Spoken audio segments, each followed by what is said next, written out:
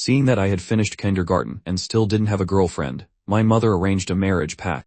When I grew up, I was to choose one of the 5 young ladies of the Su family to be my wife. When the 5 young ladies of the Su family heard the news, they were all very unhappy. In the photo they saw, I was dark-skinned and chubby, a complete country bumpkin. None of them wanted to marry me. At that moment, in front of a quaint old town, 3 luxury cars pulled up. 5 beautiful and sophisticated young women stepped out, a truly breathtaking sight.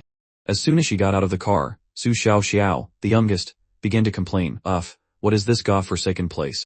It's so dirty and hot. Su Xinyan, the 4th sister, also grumbled in dissatisfaction, exactly. I really don't understand Dad. Why would he let a country bumpkin choose one of us as his wife? And he even made us come pick him up personally. All 5 of them looked displeased. If their father, Su Fu, hadn't threatened them with his life, they would never have come to a place like this. Alright, let's just go knock on the door, said the eldest sister, Su Wanya. Her stunningly beautiful face also showed a hint of annoyance. Su Xiao stepped forward and knocked. Half an hour later, the door finally opened. The man standing before them had sharp facial features and deep, bright eyes. His aura was even nobler than theirs. Su Xiao was stunned. Hello, we're looking for Jian Yichin. Is he here?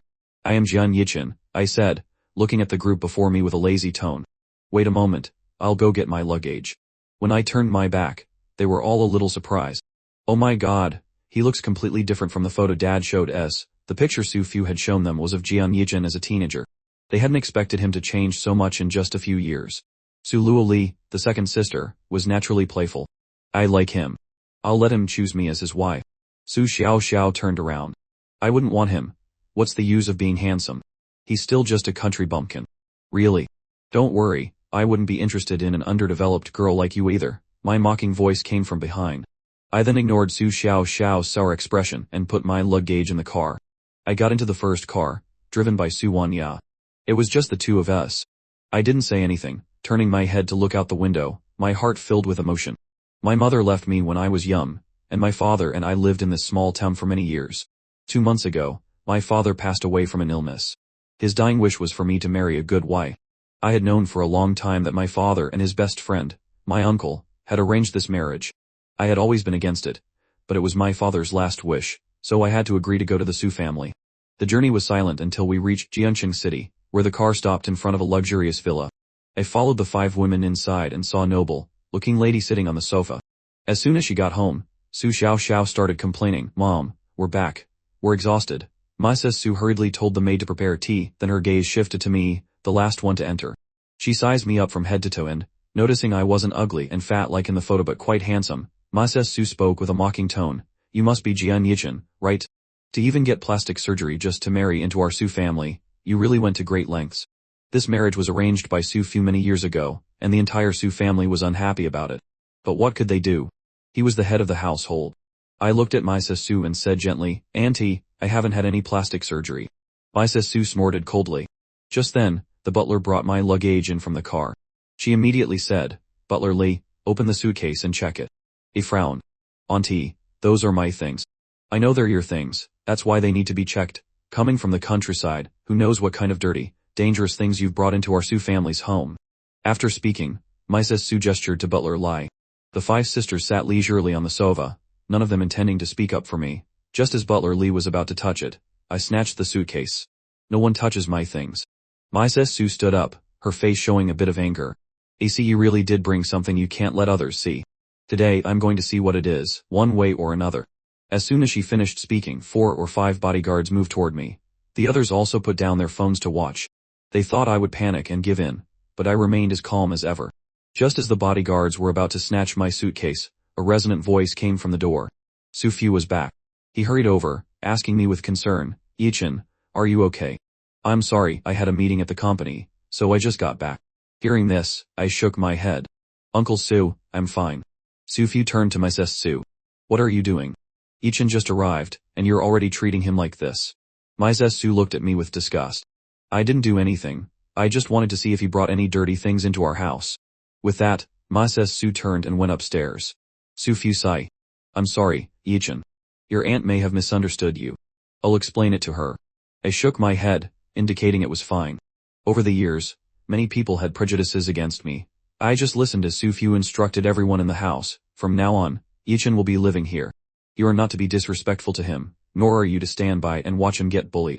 The 5 sisters remained silent, wondering why their father was so fond of this Jian Yichin. After some conversation, Sufu showed me to my room. It was spacious and bright, fully furnished. Yichin, do you like the room's layout? If not, I'll have someone redecorate it for you. Thank you, uncle. I like it very much. Looking at the man before me, my feelings were complicated. I had met Sufu many times since I was a child, and he had always treated me very well. This couldn't help but remind me of my late father. Seeing my somber expression, Sufu patted my shoulder and said, "You must be tired from the journey. Get some rest. I'll call you for dinner." I nodded and went back to my room to unpack. After dinner, Sufu pulled me over to the sofa to talk and handed me a bank card. "Yichin, take this card. Tomorrow, have the girls show you around Jianshan. Buy whatever you want." "Uncle Su, thank you, but there's no need." As I finished speaking, I glanced at Ma Su's annoyed expression nearby. I heard her say sarcastically, "Why be so coy? Stop pretending to be noble. Didn't you come to the Su family for our money?" "Yan Wan-ru," Sufu angrily called Ma Su's name. Ma Su immediately retorted, "What did I say wrong? Why are you yelling at me?" The corner of my mouth twitched. I didn't know how I had offended Young Wan-ru. Just then, a phone next to me rang. "Mr. Jian, the company's profit for this quarter is 300 million. It has been transferred to your account." A frown. Why another transfer? Very quickly, a day passed. The next morning when I woke up, Sufu had already gone to the office. The 5 young ladies were sitting at the dining table for breakfast. The night before, Sufu had instructed them to show me around Jianqing today. As soon as I sat down, the cold voice of the eldest sister, Su Wanya, rang out. "I have a meeting at the company today. Let the other 4 take you." After speaking, she put down her chopsticks, stood up, and left. The third sister, Su Jin Man, also stood up and said, "I have a surprise performance today, so I have to go too." The rest quickly made up excuses, and left. I didn't say anything, just kept my head down and ate breakfast. In the evening, my phone rang. On the other end was an excited voice, "Brother Jian. Brother Jian, you're in Jianshan, right?" I replied coolly, "What's the matter? You came to Jianshan without telling me." "I don't care, you have to have dinner with me right now, or I'll come to the Su family's house to find you." Half an hour later, I told the butler I was leaving and left the villa alone. After having dinner with Gu Qinghan, she dragged me to a luxurious bar. "Brother Jian, no one at the Su family is bullying you, right?" I took a sip of my drink. "Who could bully me?" Gu Qinghan laughed. "That's true. It's a blessing you're not bullying others. Who could possibly bully you?" On the surface, this man looked gentle, but in reality, he was a devil king.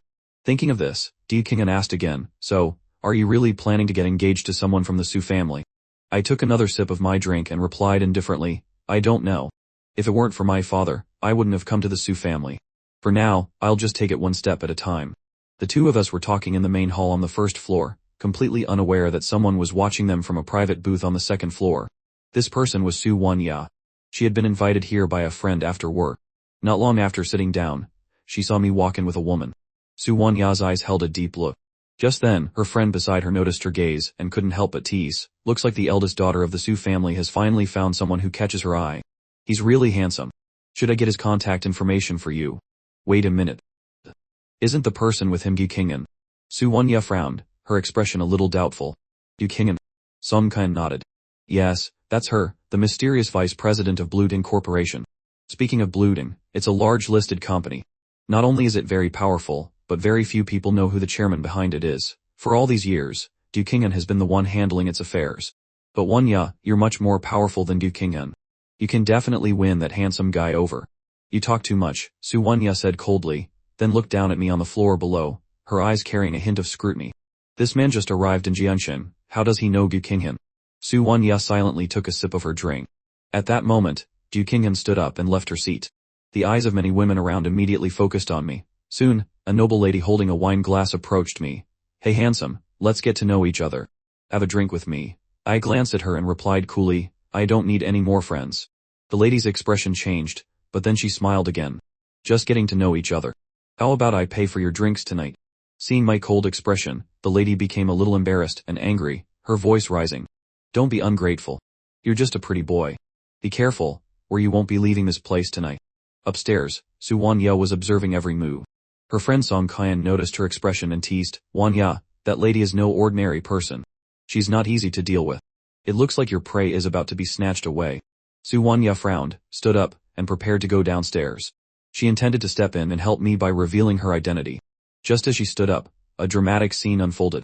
The lady raised her hand to slap me, but I quickly grabbed her wrist. From upstairs, Su Wanya couldn't hear the words, but she could read my lips. I said, word for word, I don't need to give you face. How about I take your life instead? The voice was arrogant and wild. At that moment, Gyu Qinghan returned from the restroom. The lady, recognizing Gyu Qinghan's status, was startled and frightened. She quickly apologized and left, afraid I would actually take her life. My mood was ruined, and I had no interest in staying any longer. After saying goodbye to Gyu Qinghan, I left the bar. I called a car on my phone and sat listlessly by the roadside, waiting. I lit a cigarette and looked up at the sky, feeling that the moon wasn't as round as it used to be. Just then, a black Maybach stopped in front of me. Thinking it was the car I had called, I stubbed out my cigarette in the trash can, opened the car door, and was about to get in when I saw a woman sitting in the back seat. Why is it you? I then realized the woman in the car was Su Wanya. Her cold voice said, get in. I hesitated for a moment, then sat down beside her. I didn't know why, but running into Su Wanya here made me feel a little guilty. What a coincidence. I came here with a friend. He too. Su Wanya nodded slightly without saying anything. I turned my head to look out the window. Su Wanya was at this bar too. Did she see me earlier, or was this a chance encounter on the way out? The rest of the way was silent, and in the end, neither of us voiced the questions in our minds. As soon as we got home and walked through the door, we heard Ma Su's sarcastic voice from the sofa. Only his second day in Jiangchen, and he's already staying out so late. Who knows what kind of woman he was messing around with? How can a man like that marry into our Su family? Su Fu frowned. He trusted me but was still worried about my safety. He was about to call and check on me when I walked in with Su Wanya. So Wanya and Yichen were out together. Su Wanya didn't say anything, neither confirming nor denying it. Su Fu smiled. Yichen, about the marriage, I plan to have you spend time with each of my 5 daughters in turn. Then, you can see who you're compatible with, and we'll decide. Is that okay? I nodded. Yes, that's fine, Uncle Su. Although dissatisfied, my sis Su knew that no one could change Su Fu's decision. She could only glare at me unhappily. Early the next morning, I was woken up by a knock on the door. I opened it with an annoyed expression from being woken up and saw Su Wanya standing there. Pack your things and follow me to the company. To the company? Why? Dad said you have to spend a day with each of us. Today starts with me, the eldest, Su Wanya stated. After packing, half an hour had passed. I lethargically got into the car with Su Wanya and headed to the company. Just then, the woman beside me spoke seriously. Jun Yichen, I am only agreeing to spend time with you because my father requires it. But I will not fall for you, so don't even try to get to know me. I looked up at the woman in the driver's seat, my spirits suddenly lifted. I said playfully, is that so? But after observing for 2 days, you're the one I'm most satisfied with. What should we do now? A flash of annoyance crossed the woman's eyes. She said coldly, I advise you not to waste your effort. He smiled and said no more. When we arrived at the company, Su Wanya and I got out of the car one after another. Immediately, all the passing employees turned their eyes toward us. Oh, who's that handsome guy next to the CEO? So handsome, that aura. You can tell he's from a wealthy family. He and the CEO look so good together. People buzzed with discussion.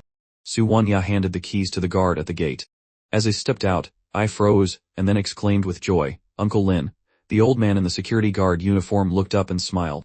Oh, little Chen, why are you here? Su Wanya looked at us, slightly surprised. I just waved my hand. You go on ahead. I'll park the car with Uncle Lin. The Su family's bodyguards had been watching my every move. They had assumed this country bumpkin would cling to Su Wanya at the company, but to their surprise, I spent the whole morning talking to the security guard at the gate. Everyone sneered. He's truly a country bumpkin, only associating with low-class people. No wonder he could talk for the entire morning. That Uncle Lin is probably from the same village as him. What's the use of being handsome? He's still uneducated. I was completely unaware of the gossip. I waited until Uncle Lin's shift was over, and we went to a nearby restaurant together. Uncle Lin smiled. He had only just learned from me this morning why I was at the company. Little Chen, I've met all 5 of the Su family's young ladies. In my opinion, the most outstanding one is Su Wanya. In the past few years, since she took over the company, she's won many major projects. She's stable and brilliant. You can consider her first. I took a sip of water and immediately objected. No, Uncle Lin. What's there to consider about someone as cold as an ice block? In my eyes, Su Wanya is very arrogant. What he said this morning was just to annoy her. Uncle Lin chuckled heartily and then talked about the other members of the Su family. After lunch, I returned to the company and stayed at the security post all afternoon. After her meeting in the afternoon, Su Wanya asked her assistant and learned that I was still at the gate. She frowned slightly. This man said this morning that he was most satisfied with her, but now at the company, he spent the entire day at the security gate. What game is this man playing? Su Wanya sat at her desk, silent for 2 seconds, then said, investigate Uncle Lin's background and his relationship with Jian Yichin. Also, call Jian Yichin up here. Yes, CO. Not long after the assistant left, I arrived. I sized up Su Wanya's office and asked lazily, what's up? You've been in the security room all day. Dad won't be happy if he finds out. Hearing this, I felt a little bored. Fine. You're the one who called me up here. If I disturb you, don't blame me. After saying that, I sat down on the sofa. Su Wanya paid me no mind, picked up her documents, and continued working. I sat on the sofa playing a game on my phone, seemingly with the volume turned up to the max. Su Wanya frowned slightly. 8 minutes later, my teammate's voice came through the phone. How are you dumber than a pig? Use your hands, brother, not your feet. That's it, I see you're just a minion who can be revived. Su Wanya thought to herself, he's even polite when he's cursing people out. Just then, the opponent who was being cursed at started cursing back at me, every word an insult. At this point, Su Wanya finally regretted bringing me into her office. Was this man purely here to torture her? She began to suspect that I didn't find her the most satisfactory but rather the most annoying. No, the most annoying one was probably the youngest sister. Luckily, one game ended, and Su Wanya's work was also finished. She picked up her jacket and called me to leave with her. Just as the two of them reached the door, the assistant returned. Su Wanya glanced at me and said, go wait for me in the parking lot first. Then she watched me leave. In the office, the assistant began to report the investigation results. CO, Uncle Lin's identity is indeed not simple. He owns many houses and office buildings in the center of Jianjin. To put it simply, he's a landlord with assets worth tens of billions. He only works as a security guard because he's too bored. As for his relationship with Mr. Jian, I haven't been able to find anything yet. Su Wanya's eyes grew pensive for a couple of seconds. How did Jian Yichin know someone like that in Jianjin? Plusky king him from last night. Su Wanya vaguely felt that I was not simple. But she didn't dwell on it. It had nothing to do with her. She just needed to make sure this Uncle Lin had no ill intentions. Returning home, the living room was lively. The other 4 members of the Su family were sitting on the sofa, along with a man my age in a black suit who looked like a wealthy young master. Wanya, you're back. Come sit down. Yicheng just returned from abroad and came straight here after getting off the plane. He smiled and stood up to greet Su Wanya. Su Wanya replied coolly, and Yicheng. And Yicheng seemed a little disappointed. Then he looked at me and smiled. You must be Jian Yichin, right? Hello, I'm An Yicheng. Wanya and the sisters and I grew up together. We'll be like brothers from now on. If you're ever bored in Jianshen, you can find me. And Yicheng had heard earlier that I was very handsome, but he hadn't expected me to be this handsome. I had already seen through this man's petty thoughts and just replied coolly, okay. Just then, Su Fu also came home. The Yin family and the Su family had been friends for generations, so Su Fu was also very polite to An Yicheng. Everyone chatted happily. They sat indifferently to the side, waiting for dinner. At that moment, Mrs. Su spoke up. Oh, right, Yicheng, I knew you were coming back soon a few days ago, so I bought you a few things. I'll go get them for you. After saying that, she went upstairs. When she came down, she said unhappily to Su Fu, where's the box in my closet? How would I know? Su Fu asked. Did any of you take it? Mrs. Su looked at her 5 daughters and saw them all shake their heads. And Yicheng cautiously spoke up, Auntie, could it have been a thief? Who would be so bold? Confess now and you can leave the Su family. Otherwise, you'll be waiting to go to jail. Seeing that no one admitted it, Mrs. Su immediately said, Butler, search every room for me. I was playing on my phone, and hearing this, I immediately found it interesting. An hour later, the butler led people to search the servants' rooms, but they didn't find the missing item. Besides the servants' rooms, only Mr. Jian's room hasn't been searched, Butler Li said hesitantly. At this point, a maid also stood up. Yesterday when we were talking about the broken camera, Mr. Jian happened to walk by. That afternoon, I also saw him coming out of your room. This statement clearly implied that I knew the camera was broken and had entered Mrs. Su's room. Hearing this, Mrs. Su flew into a rage. Jian Yichin, I was wondering why you refused Su Fu's card yesterday, pretending to be noble on the outside, but doing such despicable things behind our backs. Butler, go search his room for me. Su Fu immediately stood up. Nonsense, how could Yichin be that kind of person? Why not? You think you know him? People from the countryside, is there anything they wouldn't do? Besides, he was the only one home yesterday afternoon. He can't escape suspicion. I said calmly, it's okay, Uncle Sue. Let them search. From the moment this happened, I realized it was a conspiracy targeting me. As for who the mastermind was, I thought I would know soon enough. The servants went into my room. The members of the Sue family were still sitting on the sofa, watching the show. I looked at the maid who had just accused me and asked coldly, what's your name? You've never been in my Sue's room. Why are you falsely accusing me for no reason? The maid didn't understand why I was asking, but she still answered, my name is Ting. Very quickly, the butler came down and reported, Sir, madam, we found these things in Mr. Jian's room. Inside a black plastic bag was a jade bracelet, the very item my Sue had lost. Everyone was a little surprised that the item was actually found in Jian Yichen's room. What else do you have to say? See what kind of man you found for our daughter. Coming from the countryside is one thing, but his hands aren't clean either, my Sue said, full of anger. It can't be Yichen, Su Fu said decisively. That's right, there might be some misunderstanding, and Yichen also pretended to defend me. At this moment, Su Wanya stood up. Dad, Mom, let's have Uncle and check for fingerprints. If Jian Yichen took it, his fingerprints will definitely be on the jewelry. Su Fu nodded and called for Officer N from the police station.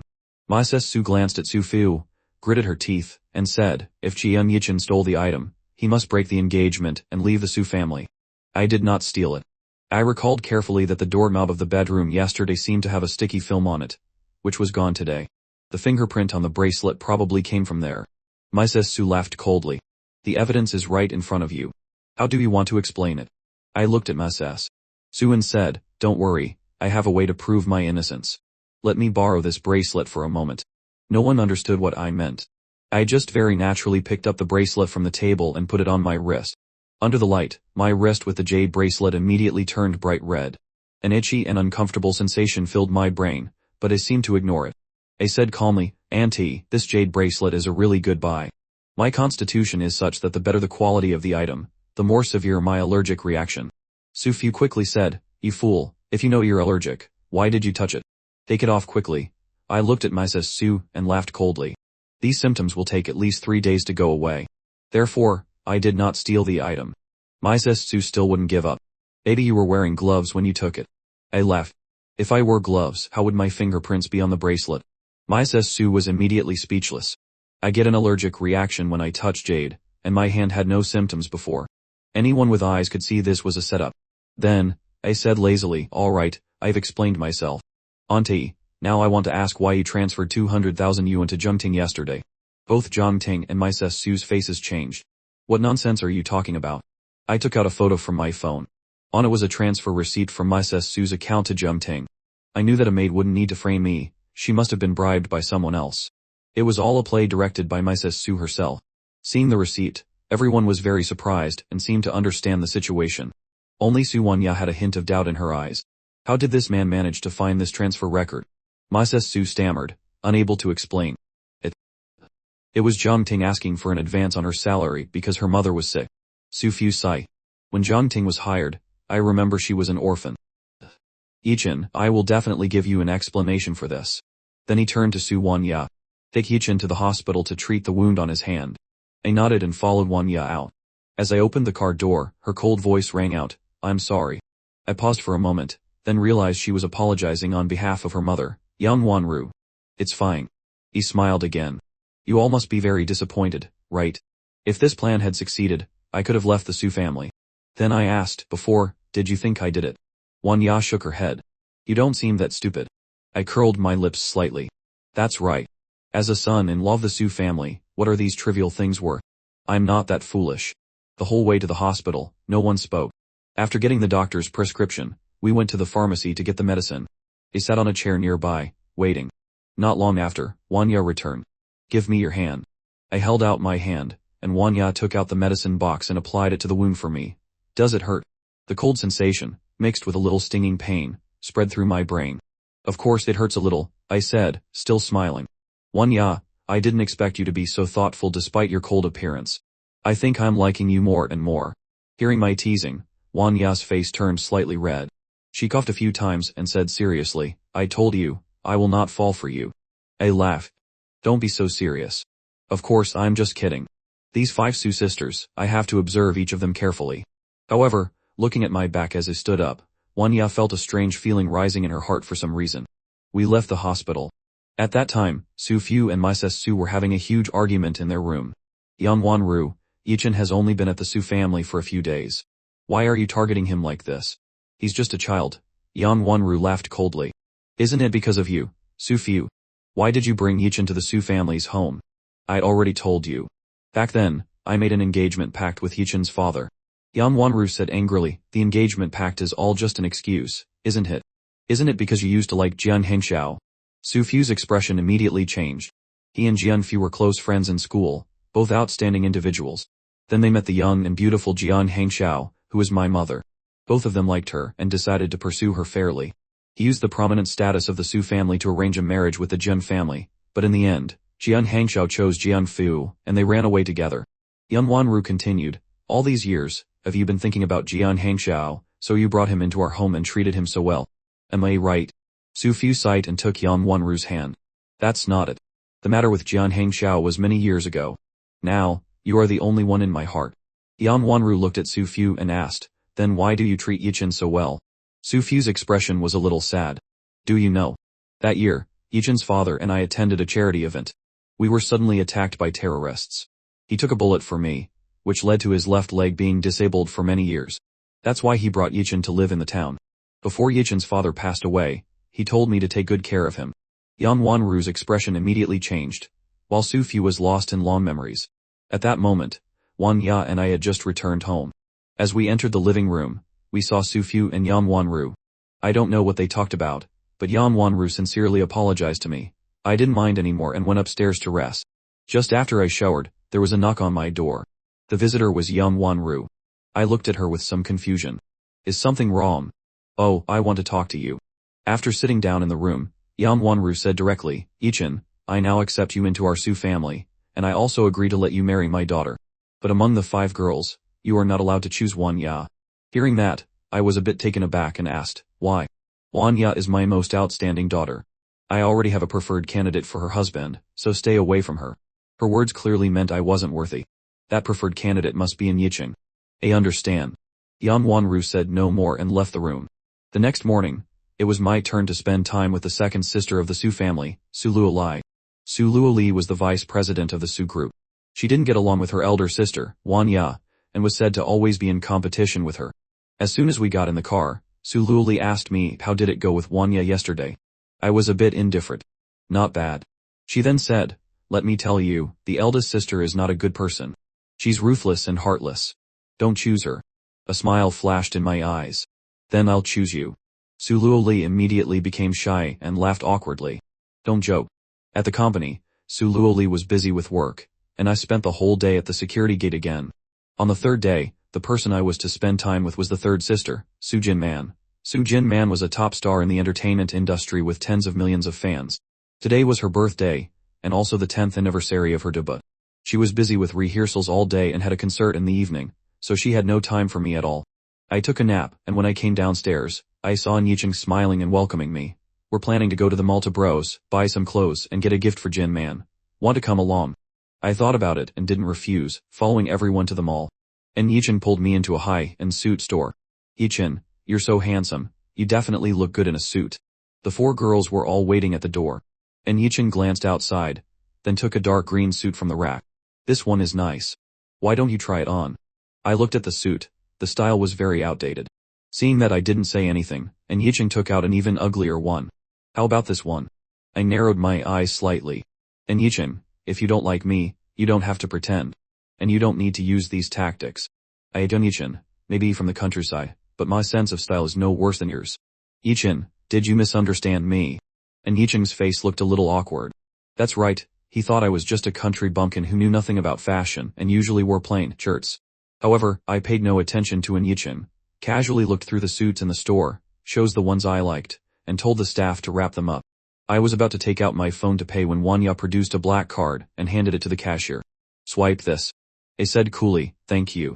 Hearing this, Wanya said coldly, don't misunderstand. My dad told me to. After speaking, she turned and left. I stood behind her, feeling a little exasperated. And Yichin saw the scene and couldn't help but wring his fingers, a hint of gloom flashing in his eyes. Leaving the mall, the 2 bodyguards behind us were laden with bags, barely able to carry them all. Beside them, Su Xiao spoke in a mocking tone, Some people are really shameless, spending so much money to buy so many things. Su Xiao was getting back at me. She still held a grudge about me saying she was underdeveloped. Before I could even open my mouth, and Yichin next to her said, Xiao, why would you say that? Yichin only bought a few things. You call this a few things? I snorted coldly. The one who swiped the card just now was your sister. Su Xiao's face changed. That's my eldest sister's money. I glanced at her and said, that's right, it's your sister's money. Your sister hasn't said anything. So what are you yapping about? After saying that, I got straight into the car. Su Xiao's face changed again, and she continued to mutter about me in the car. I rolled my eyes in annoyance. I have more money than I can spend. The problem is you have to give me a chance to pull it out. Soon, it was evening. After dinner, I teddied up briefly and went to the concert with everyone. As soon as we sat down, and Yichin quickly took the seat next to Wanya, I didn't mind and sat down next to Su Luolai. The concert quickly began. Su Jinman came on stage in a white dress. As a top star, her beauty was indeed remarkable.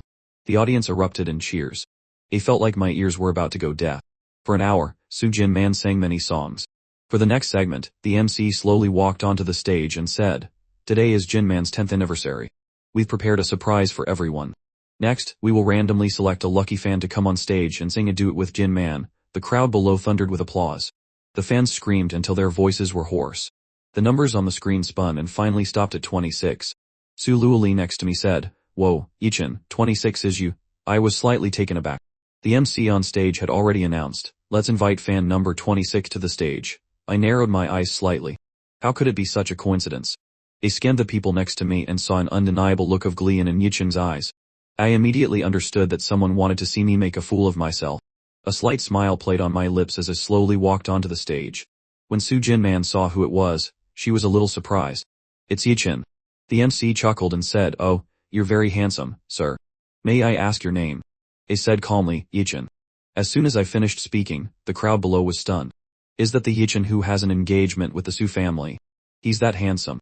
Oh my god, it should be known that half the people present were male fans of Su Jinman. At this moment, everyone was buzzing, looking at me with indescribable jealousy. Alright, next we will sing a duet of Goodnight Bamboo by Bijie. Bijie is a famous singer now. However, he is very mysterious. No one knows what he looks like, but his voice is famous all over the world.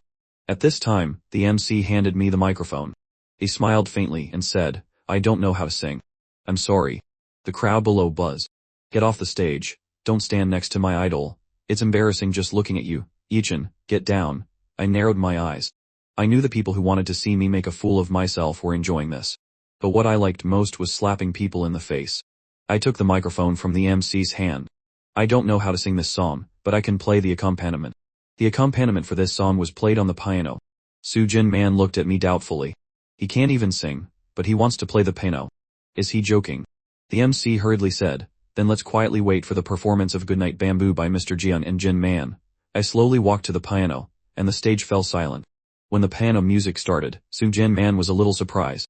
She hadn't expected him to actually know how to play. She also focused all her attention on singing the song. Our performance was incredibly harmonious. Su Jinman couldn't help but glance at me. This scene made the fans unexpectedly start shipping the two of them. At this time, and Yichin in the audience also said with a smile, I didn't expect Yichin to be so good at the piano. It seems he must be at least at level 8. He added, one person singing, one person playing. They look quite good together. Although he said this, and Yichin was filled with hatred. This stadium was owned by the Yin family, so it was easy for him to interfere with the lottery draw. He had originally wanted me to go on stage and embarrass myself. Hearing these words, Wanya looked at me on the stage. Under the lights, my whole body exuded a mysterious and stunning aura that made people want to understand more. But for some reason, seeing me and Su Jinman standing on stage together made people feel it was dazzling. A good match? Not at all. The song ended, and the stage erupted in applause. After leaving the stage, I went to the restroom. When I came out, I saw a woman in a black dress standing at the door. She was wearing a mask, so I couldn't see her face clearly, but her aura was elegant and noble. Are you Yichin? I really liked your performance just now. This is for you. The woman handed me a carefully wrapped bucket of tulips. I was a little surprised and took the bucket with a confused look. Do you know me? The woman shook her head. No, I just really liked your performance. I have to go now. Goodbye. After speaking, she turned and left, her eyes filled with an unconcealable sadness. I stood there, looking at the bucket in my hand, a strange feeling rising in my heart. 2 hours later, the concert ended. I left with the 5 Su sisters and an Yicheng. Su Fu and my sis Su had prepared dinner at home to celebrate their daughter's birthday. After blowing out the candles, everyone took out the gifts they had prepared. I also slowly took out my gift. Su Jinman opened each gift one by one, a property deed for a villa, a precious jade necklace, a yash, all very expensive items. When it came to my gift, it was a box that was not too big or too small. Everyone knew I hadn't bought anything today. They thought I had just randomly found something to give to Su Jinman. Su Jinman opened it casually, and was immediately stunned. It was a microphone from the brand. There was only one of its kind in the entire world. This microphone had once been put up for auction and was bought by a mysterious person for 10 million. Su Jinman didn't get to participate in the auction at that time but had always remembered it. She had tried every means, willing to pay a higher price to buy it back, but could never find the seller. Su Xiao suspiciously asked, "Isn't this a fake?" But Su Jinman knew with just one look that it was not a fake. She said excitedly, "Oh my god, Yichen, is this really a gift for me?" I nodded calmly. "It's just a microphone. Why are you so excited? So uncultured?" Su Jinman asked with some doubt, "Where did you get this microphone?" I waved my hand. "I'm good at the piano. The person who bought it before knows me and gave it to me. He wanted me to develop in the music industry, but I can't sing, so I'm giving it to you." I casually made up a reason. Everyone was once again amazed by me. It seemed that the gifts they had prepared did not make Su Jinman as happy as this gift. People also began to see me in a different light. Initially, they thought I was just a good for nothing, but in the past few days, I seemed to be different from what they had imagined. A moment later, I spoke up. "Happy birthday. I'm a little tired, so I'll go up and rest first." Early the next morning, I was already up. Today was the day to spend time with Su Xinyan. She was a doctor. Xinyan looked cold and dignified.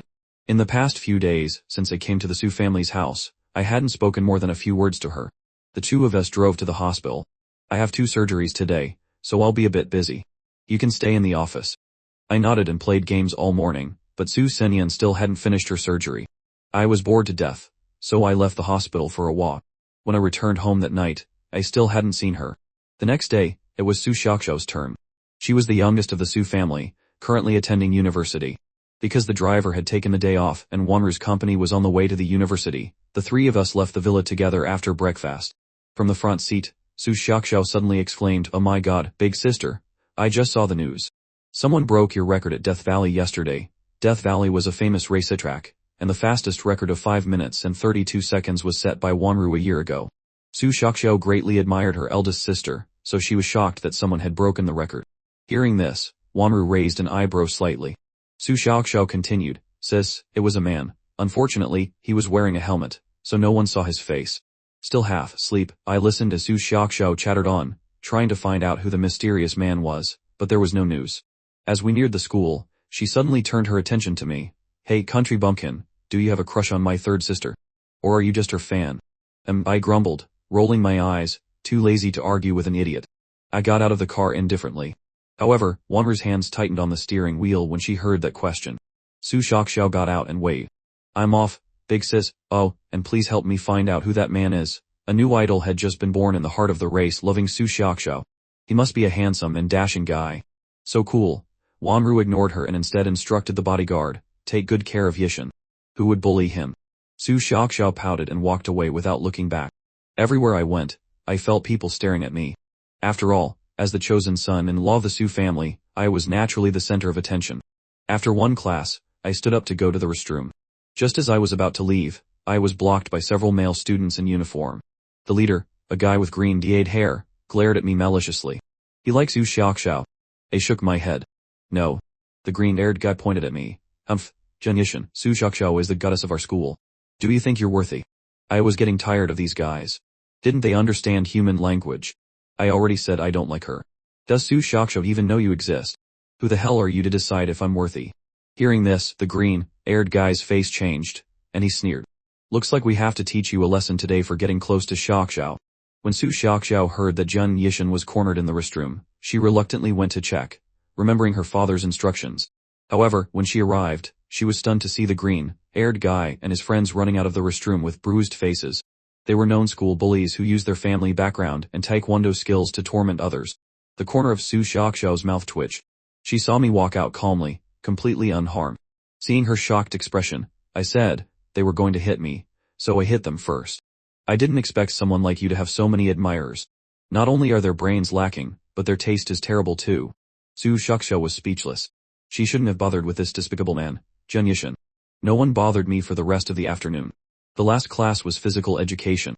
I sat on the field, watching the girls play badminton. After a while, a sharp pain shot through my stomach. I clutched my abdomen, stood up abruptly, and rushed towards the public restroom. Meanwhile, at her company, Su Wanru finished her work. Her assistant entered the office. "Seo Su, we found the person who broke your record at Death Valley last night." It was Mr. Jiang. Wanru looked up, her usual composure gone. "Who did you say it was?" She was genuinely surprised. "It's Yishin again. Wasn't he with Senyan yesterday?" This result was truly unexpected. A smile flashed across Wanru's face. This man, Jian Yishin, is truly interesting. Just then, her phone rang. "Big sister, it's bad, Jian Yishin is missing." It was Su Shaoxiao. She had only realized Yishin was gone after P class ended. He wasn't answering his phone, and the maids at the villa said he hadn't come home. Wanru's expression changed. "Xiao, go report it to the police. I'll handle the rest." After hanging up, she immediately drove to the university.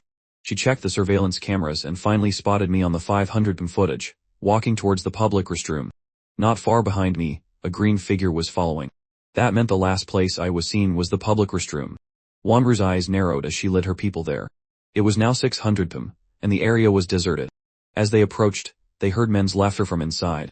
"Weren't you so tough just a moment ago? Why aren't you fighting back now? Go on, hit me, you shameless man. How dare you try to seduce my Jiman? I'll beat you until you submit." Hearing the name Su Jiman, Wanru was certain the man inside was one of Su Jiman's crazy fans. "Go in," she ordered. A bodyguard kicked the door open with a loud bang. The laughter stopped abruptly. The man inside was furious when he saw Wanru. "Who the hell are you to ruin my fun?"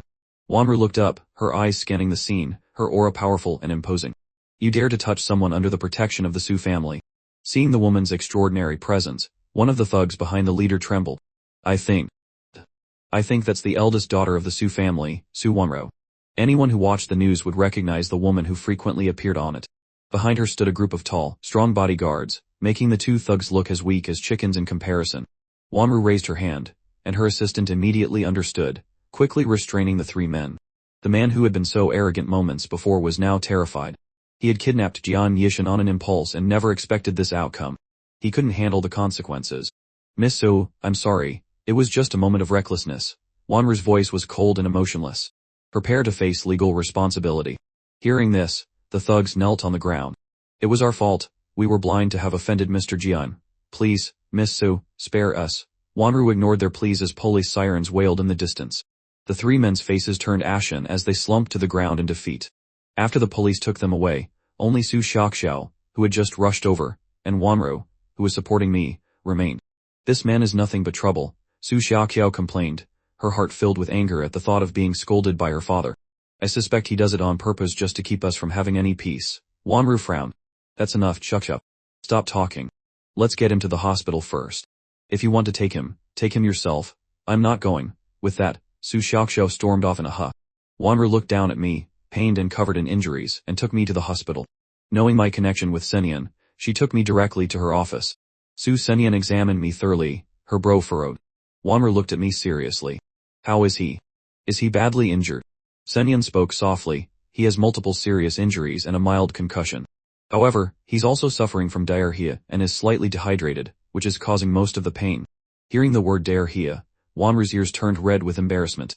"All right, I have another surgery to attend to. You stay here and watch him. Remember to handle his admission procedures later. His injuries won't heal overnight." Senyan left, and the room fell silent. He slowly opened my eyes, clutching my still-ching stomach. "Water." "I want some water," I said weakly. Wanru poured a glass of warm water and handed it to me. Seeing the sweat on my forehead, she took out a tissue and gave it to me. I smiled at her. "Thank you." As expected of the person I like, so thoughtful. Even though the pain made it hard to straighten my back, I couldn't resist teasing her. Wanru frowned. "Mr. Jian, I hope you won't make jokes like this anymore. I've already made my stance clear." I pouted. "Why so serious? You're no fun." I lowered my head and drank the water. Suddenly, Wanru stood up and said coolly, "I have an urgent meeting. The admission papers will be filed later. You get some rest." "Got it."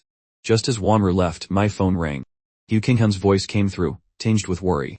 "Mr. Jian, are you okay? I heard you were hospitalized." "How did you know?" I asked, surprised. Haven't you checked Weibo? You were kidnapped by Su Jimin's crazy fan, and Su Wanru rescued you and personally took you to the hospital. The paparazzi caught it all. The internet is buzzing with stories about you and Wanru now. I casually scrolled through my phone. Sure enough, the top 3 trending topics were about this. Eldest daughter of the Su family's thoughtful care for Fine Jian Yishin, and secret romance blooms between them. He frowned. Have someone take down the trending topics. For the next few days, manage the company yourself. Call me if there are any issues. I understand, Mr. Jian, Du Qinghan said indignantly. Oh, and about that fan. I've taken care of him discreetly. He won't be getting out of prison in this lifetime. I asked another question, feeling that the matter wasn't so simple. Du Qinghan continued, also, the Su group wants to partner with us. The profits are substantial, but they have one condition, they must meet the CO. I frowned, thinking. Why do they insist on meeting me? Du Qinghan added, I know it's inconvenient for you, so I've already declined the partnership for now. I told them we could cooperate when the opportunity arises in the future. I hung up, a smile playing on my lips. They want to meet me. Not yet. Wanru, we have plenty of time. Early the next morning, Wanru appeared in my hospital room again.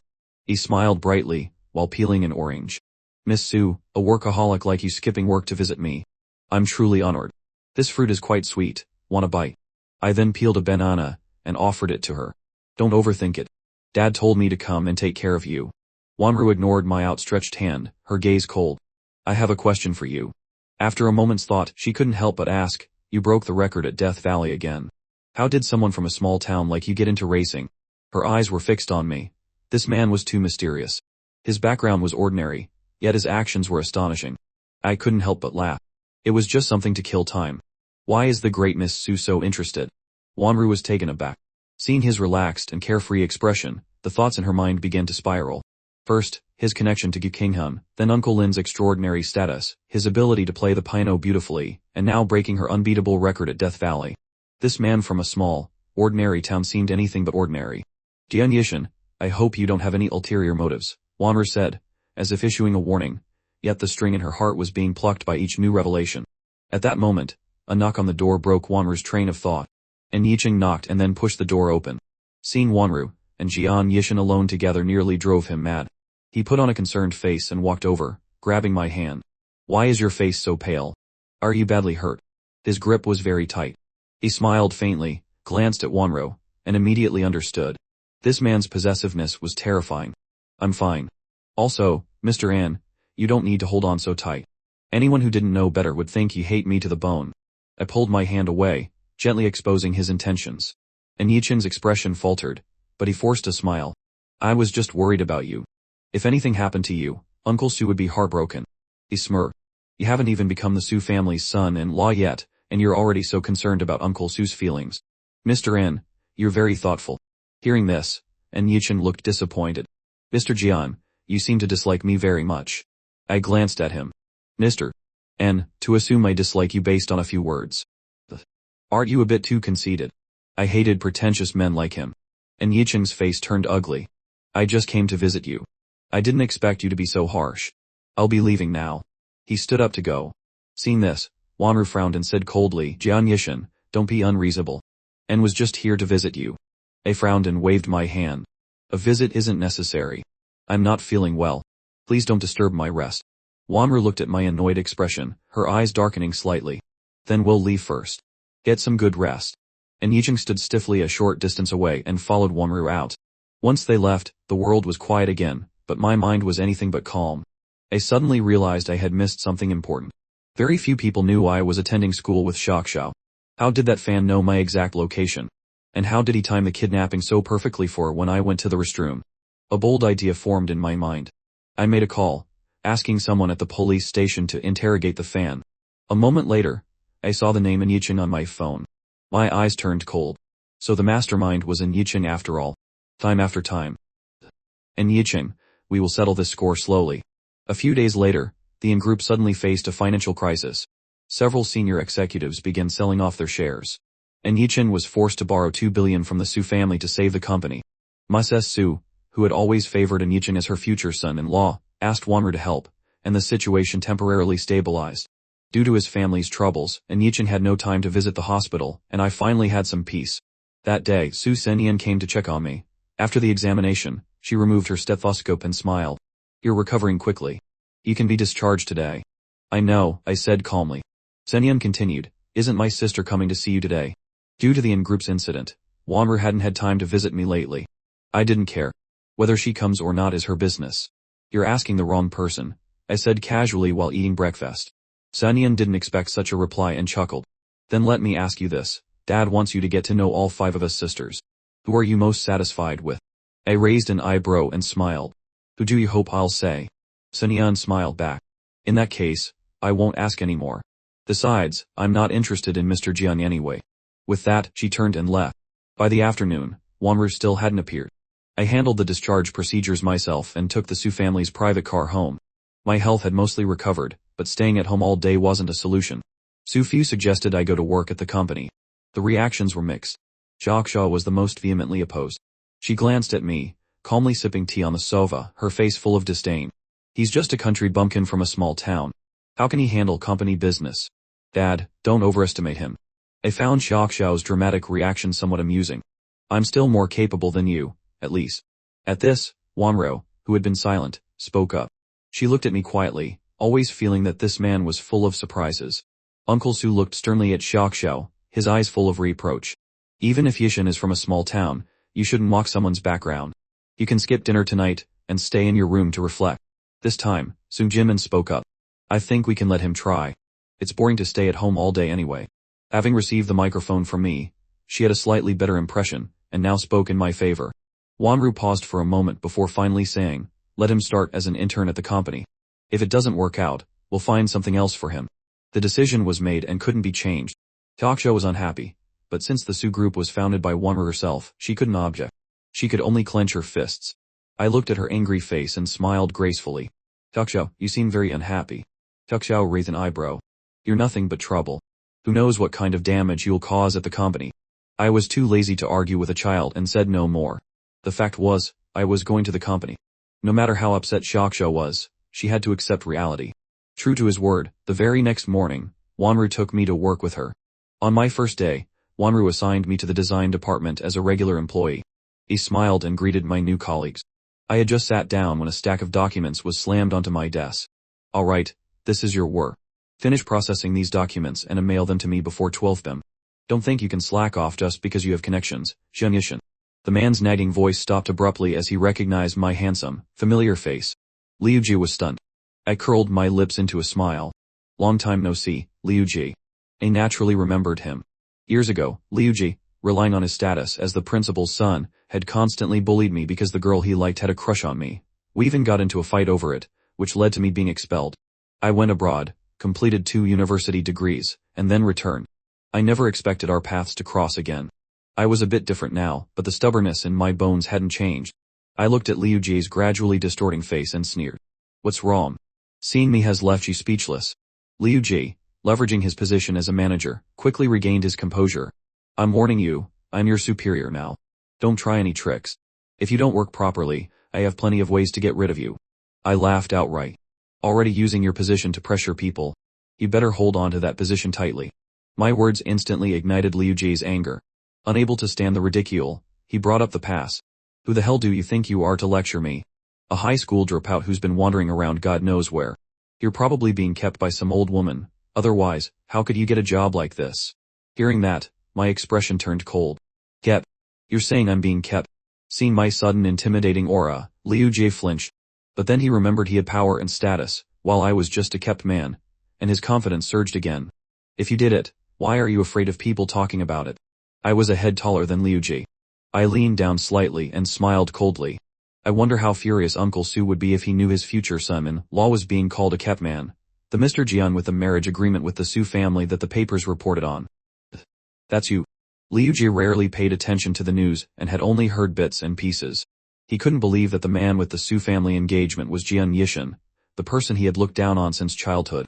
The thought of the Su family's power made him shudder. I had no desire to argue with my old classmate, and didn't even bother to lift my eyelids. Good that you know. Now you're disturbing my work, Manager Liu. That last line was a fatal blow to Liu Ji. His face turned purple with rage, his mouth open but no words coming out. He straightened up, his voice filled with resentment. Even if you have a marriage agreement, and their protection, Let me tell you, if you have no ability, you'll be kicked out of this company sooner or later. I didn't care. My lips curled up slightly. We'll see. Liu Ji glared at me with hatred and stormed off, already plotting his revenge. At 11 am, an hour early, I sent the documents to Liu Ji. It wasn't long before they were sent back. There were no notes on the document, just 2 words, do it again. Short and rude. As expected, this Liu Ji would find a way to make things difficult for me. I was confident in my proposal, so I didn't change a thing and send it again. Needless to say, it was rejected again. I couldn't be bothered to argue with him anymore. I took the proposal and went straight to the CEO's office. Wanru was working. Seeing me enter, she asked flatly, "Is there a problem?" I placed the proposal in front of her. "Wanru, your department manager thinks my proposal isn't good enough. Why don't you take a look yourself?" She glanced through it, and as she turned the pages, her eyes lit up. The ideas were risky but clever. Some points even coincided with her own thoughts. She looked up. "Liu Ji assigned this to you." He smiled and nodded. Wanru called her secretary and asked for Liu Ji to come to her office. When Liu Ji arrived and saw me there, he glared at me before cautiously asking, "CEO, is there something you need?" Wanru's voice was slightly cold. "Is this the task you assigned to a new employee?" Liu Ji trembled. "CEO." Wanru stared at him. "The most important proposal of the quarter, and you gave it to a new employee just to suppress a subordinate. Liu Ji, you have a lot of nerve. Your salary will be docked for 2 months." Wanru rarely lost her temper, but today, hearing the iciness in her voice, Liu Ji was so scared he trembled all over. He was furious and wanted to tear my mouth apart, but he didn't dare say a word, silently nursing his grudge. After Liu Ji left, Wanru looked at me. Seo Su is indeed fair in her rewards and punishments. Wanru looked at my carefree smile, her thoughts racing. This man truly kept surprising her. He had not disappointed her expectations. For the next few days, the punished Liu Ji avoided me whenever he saw me, but from the resentment in his eyes, I could tell he was secretly planning a major counterattack. By the coffee machine, I ran into Su Luli. She winked at me and raised an eyebrow. "I heard that because of you, Wanru even dealt with Liu Ji. It seems you're much more important than that other man." Hearing the sarcasm in her words, I chuckled inwardly, but my expression remained unchanged. "What's wrong, Miss Su? Are you blaming me for stealing your big sister's affection from you?" Su Luli's expression stiffened slightly. "Mr. Jian, you must be joking." I calmly poured a cup of coffee. "Weren't you the one who started the joke, Miss Su?" "I'm just fighting fire with fire." Su Luli kept her smile. "Mr. Jian is truly interesting. No wonder you can make a workaholic like Wanru treat you specially." But her words always had a way of making people uncomfortable. He smiled and nodded. "Thanks you. But Miss Su, you talk a bit too much." Su Luli's expression changed slightly. It was the first time anyone had ever told her she talked too much. No one had ever left her speechless before. "Well then, I won't disturb Mr. Jian's coffee." She picked up her cup and turned to leave. I watched her retreating back, lost in thought. My proposal was highly praised by our partner, and the profits for the quarter were excellent. The company decided to hold an evening party to celebrate its prosperous development. Although she knew I wasn't the country bumpkin they thought I was, for the sake of the Su family's reputation, Wanru decided to take me to buy a suit. Having learned from last time, I directly chose a suit I liked and had Wanru pay for it. When we returned to the company, the entrance was already crowded with reporters. Seeing us appear together, they swarmed us. "Excuse me, is the rumor that you two are secretly in a relationship true? Can you give us a direct answer?" Wanru's cold gaze swept over them, silencing everyone. During that brief opening, she led me straight into the company. It was called an evening party, but it was really just a small business gathering. Wanru was the center of attention wherever she went, always surrounded by a crowd asking for her expertise. I sneaked off to the lounge area and started eating the cakes on the table. I hadn't been sitting for long when Liu Ji approached. "Well, if it isn't the great hero, Jian Yishan. Why aren't you with the CEO?" His tone was sarcastic, but the jealousy in his eyes was unmistakable. Even a nobody country bumpkin like him had the chance to be the CEO's fian. Why couldn't it be Liu Ji? "How have you been living without your salary, Manager Liu?" I ignored him, and casually threw out the question. At the mention of that, Liu Ji's face turned pale. "Jian Yishan, don't get too complacent. And Yichin, Wanru's childhood friend, is the son-in-law the Su family truly acknowledges. You're just an orphan. How are you worthy of marrying our outstanding CEO?" He smiled and shook my head. "I never said I had to marry Wanru. Besides, if I'm not worthy, are you?" Knowing I was good with words, Liu Ji didn't bother arguing further. "Don't try to drive a wedge. I'm telling you, sooner or later, you'll be kicked out of this company." Thinking about his plan for later, a cold smile appeared on his lips. "Whatever tricks you have, bring them on," I said nonchalantly. Unable to win the argument, Liu Ji tucked his tail between his legs and left. The main event of the evening began. Wanru took the stage to announce the company's quarterly business results. Suddenly, a dissonant voice came from the corner of the room. I believe there's a problem with this quarter's business results. The room fell silent. Wanru turned her gaze towards the voice, her expression calm. Do you have something to say? Hearing the CEO's question, Liu Ji quickly stood up. I accuse Jian Yishan of plagiarism. You say he plagiarized. Do you have any proof? Liu Ji gritted his teeth and presented the evidence he had prepared. Let's all take a look. This design idea was taken from the work of a student named Andy from a famous overseas university. This country bumpkin just stole someone else's work. On one side was a student from a prestigious university, on the other, a country bumpkin. Everyone could tell who held more weight. The crowd immediately started murmuring. This Jian Yishan is good at pretending. If you can't write it, just say so. Why plagiarize? How is someone like that worthy of staying in our company? Wanru ignored the stares and looked at Jian Yishan. Do you have anything to say in your defense? Looking at my smiling eyes, Wanru felt a strange sense of reassurance, as if she could be sure this wasn't my fault. But she still wanted to hear what I had to say. He smiled and nodded. Yes, I did borrow a few ideas. You're quite perceptive.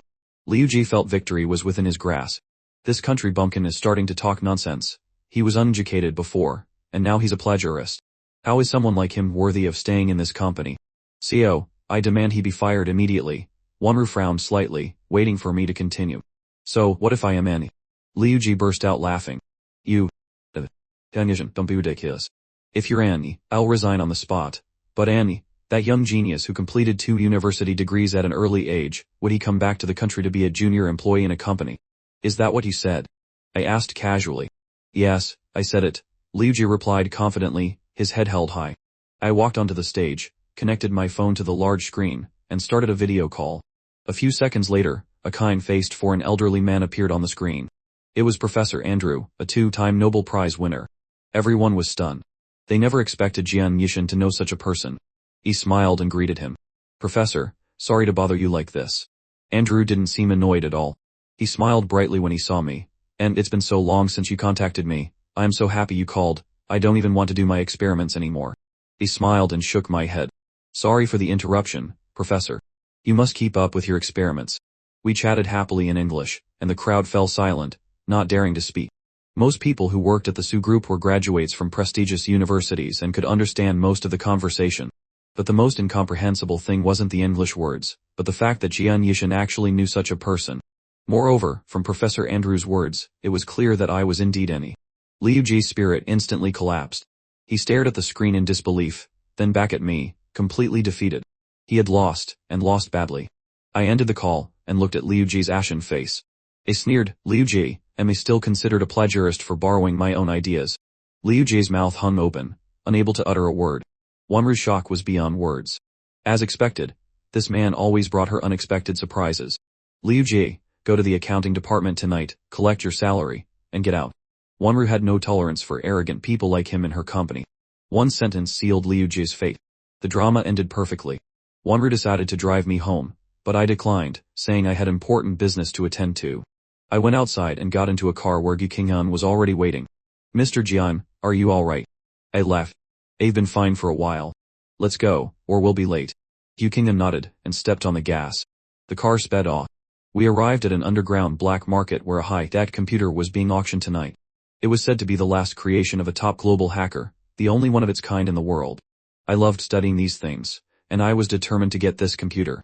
When we arrived, the auction for the computer was just starting. The starting bid was 10 million. The bids quickly rose. I remained still, waiting for the bidding to slow down before I made my move. I bid 100 million. Anyone else? Gu Qinghan slowly raised the paddle. I bid 130 million. Anyone else? 130 million going once. 130 million going twice. 200 million. My smile froze on my face. From a distance, I saw an all too familiar figure. Unfortunately, many people here wore masks, making it hard to identify anyone. 300 million. Gu Qinghan continued to raise the bid. Bidding 300 million for a computer was the limit for most. No one else raised their paddle except for the mysterious masked woman. 400 million. Gu Qinghan turned to ask if I wanted to continue. I shook my head helplessly. Let her have it. With a bang of the gavel, the auction was settled. Gu Qinghan didn't raise the paddle again. The computer went to the other person. After the auction, Gu Qinghan drove me home. Just as we stepped out of the auction house, we were blocked by a group of people led by a blonde, blue-eyed woman wearing a mask. Her aura suggested she was no ordinary person. Yishin, long time no see. Even with the mask, I recognized her immediately. I was suddenly overjoyed. Senior sister, what are you doing here? We were from the same school, and both top-tier hackers. Jia Bingqian smiled. Did you forget? Your birth date is in 2 days. I knew you'd like this, so I came to China specifically to bid for it. How long are you staying? Not long. I have to leave tomorrow. I was going to send this to you, but now I can give it to you directly. He felt a little regretful. If I had known it was you, I wouldn't have competed with you and wasted the auction house's money. Jia Bingqian reached out and ruffled my hair. It's fine. It's only 400 million. As long as you're happy. From a dark corner, a flash of light appeared and quickly vanished. We chatted for a while before Jia Bingqian had to leave for her flight. I then returned to the Su family home. The next morning, when I came downstairs for breakfast, everyone looked at me strangely. Doc Xiao snorted. I never would have guessed you were actually a top student. They sat down, ignoring her sarcasm. Su Fu glared at her. That's enough. You talk too much. It's the weekend, so I've decided the whole family will go hiking. The 5 girls looked reluctant. Hiking was tiring and sunny, they had no interest. Dad, I have a few surgeries to perform. It might not be convenient, Sanyan said, getting up to leave. What, is your hospital out of doctors besides you? Su Fu snapped back. Sanyan gave a forced smile and scratched her nose. Seeing this, Jinmen and Xiaoxiao, who were about to make excuses, had to shut their mouths. And so, the decision was made. They would leave shortly. Su Fu's command was absolute. Everyone changed into hiking clothes and went to the most famous spot in the region. When we arrived, I immediately saw Yichin, dressed in a suit and smiling brightly. My Su was overjoyed to see him. Yichin, you really came. I thought you weren't going to make it. And Yichin smiled. Auntie, you invited me. How could I not come? Zhao Xiao, ever blunt, looked at his attire and pouted. Who wears a suit to go hiking? How are you supposed to climb in that? He smirked. This Zhu Xiaoqiao was quite interesting. And Yichin's face turned pale. I'm sorry, I don't hike often, so I didn't know. Seeing his reproachful expression, I felt a headache coming on. I had no idea what trouble this man was planning to cause. If I had known, I wouldn't have come. My Su glared at Xiaoxiao. That's enough. Why do you care what he wears? She then pulled an Yichin along, and we followed behind. Throughout the hike, Wanru was silent. Seeing her quiet, I raised an eyebrow. Wanru, smiling more will keep you young. She ignored my teasing and focused on the distant scenery. Suddenly I misstepped on a rock and twisted my ankle. I grimaced and clutched it. What's wrong? Wanru asked, leaning down. Did you sprain your ankle? Can't you walk? I broke out in a cold sweat from the pain. Seeing my agony, Wanru helped me up. I could smell the faint scent of mint on her, and my ears immediately turned red. I can walk by myself. Still so stubborn when you're hurt like this, Wanru said coolly. There's a clinic on the mountain. We'll have Asenyan help reduce the swelling later. Su Luoli, who was nearby, saw this and smiled mischievously. Wanru, I never thought you'd actually care about someone. The 1,000-year-old Ice Queen is finally blooming. Stop talking nonsense, Wanru retorted without pleading. Tacho rolled her eyes, putting on a weak act. Senyan was busy handling hospital work, and Jimen was talking to her manager. Neither of them had time to pay attention. And Yichin, however, noticed Wanru supporting me, and his heart filled with extreme jealousy. At that thought, his mood soured. My Su, noticing his sadness, asked, What's wrong? You don't look happy. And Yichin turned to look at me. Wanru. Could she possibly like Yichin? My Su was startled, and turned to see me leaning on Wanru. Her face darkened as well. Don't worry, Yichin. I'll give you an answer. On the mountain, I was taken to a temporary clinic for treatment. When everyone else was gone, my Su entered my room. Jian Yichin, I have a few words for you. Since we had cleared up our misunderstanding last time, my Su and I had barely interacted.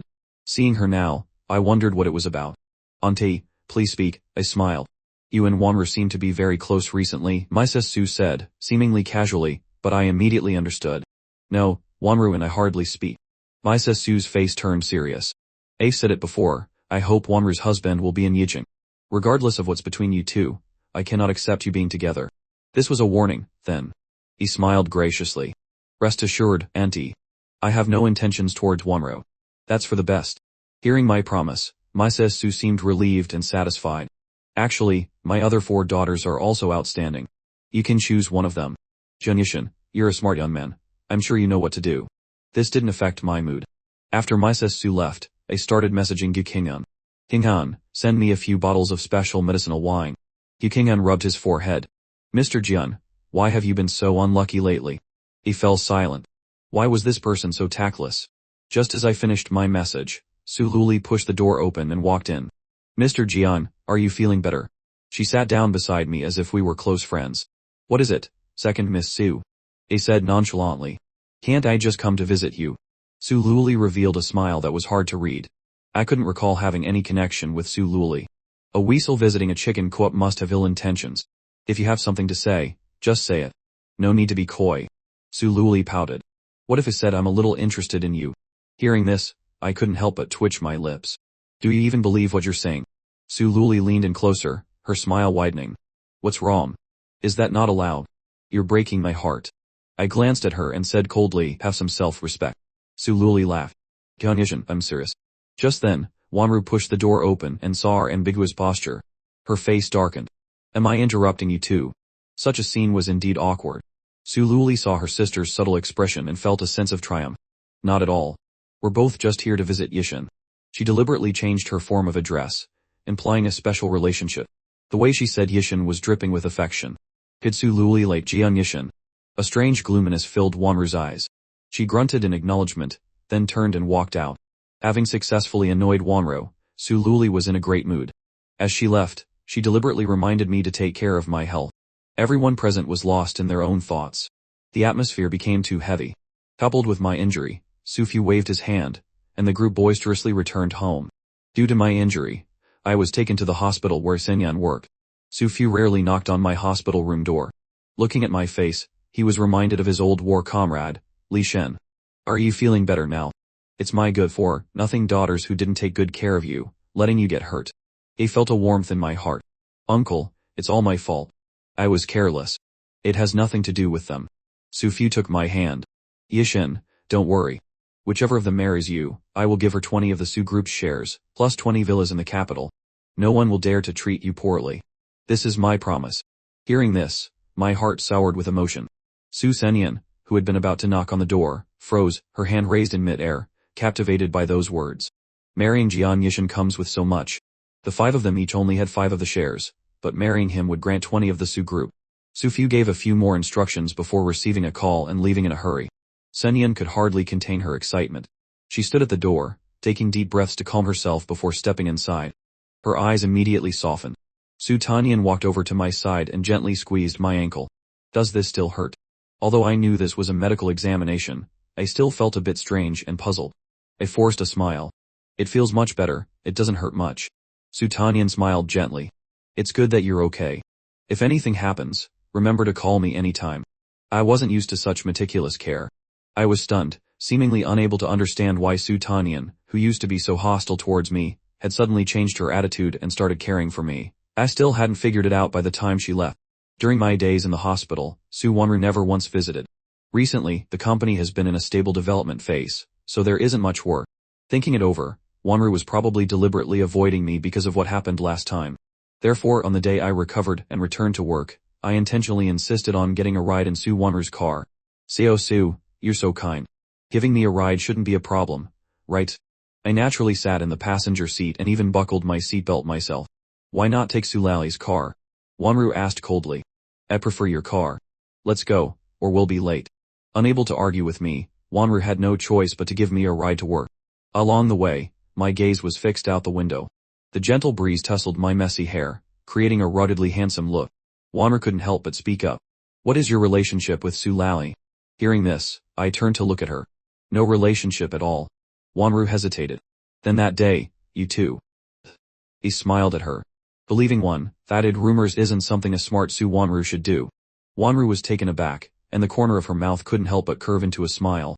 Having successfully caught the smile at the corner of her mouth, I playfully teased, why so happy?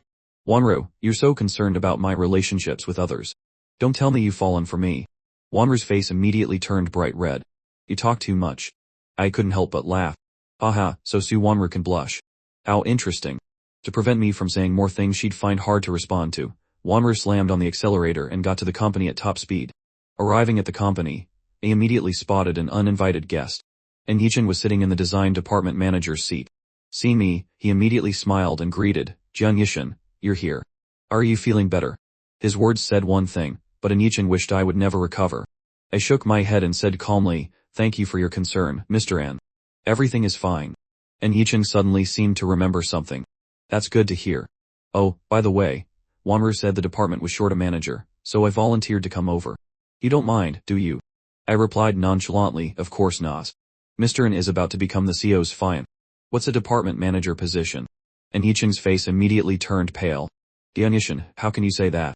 I was just afraid you'd be unhappy. After all, I just arrived and became a manager, while you're just a regular employee. It's inevitable you'd feel resentful. So what if he was an outstanding student? Wanru still cared about him, letting him be one rank above me." I sneered, "Are you a worm in my stomach? How do you know I'm resentful?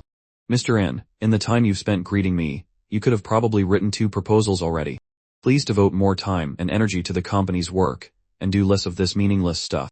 And Yicheng was furious, knowing he was no match for this man in an argument. The two of us parted on bad terms. I returned to my desk and started working seriously. At noon, I went to Su Wanru's office to discuss the next steps of the plan, only to find An Yicheng there, hovering around Wanru. "Wanru, it's lunchtime. Let's go eat together." I was standing at the door, about to turn and leave, when Wanru called out, "Jian Yishan, come in." I pursed my lips, my eyes showing my reluctance. "I wouldn't want to disturb you too." Wanru continued, "You're here. Let's discuss this plan." This clear rejection made An Yicheng a bit awkward. He really hadn't expected Wanru, who had never refused him before, to cast him aside for Jian Yishan today. He was choked with anger, but still put on a wronged expression for Wanru. "Wanru, I clearly asked you first." Wanru said coldly, "I must prioritize the company's work. Is there a problem?" And Yicheng, being repeatedly rejected, bit his lip and remained silent. After An Yicheng left, I looked at his dejected back and couldn't help but smile. "Are you sure you want to hurt your childhood sweetheart like that?" Wanru glanced at me. "Look at the plan." I chuckled. It seems Su Lally was right. You really are a workaholic. Wanru didn't respond, lowering her head to look at the plan. The two of us revised the plan until 3 p.m. When my stomach suddenly growled at an inopportune moment. Wanru raised an eyebrow. "Let's go." Wanru took me to a noodle shop she usually frequented and ordered 2 bowls of hand-pulled noodles. The corner of my mouth curved up. Miss Su eats this kind of food too. Even while eating noodles, Wanru's gestures were full of grace. She took a bite of the plain noodles and said, "What do you think I normally eat? Western food or Japanese food?" I shook my head. I just didn't expect the great Miss Su to like such rustic dishes. He smiled more broadly. Suddenly, I became serious. "But I like it a lot too. When I was a child, I ate it every day. I felt that no dish was as delicious as the bowl of noodles my father made. It's a pity that things have changed, and I can't go back anymore." Wanru was silent, lowering her head to eat her noodles, but her mood had been slightly stirred. This was the first time she had heard me talk about my family. Although it was just a brief mention, she still felt very moved. We returned to the company. Just as I was about to sit down and work, a colleague next to me tapped my shoulder. "Danyajin, check Widow quickly, you're in trouble." My heart tightened. I opened Weibo and scanned the hot search list. The large, glaring words read, "Jian Yishan, engaged to the Su family, is simultaneously intimately involved with a foreign woman. Jian Yishan, outwardly obedient, is actually a player. The Su family girls have all been to see. Who will the man surrounded by many women ultimately belong to?" On Weibo, there was also a blurry photo. The picture showed me and my senior sister at the underground auction that day. We were laughing happily and looked quite intimate. Although we were both wearing sunglasses, we were still recognizable. A chill ran through me. I was almost certain who was behind this. I immediately called Gu Qinghan and told her to take down the hot search. At the same time, I was summoned back to the Su family home by Su Fu and my sis Su. As I was leaving the company, I happened to see Wanru, who also had to go home. But Wanru only glanced at me before turning away. Perhaps Wanru already knew about the hot search. I returned to the Su family home. Everyone in the Su family was present. My sis Su immediately started berating me. "I always thought you were a good kid. I never expected you to be this kind of person." I frowned but didn't retort, just said softly, "It's all a misunderstanding." My sis Su was furious. "You may not like my daughters, but how can you promise to get to know them on one hand while secretly dating other women on the other? Are you worthy of Su Fu?" I knew that if I didn't explain this clearly, Su Fu would probably be disappointed in me as well. Su Xiaoxiao, who already disliked me, sneered, "Chun Yishan, the evidence is right in front of you. Just admit it." I shook my head. "It's not what you think. That person is just my senior sister." Su Xiaoxiao's cold gaze fell on me. "Chun Yishan, even if she's your senior sister, such intimate actions mean you must have a close relationship. You're still denying it at this point." Su Fu frowned slightly, his expression complicated. He looked at me and asked calmly, Yishin, is what they're saying true? Are you really with that person? I said calmly, Uncle Su, this person is just my senior sister. If you don't believe me, I can call her. The corner of Misa Su's mouth curved into a cold smile. What does a phone call prove? You two could just coordinate your stories and fool everyone. Just then, Su Jiman, who was scrolling through Weibo, suddenly spoke up. Everyone, look at this Weibo post. Someone posted a long article. It's a Chinese American who looks exactly like the woman in the photo. That Weibo post read, I already have a fianc and will be getting married this June. I see Jian Yishin as a younger brother from next door. Taking care of him is a task my master gave me, so there's no need to be so formal. I hope the netizens can be merciful and spare him. Xia Bingqian had won many major awards abroad and was very famous. Naturally, no one dared to easily refute her words. The tide of public opinion immediately turned. Some people even started guessing who took the photo and who was so bored as to want to frame Jian Yishin. Mrs. Su, who had been aggressive just a moment ago, was now silent. Su Fu had a satisfied expression. I knew it. My judgment wasn't wrong. Yishin, you've been wronged. I nodded and smiled. Thank you, uncle, for believing in me. Su Xiaoxiao was also a little embarrassed. She scratched her nose and said stubbornly, sorry, but I still don't like you. I glanced at her indifferently. Fine. Now that the matter is over, let's not pursue it anymore. Su Fu waved his hand, and everyone dispersed. Wanru stood not far away, watching me calmly deal with the situation. A strange feeling arose in her heart. I saw her gaze and tilted my head, smiling at her. Did you also think I had a relationship with another woman? Wanru remained silent, which was as good as a tacit admission. She admitted that she did care a little, but not to the point of confirming that I was that kind of person. I looked at her expression, my smile not reaching my eyes. After this storm ended, I immediately had Gu Qinghan investigate who was behind it. Sure enough, An Yichen had bribed a reporter to get the photo and post it online. It seemed the punishment for the in-group last time was too light, so this An Yichen still had the energy to cause trouble. Gu Qinghan gave the order to cancel all contracts between Langsun and the in-group, with no future cooperation. Any ongoing collaborations were to be terminated immediately. It didn't matter, they would pay the breach of contract penalty. Gu Qinghan's face was cold. It's An Yichen again. Don't worry, brother Jiang. This time, I definitely won't let the in-group off easy. Without Langxian, the in-group would lose a huge source of profit, at least a few billion in losses. The Langxian group's announcement to ban cooperation with the in-group also made Wanru suspicious. Every time Jian Yishin got into trouble, the in-group faced a crisis. Could it be Gu Qinghan helping me get revenge on An Yicheng? That day, I had just finalized the last plan. As I was preparing to leave, Wanru suddenly called out to me. The in-group's crisis. Did you manipulate it? I paused, then suddenly burst out laughing. What's wrong? You think I have the power to bring down a giant like the in-group? Wanru's face was stern. Even if you don't, Gu Qinghan does. Langxian does. An Yichen might be a bit annoying, but you don't have to treat him like this. My gaze turned colder than ice. Seo Su, you are truly considerate, even starting to hold me accountable for him. Wanru frowned. She clearly didn't mean that. I looked at Wanru. Is An Yicheng really as innocent and kind as you think? Wanru remembered how, as a child, An Yicheng would be sad for a long time even if he stepped on an ant. She lowered her voice. I don't think his nature is bad. He stood up. If we've reached this point, there's nothing more to say. My expression was calm, without a ripple. I said, the in-group's crisis is their own problem. Langxian canceling the contract has nothing to do with me. If Seo Su insists on figuring out who's behind it, why not call the CEO of Langxian and ask for clarification instead of making things difficult for your own employee here? After throwing out those words, I turned and left. The anniversary of the Su Corporation was approaching. Many distinguished guests would be invited to attend. Wanru assigned the task of planning the party to An Yicheng. Hearing this, my hand trembled slightly. So, she likes An Yicheng. No wonder she's always defending him. It turns out she has feelings for him.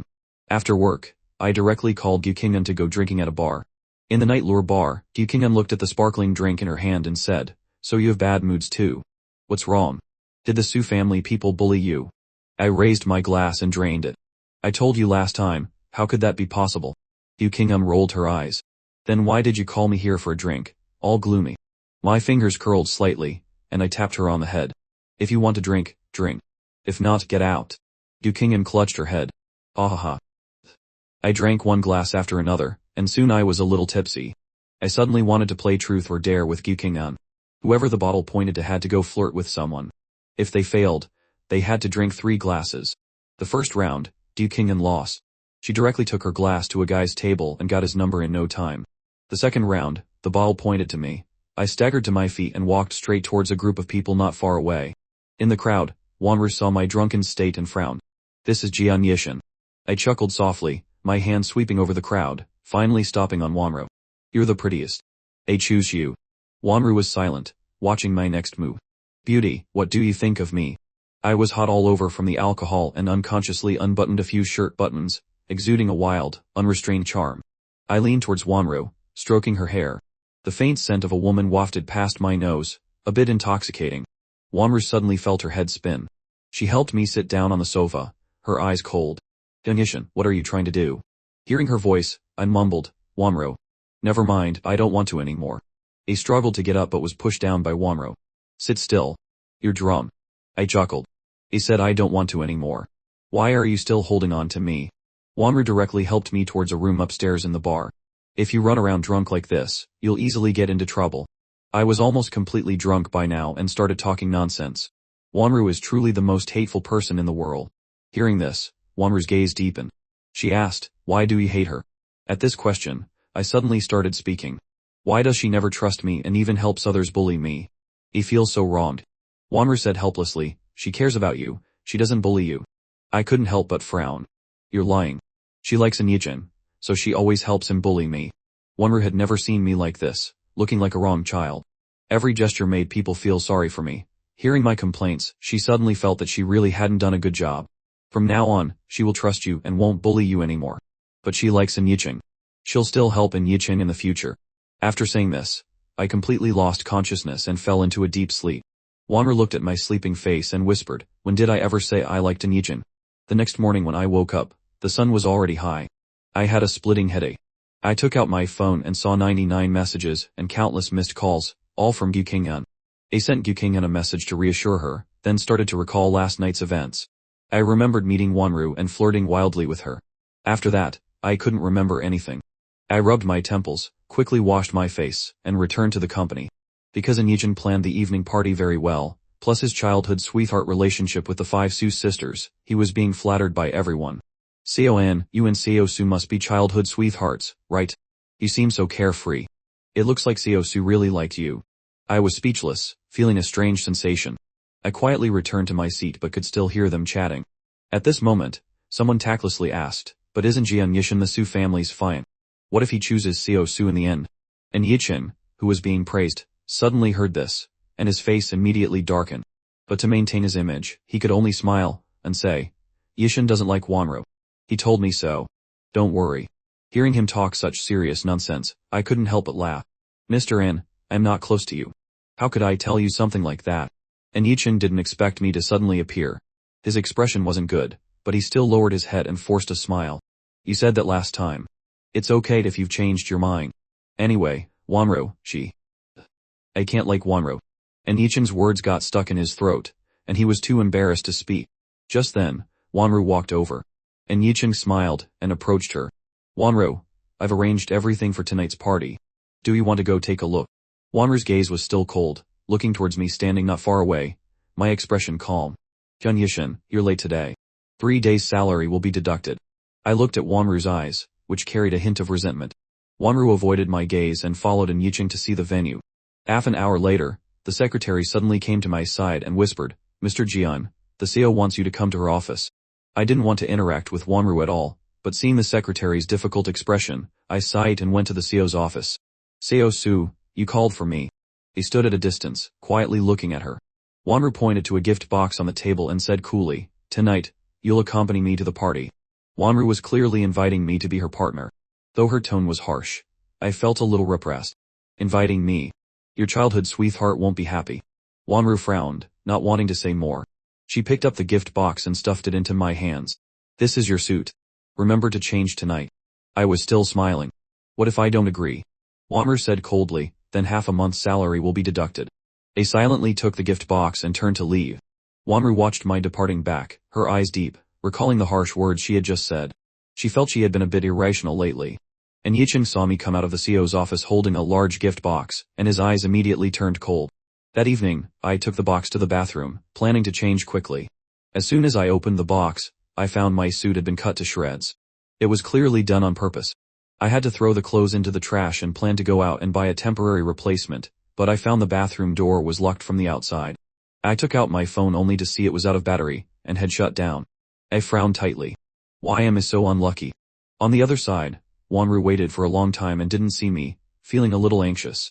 She called my phone and heard the power off tone, making her even more anxious. Just as she was about to look for me, and Yicheng suddenly appeared with a gentle smile. Wanru, are you waiting for someone? Wanru nodded, her gaze still fixed elsewhere. And Yicheng saw her distracted look, his expression changed slightly, then he said gently, Wanru, I just saw John Yishin. He said he needed to use the restroom for a bit and was afraid of being late, so he told us to go in first. And Yicheng spoke very sincerely, as if he had really received my instructions. Wanru nodded and went inside with Yicheng. The reporters at the door took a flurry of photos of the two of them. To create buzz, and Yicheng even deliberately moved closer to Wanru. Not long after, another commotion, no less than their entrance, came from the door. Wanru was a little puzzled, and quietly looked at the two people walking in. Su Lali was smiling brightly like a spring breeze, and beside her was Jian Yishin. I was wearing a white suit, looking like a noble and elegant young master. Wanru's eyes filled with coldness. The suit she had given me was black. Did Jian Yishin really hate her so much that he ditched her to enter with Su Lali? As soon as Su Lali saw Wanru, she smiled brightly. Big sister, you guys arrived so early.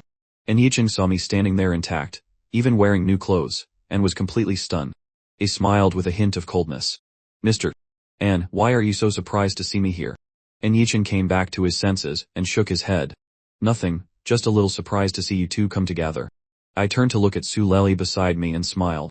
Thanks to second Miss Su for the timely rescue, otherwise I'd still be stuck in the bathroom. I don't know who could be so immoral as to break the bathroom lock and even cut up my clothes. And Yicheng nervously clenched his fists and forced a smile. That person is indeed despicable.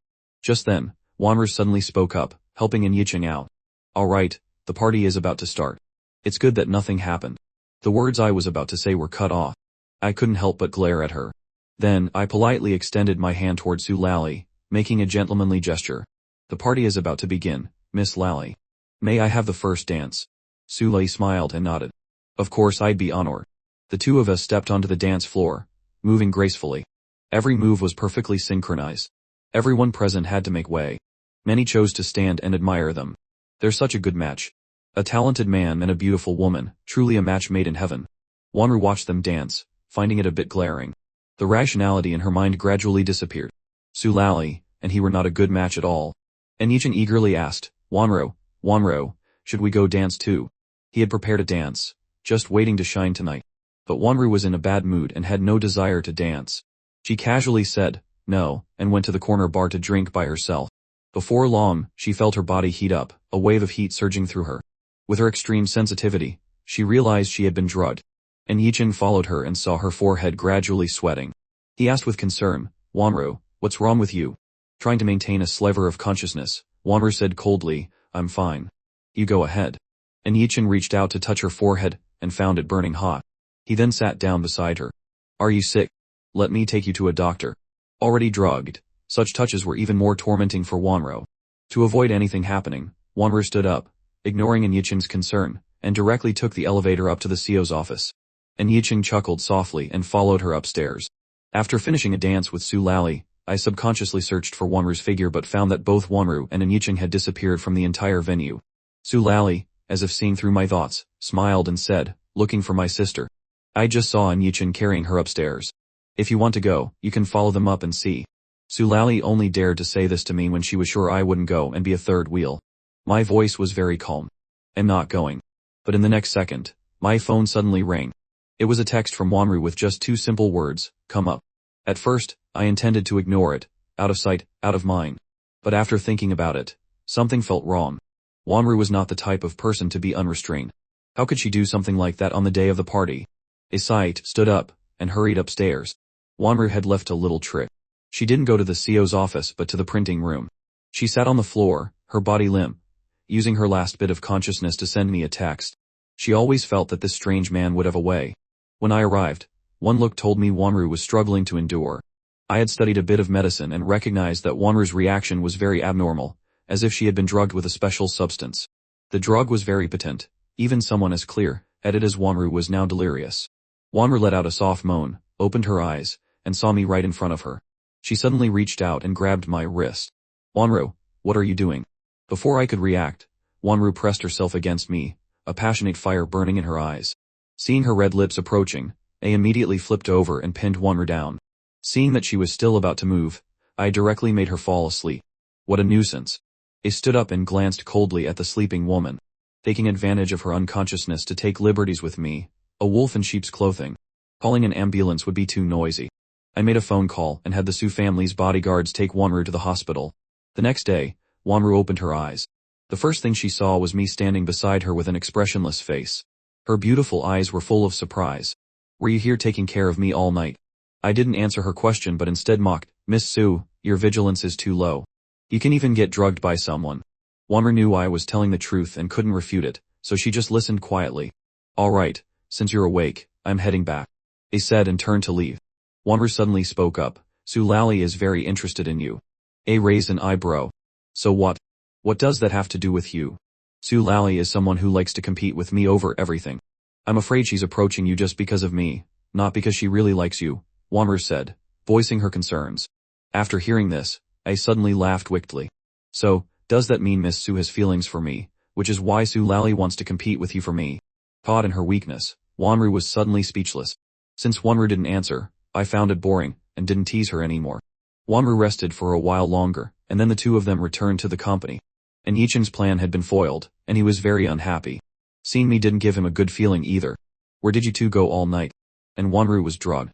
The more he thought about it, the more worried he became, even starting to stare at me with a vicious look.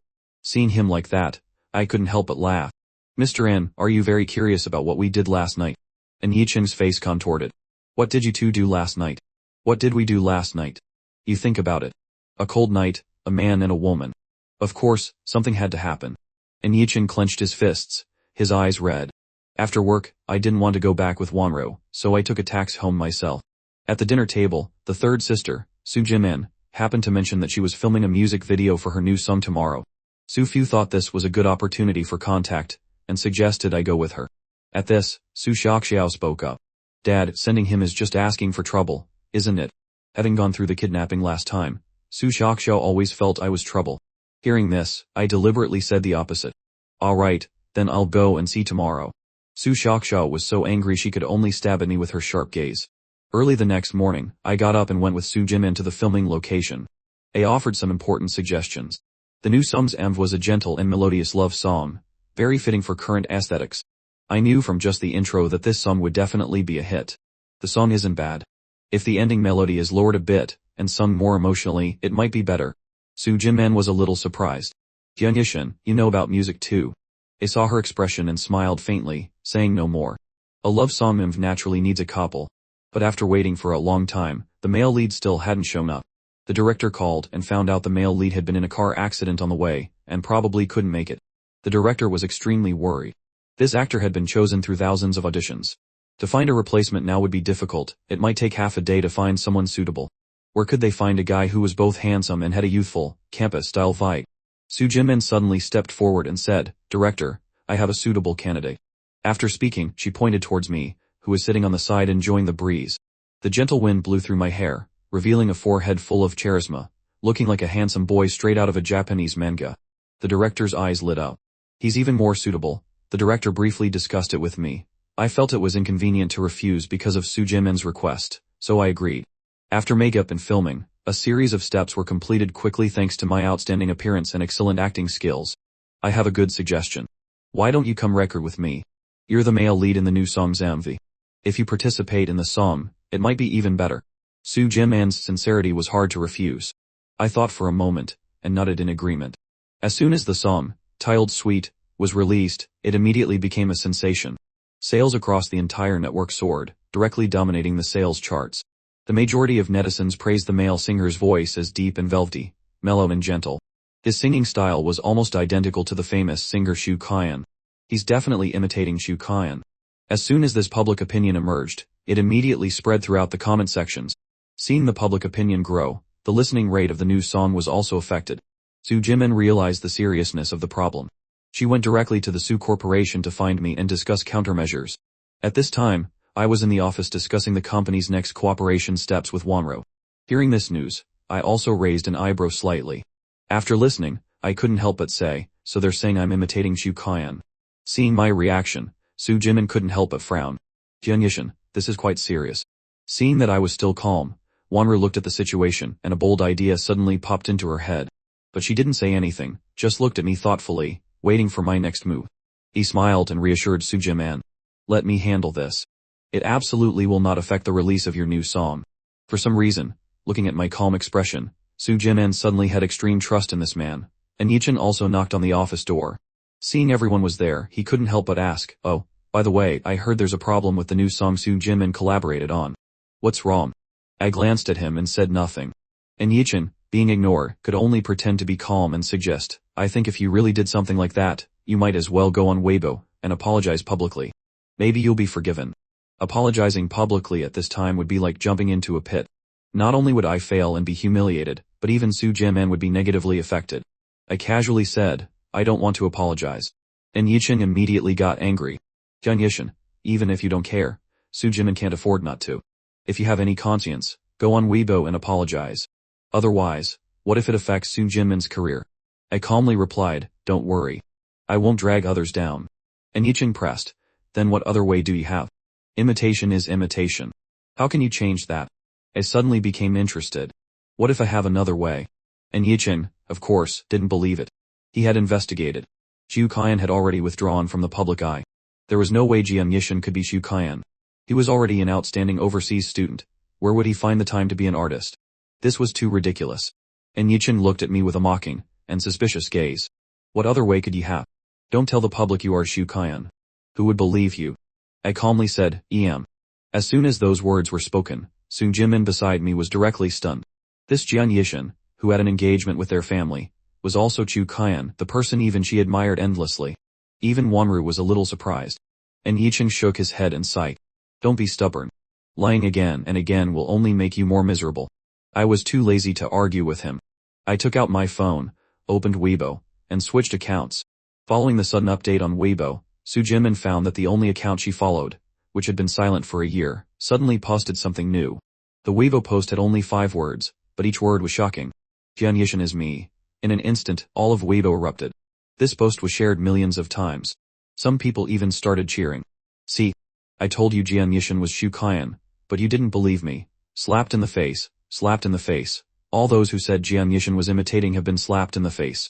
So this is what Xu Qian looks like. So handsome in the MV. Handsome, great voice, highly educated, and has 5 high-quality beauties to choose from. What kind of novel protagonist setup is this? Xu Qian's new song is so good. My husband's voice is so charming. I have to listen to it 10,000 times. The person above, get lost. That's my husband. The trend on Weibo quickly shifted direction in just 1 minute.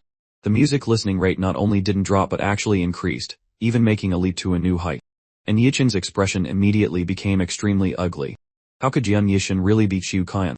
Extreme disappointment and resentment immediately surged in his heart. He clenched his fists, looking at my handsome face, really wanting to punch that handsome face a few times. But in the end, he had to hold back and force out, this is great news, great news. I changed the subject. But just now, Mr. N, you criticized me and suspected me like that. Shouldn't you apologize to me now? And Yichin wanted to curse, but could only force a smile. Sorry, I apologize. I misunderstood you just now. It's okay. I generously forgive you. Having intended to watch a good show but now seeing me triumphantly defeat him. And Yichin didn't want to stay for another second. After Yichin left, Su Jimin had calmed down and finally spoke, her voice full of emotion. Yishin. Oh Juken. You're my idol. I love your songs. You won the highest award in the music industry within a year of your debut, and then quietly disappeared. After that, no one could reach such a level. He smiled. Come on, I'm just an ordinary person. I hope we have the opportunity to continue collaborating. Being able to collaborate with her idol, Su Jimin felt invigorated and even looked forward to the next collaboration. She nodded with a smile and said nothing. Su Jimin went to handle the follow-up public relations work and left first. In the office, only Wanru and I remained. Wanru raised an eyebrow, her gaze deep. I never expected you'd have so many identities. I chuckled. Seo Su, you're joking. Do we have to talk like this? For some reason, seeing my polite and deliberately distant attitude, Wanru felt uncomfortable. I raised an eyebrow. Then how should I talk? Wanru paused for a moment, but in the end, said nothing. After returning to the Su family home, the atmosphere between the two of us was so strange that even the people in the Su family noticed. Seeing her eldest sister in a bad mood, Su Xiaoxiao suggested, "At Death Valley, I heard there's a new race attract. Let's go try it out." Hearing this, Su Fu said, "In that case, take little Jian with you." Su Xiaoxiao pouted. "Forget it. What if a country bumpkin who's never even been in a race car gets so scared he starts screaming his head off?" Then, Su Xiaoxiao rested her chin in her hands, her eyes sparkling. "I wonder if we'll meet the guy who broke Big Sister's record last time. He must be a handsome and talented guy." Seeing Su Xiaoxiao's adoring expression, I calmly shattered her illusion. "That guy is me." Su Xiaoxiao immediately jumped up. "How could it be you?" "I don't believe it." I spread my hands. "If you don't believe me, then don't." Su Xiaoxiao snorted coldly. "If you really are that person, then come with us tomorrow. Let me see how good you are. Don't end up not even being able to get in a race car."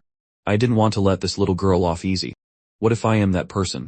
"If you are that person, I'll stop calling you a country bumpkin from now on." He smiled slyly. "One more condition. Then you'll call me brother." Su Xiaoxiao was determined.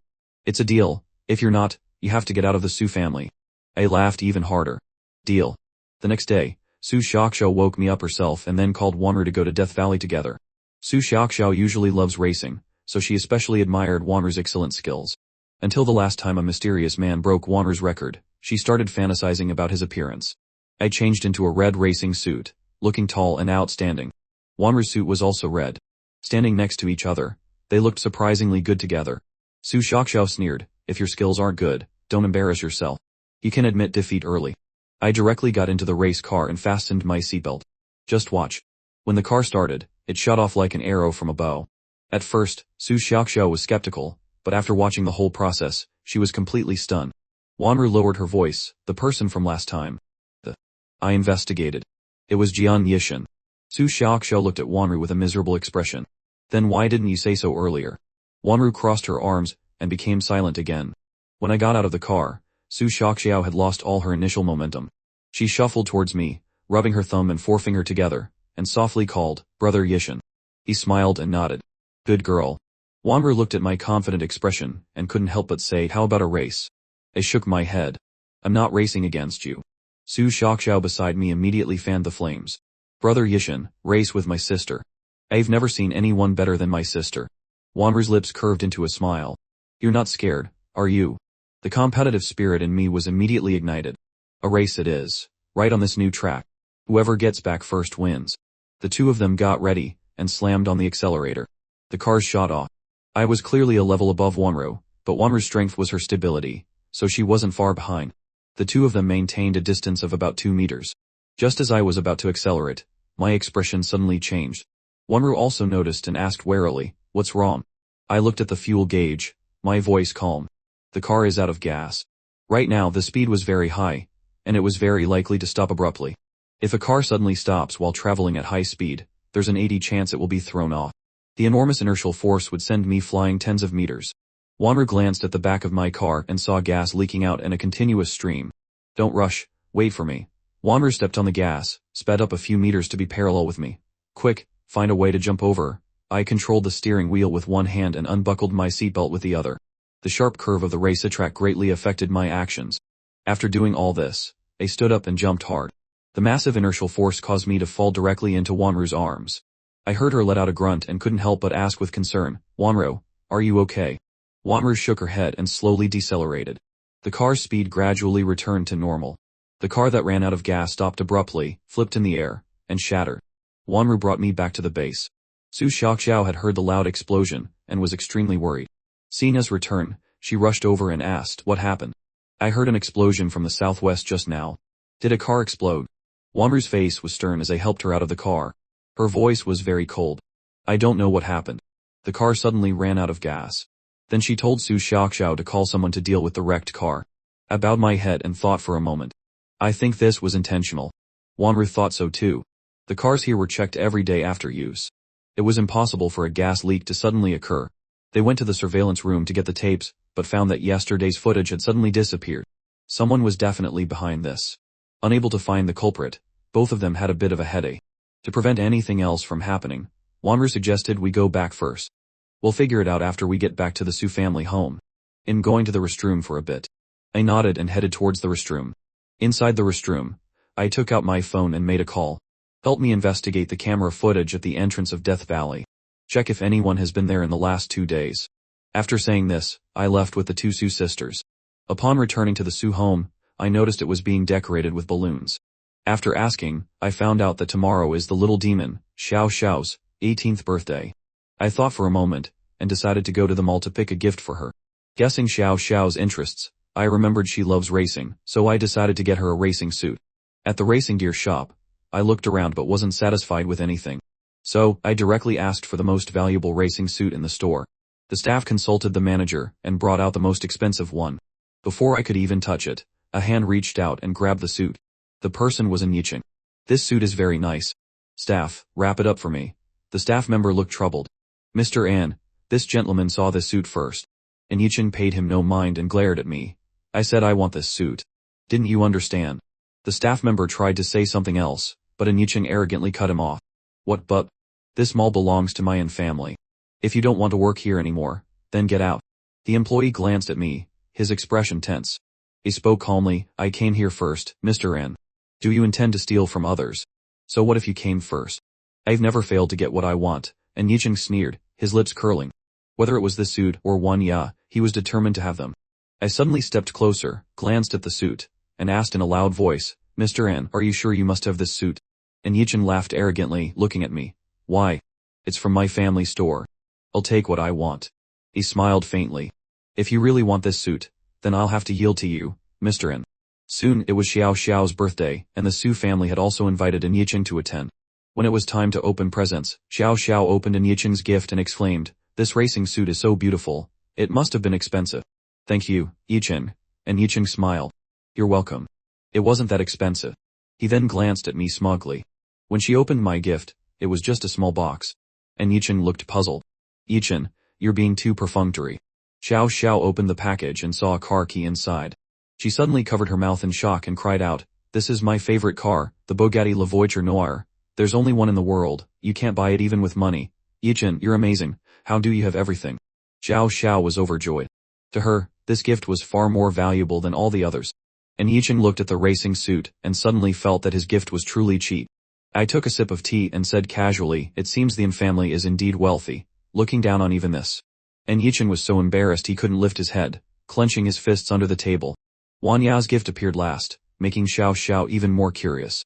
Inside the square box was a property transfer agreement. Didn't you always like Death Valley? You're an adult today. From now on, it's yours. Wanya's gift also surprised everyone. In comparison, the gifts from Su Luli, 10 Dime, and Jin Man weren't as eye-catching. At the end, Su Fu called a driver to take Yicheng home. He looked at the sky outside and couldn't help but ask, could you let Wanya come with me? I have something to talk to her about in private. Wanya refused. I'm sorry, I still have work to handle. I probably don't have time to accompany you. Is that so? And Yicheng forced a smile. Then I'll go back by myself. Mrs. Su was immediately displeased. Wanya, Yicheng has already spoken. Just take him home. Do as I say. But, Mom. Wanya didn't move. No buts, do you want to anger me to death?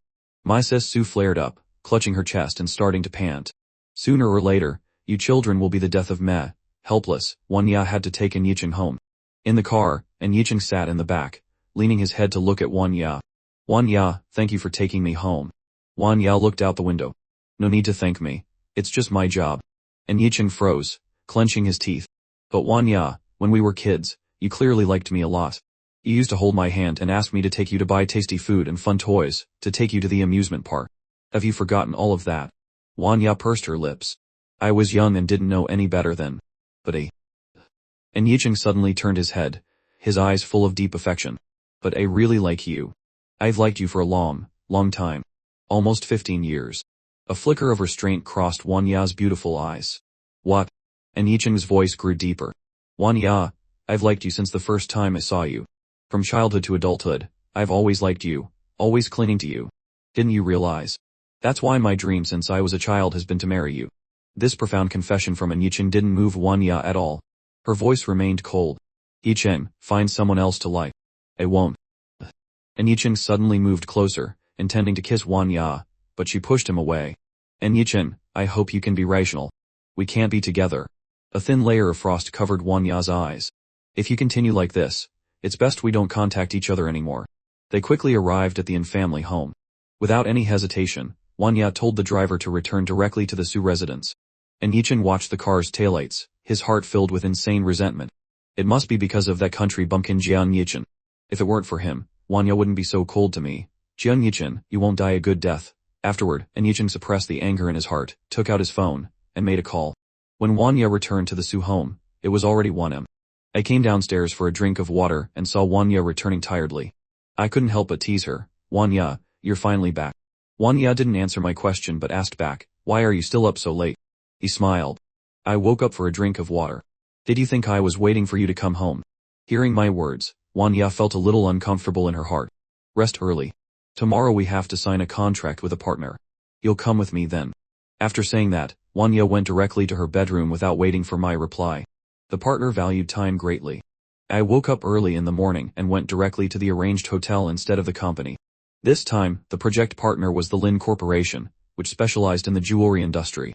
In the market, only Lan Xiang could compete with them. The vice president of the Lin Corporation, Lin Mengting, came personally to discuss the contract. But as Lin Mengting looked at the contract, her eyes kept glancing at me. I've read this contract, it's very well written. Is this Mr. Jiang's work? Lin Mengting smiled, a bit charmingly. She stared at me as if she wanted to see through my soul. Although I felt uncomfortable, I still nodded. Yes, I wrote it. But if Vice President Lin has any unsatisfactory points, please raise them so we can discuss them together. Lin Mengting extended her hand towards me. I've long heard rumors about Mr. Jiang. Meeting you today, you are indeed talented and handsome. How about I treat you to a meal, and we can discuss our cooperation privately? Wanya saw her hand on mine, and her eyes immediately turned cold. She subtly pulled me closer. Vice President Lin, if you have anything to discuss, please discuss it with me. Jiang Yijin is my find. I am aware of all his ideas. I suddenly widened my eyes. Who was her find? To ensure the contract was signed smoothly, I had to go along with Wanya's words. Lin Mengting's face immediately darkened. Why didn't I know that Xiao Su and Mr. Jian were engaged? Wanya said coldly, it will happen sooner or later. Lin Mengting was not pleased.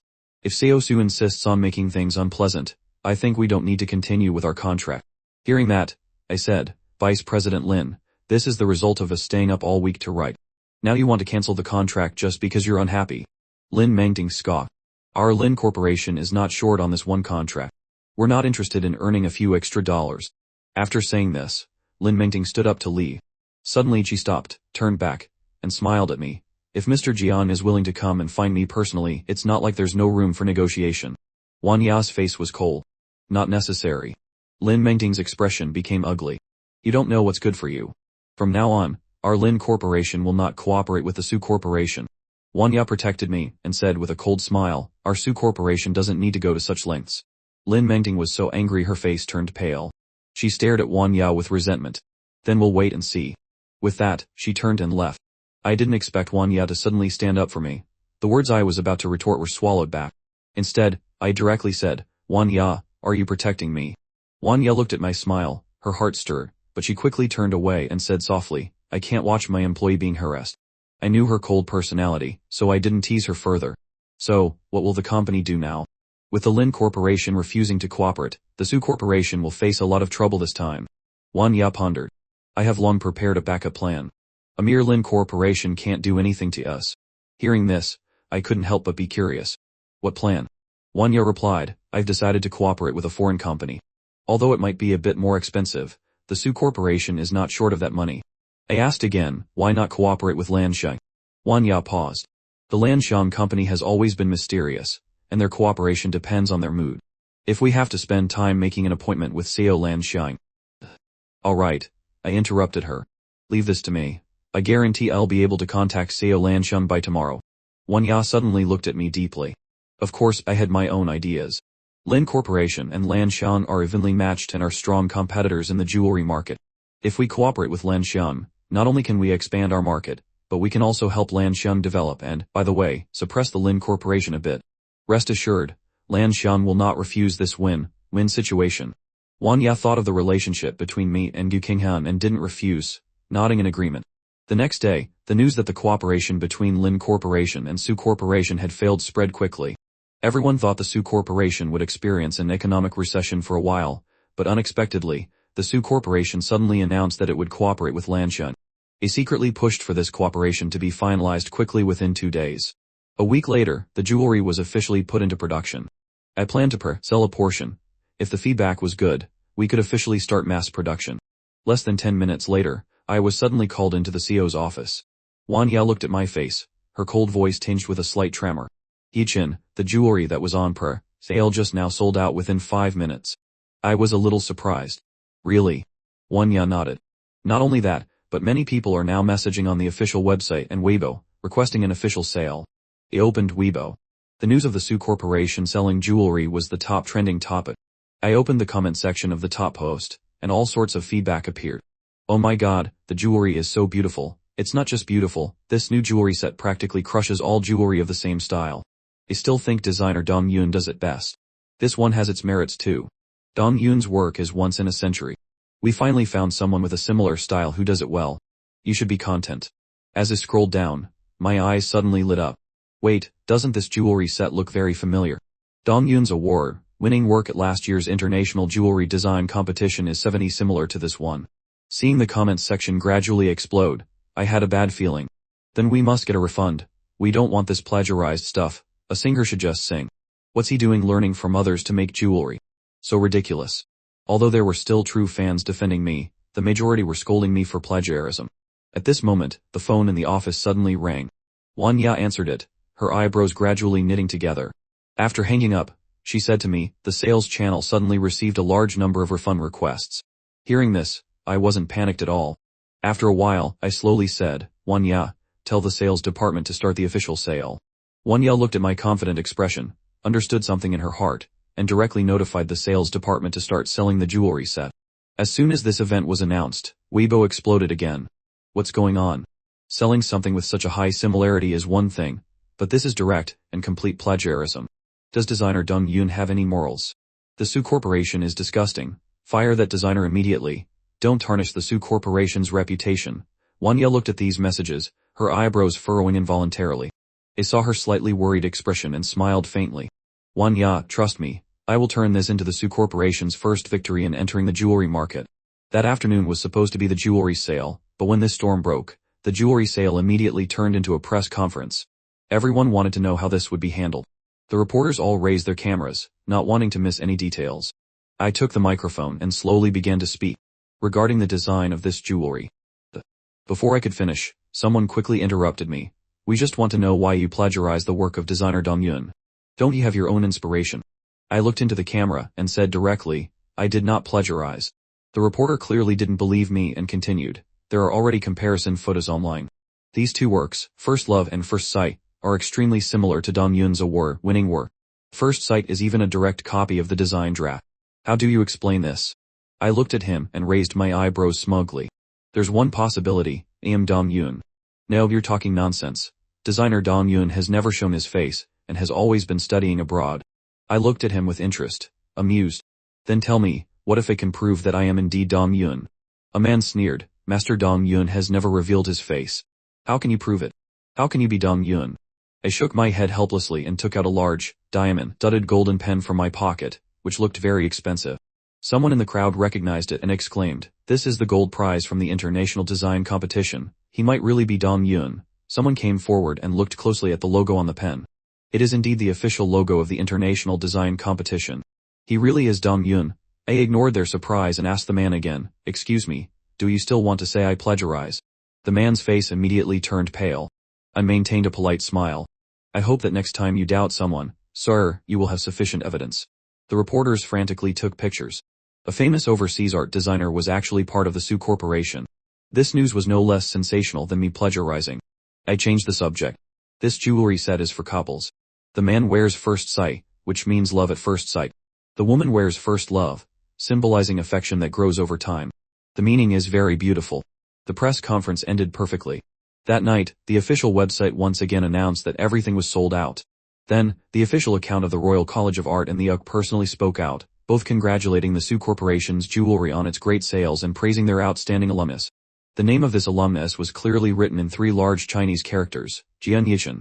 This was also the first time the real name of the art master Dong Yun was publicly revealed, and it came with an official confirmation from an authoritative body. On Weibo, people started wailing. Why did I doubt him? I even doubted this work. This is a work designed by Dong Yun himself, and I couldn't even buy it. I also want to beg the Su Corporation to quickly release it officially. My wife said if I can't buy it, she'll divorce me. My Yichin. I can't believe my husband is also an art master. I love him to death. Hubby, don't choose the Su sisters, choose me. I looked at the private messages and found them annoying, so I just uninstalled the app. Seeing this news, even Wanya was stunned for a long time. She really didn't expect me to be Dong Yun. There had been many things about me that were beyond ordinary people before, which she could understand. Then came the poet, and now suddenly the identity of Dong Yun popped up. This man was truly unpredictable. The two of you finished your work, and went home quite late. By the time you got home, it was 1 a.m. Because of work, neither of you had eaten dinner. I was so hungry my stomach was growling. Wanya, I'm making noodles. Do you want some? Wanya paused for a moment, then nodded. Soon, I brought out 2 bowls of noodles with 2 fried eggs on top.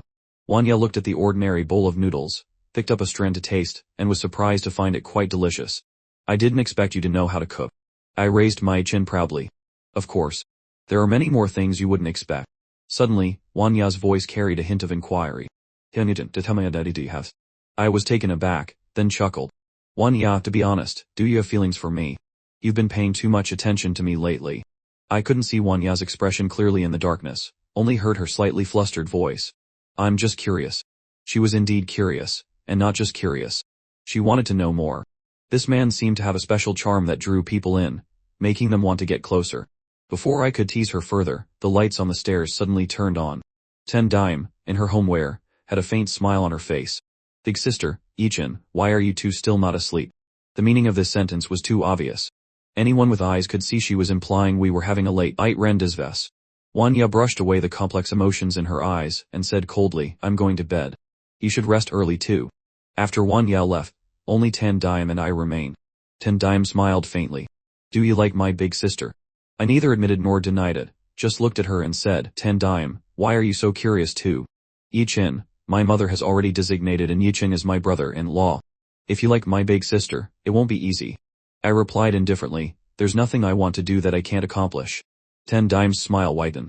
In that case, I understand. I turned my head and saw her smile was strange, even completely different from the feeling I got when we first met. Back in my bedroom, I immediately called Give King Han. Have you found out who did it this time? I've checked the IP addresses of the defamatory information, they all come from the An family. It was probably caused by An Yichin, Du King Han continued. Also, the camera at Death Valley last time also detected a stranger. His last call was also to An Yichin. A layer of cold frost covered my eyes. An Yichin, is it? King Han, tomorrow, compile all this information and post it online. I want An Yichin to pay the price. Du King Han smiled and replied, okay, Brother Chen, I'll do it right away. The next morning, as soon as I woke up, I heard An Yichin's voice downstairs. He stretched and went down. On the sofa, An Yichin was explaining something passionately. Auntie, I really didn't do these things. I've been wronged. I couldn't help but chuckle. Everyone's eyes turned to me. Seeing this, I put on an innocent face. Why is everyone looking at me? I says, did you find it by deliberately spreading online? After hearing that, I laughed coldly. I was wondering why everyone was looking at me. It turns out you think I'm deliberately framing him. And Yichin immediately explained, Jian Yichin, I didn't do those things. How could you treat me like this? And Yichin had just woken up to find that everything he had done before had been exposed online. He felt like he was going crazy. Fortunately, the online posts only said he did these things but had no concrete evidence. Taking advantage of Ma Su's remaining affection for him, he immediately came to the Su family, and with just a few words, made people think I was deliberately framing him. At this point, I couldn't help but laugh. And Yichin, you say I'm framing you. Then tell me, why would I frame you? And Yichin raised his eyes to look at Wanya. Perhaps you like Wanya, so you don't want me to exist. I looked at him sarcastically. And Yichin, do you think everyone is like you? Hearing this, and Yichin said, who else would treat me like this besides you? I know you've never liked me. Ma Su frowned. Yichin, quickly take down those trending topics and explain clearly to everyone. She didn't want her future son-in-law to be tainted at this moment, which could affect the Su family's reputation. He stared at Ma Su. There's one possibility, and Yichin really did these things. No. Ma Su shouted. I've already said, Yichin is not that kind of person. He has always been a good boy. How could he do such things? Even Wanya, who was beside them, spoke up. Yichin really didn't do those things. I looked over coldly. So you think I'm the kind of person who would frame others? When only my Su said these things, I just thought she was being unreasonable. But when Wanya also chimed in, I suddenly felt a pang in my heart.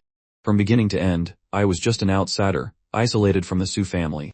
Besides them, even Wanya had never accepted me. In that case, I had to present the real evidence. I posted all the evidence online. As soon as the news came out, the entire internet was in an uproar. This time, everything Yicheng had done was confirmed. And corporation's young master, Yicheng, framed Jian Yicheng 3 times, could be said to be the hottest news of the year. The incorporation's stock immediately plummeted, and its economy declined in an instant. Yicheng thought this was just my suspicion, not expecting me to have solid proof. This time, the image he had painstakingly built on the outside completely collapsed. He might have to bear legal responsibility for his actions. Yicheng, I really didn't expect you to be this kind of person. The one with the strongest reaction was my Su. She really couldn't believe that the Yicheng she had watched grow up could be so ruthless.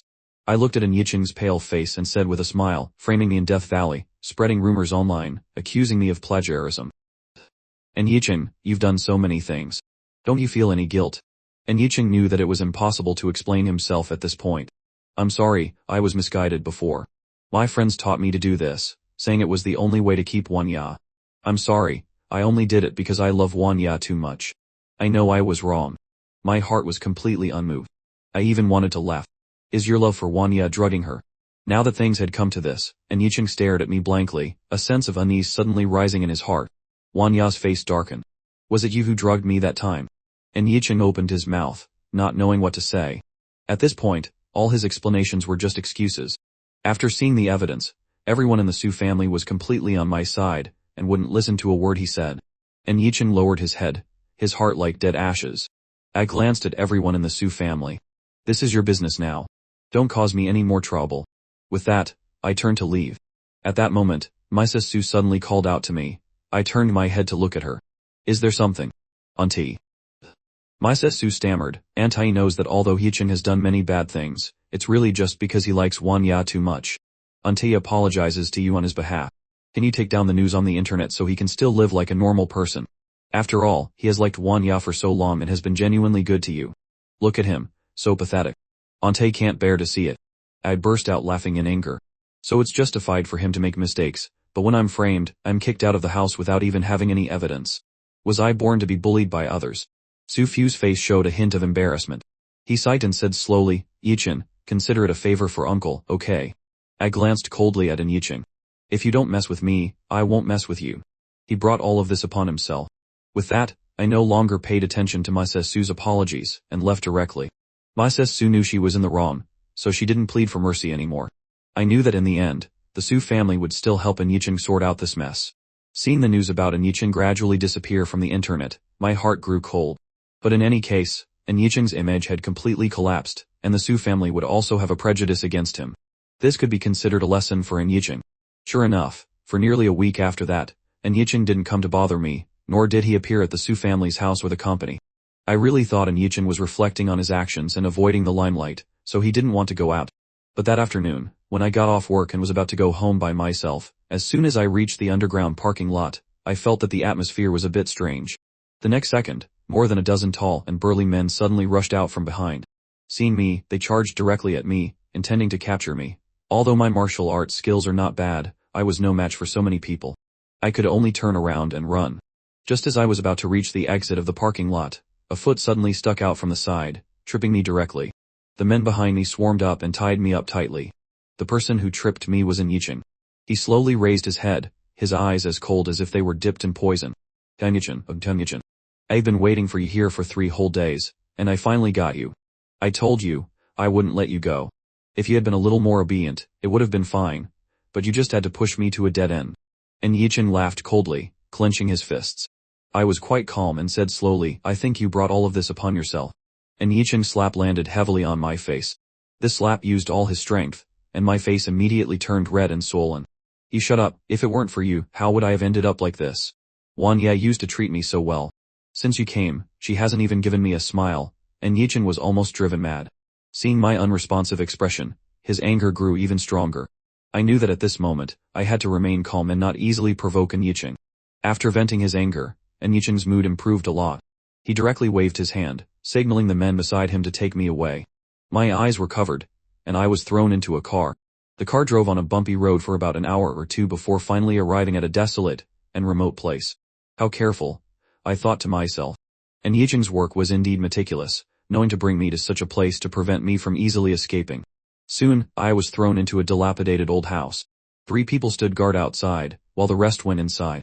A few people discussed taking turns to guard me. I was temporarily locked in this old house, and without the boss's order, they were not allowed to untie me. I carefully considered my options.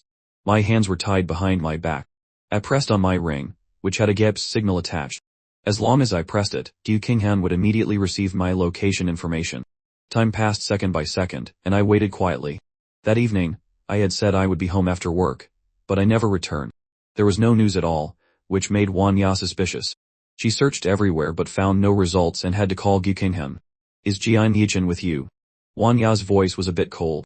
On the other end of the line, Gu Qinghan was a little worried. He sent me his location. He's in an abandoned house in the south of the city. He might have been kidnapped.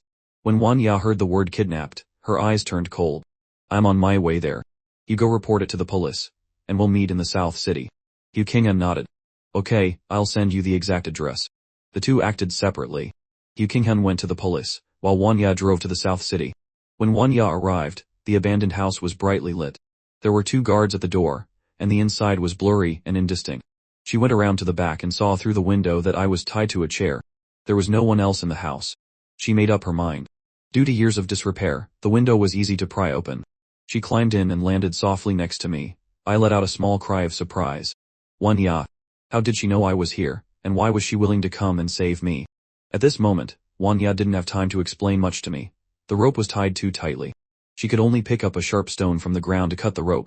A few minutes later, the rope was untied. We went to the window, intending to climb out and escape. The door was suddenly pushed open with a creak. They're escaping. After them, the people behind us chased relentlessly. Wang Ya unexpectedly sprained her ankle. I broke out in a cold sweat and said with a frown, Wang Ya, you go first. Otherwise, those people will catch up soon. Wang Ya ignored my words and continued to support me as we ran. The shouting behind us grew clearer. I said anxiously, you go quickly. It's good if one of us can get away now. Wang Ya turned to look at me. Jian Yichen, I won't abandon you. Seeing her determined gaze, waves stirred in my heart. The two of us really couldn't run any further. Just when I was prepared for the worst-case scenario of both of us being caught, a burst of police sirens tore through the sky. The pursuing men's faces immediately changed, and they intended to flee. Gu Qinghan arrived with the police in a hurry and arrested these people. Yichen, are you okay? Gu Qinghan asked unconsciously. I waved my hand weakly. I'm fine. Wang Ya said softly, he sprained his ankle. I plan to take him to the hospital. If there's nothing else, you should go back first. I'll take care of him. Hearing Gu Qinghan's concern for me, Wang Ya felt a strange sense of discomfort. Okay. Gu Qinghan knew it wasn't appropriate for her to stay, so she nodded, and went with the police to deal with the kidnappers. Wang Ya took me to the hospital. It was now 300 am. Ten Dime happened to be on night duty. Seeing our disheveled state, she couldn't help but ask, what happened? Wang Ya's voice was calm. Jian Yichen was kidnapped. We just rescued him. Hearing this, Tan Dime was surprised. Kidnap? Why wasn't the family notified? Wang Ya glanced at me and said flatly, no need to worry Mom and Dad, it would only make things more chaotic. He sprained his ankle. Can you help treat it briefly? Tan Dime was a bit helpless. Sprained his ankle twice already. You have to be more careful next time. Frequent sprains can leave lasting problems. He scratched my nose in embarrassment. Okay. After the wound was treated, Tan Dime was called away by a nurse. Wang Ya sat by my hospital bed and asked, who kidnapped you this time? I snorted coldly. Why are you asking me? Don't you disbelieve what I say? Wang Ya was taken aback, looked into my eyes, and softly uttered 3 words, I'm sorry. I was indeed a bit biased before, trusting my own feelings too much and being a bit partial to Yichen. Seeing the usually proud Wang Ya actively bowing her head, I couldn't bear to make things difficult for her anymore. Alright, I accept your apology. But this time, it was really Yichen. Wang Ya's eyes turned cold. It was really him. I nodded. He waited for me in the underground parking lot for 3 days and had a group of people kidnap and beat me. When Wang Ya heard the word beat, the air around her immediately sharpened. He needs to be taught a lesson. I didn't expect Wang Ya to be on my side. My heart felt a little more balanced. Suddenly, the phone rang. I answered it, and Gu Qinghan's voice came through. Brother Chen, those guys have confessed everything. It was indeed Yichen who directed them from behind. The police have already gone to the Yin family's house and are expected to arrest Yichen tonight. Confess and be treated with leniency, resist, and be treated with severity. Everyone knows how to make things easier for themselves. After hanging up, I closed my eyes, feeling a bit tired. Seeing the dark circles under my eyes, Wanya's heart softened. You should rest in the hospital tonight. A sight, but if I don't go back, Uncle Sue will be worried. Wanya looked at me coldly, her voice serious. Going back now will aggravate your injury. Do you want to stay in the hospital for a few more days? Then when you go back, tell him I'm staying at a friend's house for a few days. Don't tell him about my kidnapping. I've already troubled him enough. I don't want him to worry this time. Wanya agreed and turned to leave. 2 days later, I was discharged from the hospital. I heard that Anichin was taken away by the police in the middle of the night. I didn't pay any more attention to this matter and focused on my work. The 2 jewelry models, First Love and First Sight, sold very well, but a good brand needs a spokesperson. Jin Man was the best choice. Jin Man has a huge fan base. When I returned to the Su family home, I mentioned this, and Jin Man immediately agreed. But aren't these 2 jewelry models for couples? It seems a bit monotonous for me alone. Jin Man suddenly smiled charmingly. How about you shoot with me, Jin Yichin? Indeed, First Love and First Sight are couples jewelry. If we could find a handsome man and a beautiful woman to shoot together, it would probably be easier to attract attention. I was taken aback, carefully considering the feasibility. Wanya, who was beside me, suddenly spoke coldly, can't the Su Corporation find a suitable male actor? Does it have to be Jian Yichin himself? Jin Man smiled. Big sister, why are you so stingy? Jian Yichin isn't your private property. Besides, even the director praised his looks and discussed with me about inviting him to join the film crew. Jin Man smiled, her eyes curving as she looked at me, full of deep affection. Wanya continued to refuse. Jian Yichin is usually busy with work. It's not necessary. The last time I collaborated on an MV with Jin Man, Wanya had seen the phrase a match made in heaven in the comment section, which she found annoying. Jin Man pouted. Fine, I wasn't asking you. With that, she turned to me and asked, Yichin, do you want to shoot the commercial with me? I rubbed my forehead, feeling a bit troubled. Let's see. If we can't find a suitable male actor, I'll do it myself. I could only vaguely agree. Hearing this answer, which implied agreement, Wanya's face immediately darkened. But she didn't say anything, just gave me a cold glance and left the dining table. I was confused by her look, not understanding why she suddenly became so cold. But Wanya had already gone to work. I also ate a few quick bites and followed her to the company. As soon as I arrived at the company, before I could even sit down, the secretary brought a stack of documents. Mr. Jian, the CEO said you have to finish these within 3 days. Such a thick stack of documents to be finished in 3 days. I felt a headache coming on. It seemed like Wanya was doing this on purpose, but I couldn't find a reason to refuse. I had to accept my fate, take the documents, and start working diligently. But who knew that for the next few days, Wanya would find all sorts of ways to assign me work. I felt as busy as a spinning top. Just when I could take a break, a new task would be immediately assigned. Does Wanya not want me to shoot the commercial? Thinking of this, I silently cursed her for being childish. A few days later, Jin Man still came to the company. She leaned against the door of the CEO's office and smiled leisurely. Sister, I've contacted all the male actors with free schedules these past few days. Either their image doesn't fit, or they don't want to take the job. Now there really are no suitable options. Wanya's face was cold. This commercial doesn't have to be shot. Hearing this, Jin Man frowned. Sister, how can you be like this? We've already agreed, so of course, we can't go back on our word. Wanya glanced at her. I'll still pay you the advertising fee, but this commercial doesn't need to be shot anymore. At this moment, I had just knocked on the office door and heard their conversation. Jin Man hurriedly came forward. Yichin, you're here. For this collaboration, I couldn't find a suitable person. You promised me last time that if I couldn't find a suitable person, you would shoot with me. My mouth twitched as I looked at Wanya, who was exuding low pressure, not knowing what to say. Sister, you don't need to worry about my side. She has already agreed to let you shoot with me. Wanya said coldly, I never said that. In that case, how about I give it a try? If the Su Corporation wanted to successfully enter the jewelry industry and win the first battle, relying on a star's appeal would quickly make it famous. That wasn't a problem. I didn't want to give up this plan easily. I tentatively looked at Wanya. Seeing that she didn't have a strong reaction, I added, after all, it's for the Su Corporation. This plan is quite feasible. Wanya didn't say anything. After a long time, she just grunted in acknowledgement. With Wanya's consent, the cooperation could proceed smoothly. Jin Man postponed her upcoming film to focus on shooting the jewelry commercial. The shooting location was not at the Su Corporation but at a large outdoor lawn. Wanya specially came to supervise, probably to see if we made any mistakes. During the shoot, there were inevitably some intimate actions. Jin Man and I were immersed in the atmosphere, and didn't notice that Wan Ya's face was getting colder and colder. After shooting the first scene, I went to the side for a drink of water. Wan Ya's cold voice came from behind. That was a good shot. I was startled and quickly turned my head to see Wan Ya standing beside me, with indescribable emotions swirling in her eyes. Why are you here? Wan Ya caught. I am the CEO of the Su Corporation.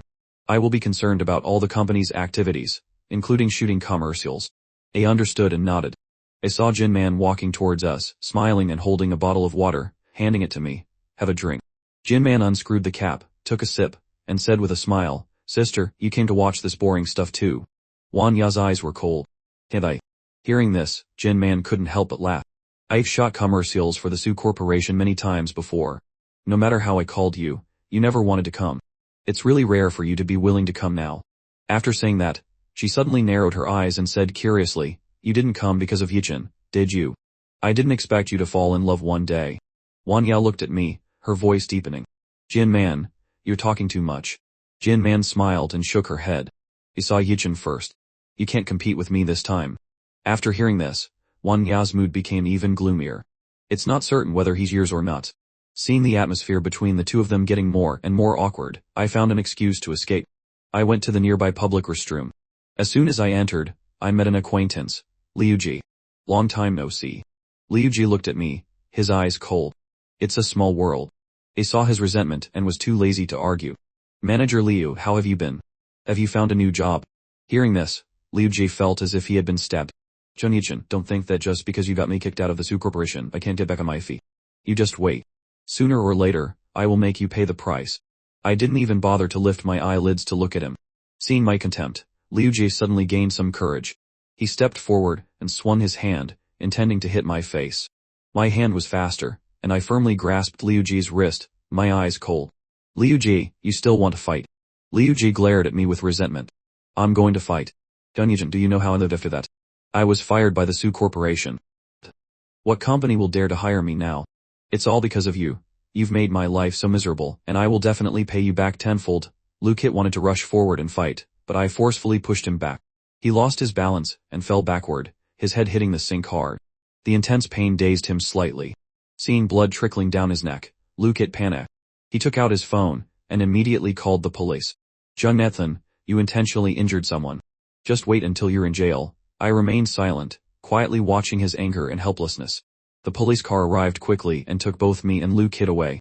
With his head injury, Lukit was first taken to the hospital to have it bandaged before we both went to the police station to give our statements. Oin and men were waiting for me to return to the filming location when they suddenly received news that I had been taken away by the police. Both of their expressions immediately turned cold, and they rushed to the police station. At the station, Lukit and I sat on one side. Seeing that neither of us was speaking, the police officer asked, What happened?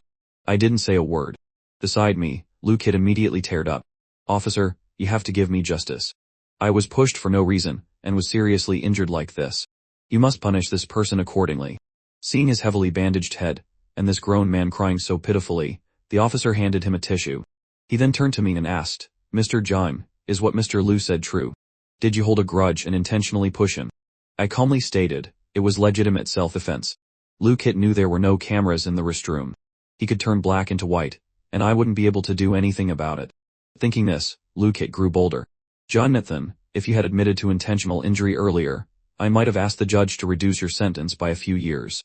But if you insist on being stubborn, don't blame me for not being courteous. The police officer frowned at me. Tell the truth. I repeated myself once more, it was legitimate self-defense. Lukit couldn't help but raise his voice, Officer, there's no need to ask anymore. This guy is tight-lipped. Just lock him up. I chuckled softly. So what if I have evidence? Lukit looked as if he had just heard the biggest joke in the world. If you can produce any evidence today, I'll take your family name. He was certain I had no proof and was just trying to buy time. I slowly said, in that case, don't blame me for not being courteous. Lukit arrogantly tilted his chin up at me. What can you do? I took my phone out of my pocket and opened the audio player. Immediately, Lukit's arrogant voice, accompanied by the surrounding noise, came from the phone. Officer, I think these words are very clear. It wasn't me who intentionally injured Mr. Liu, but Mr. Liu who started it first. I was only acting in self-defense. My voice remained calm. Hearing this recording, Lukit's face turned paler. How could this be? How did he know I was going to make a move and have the recorder ready? You set me up.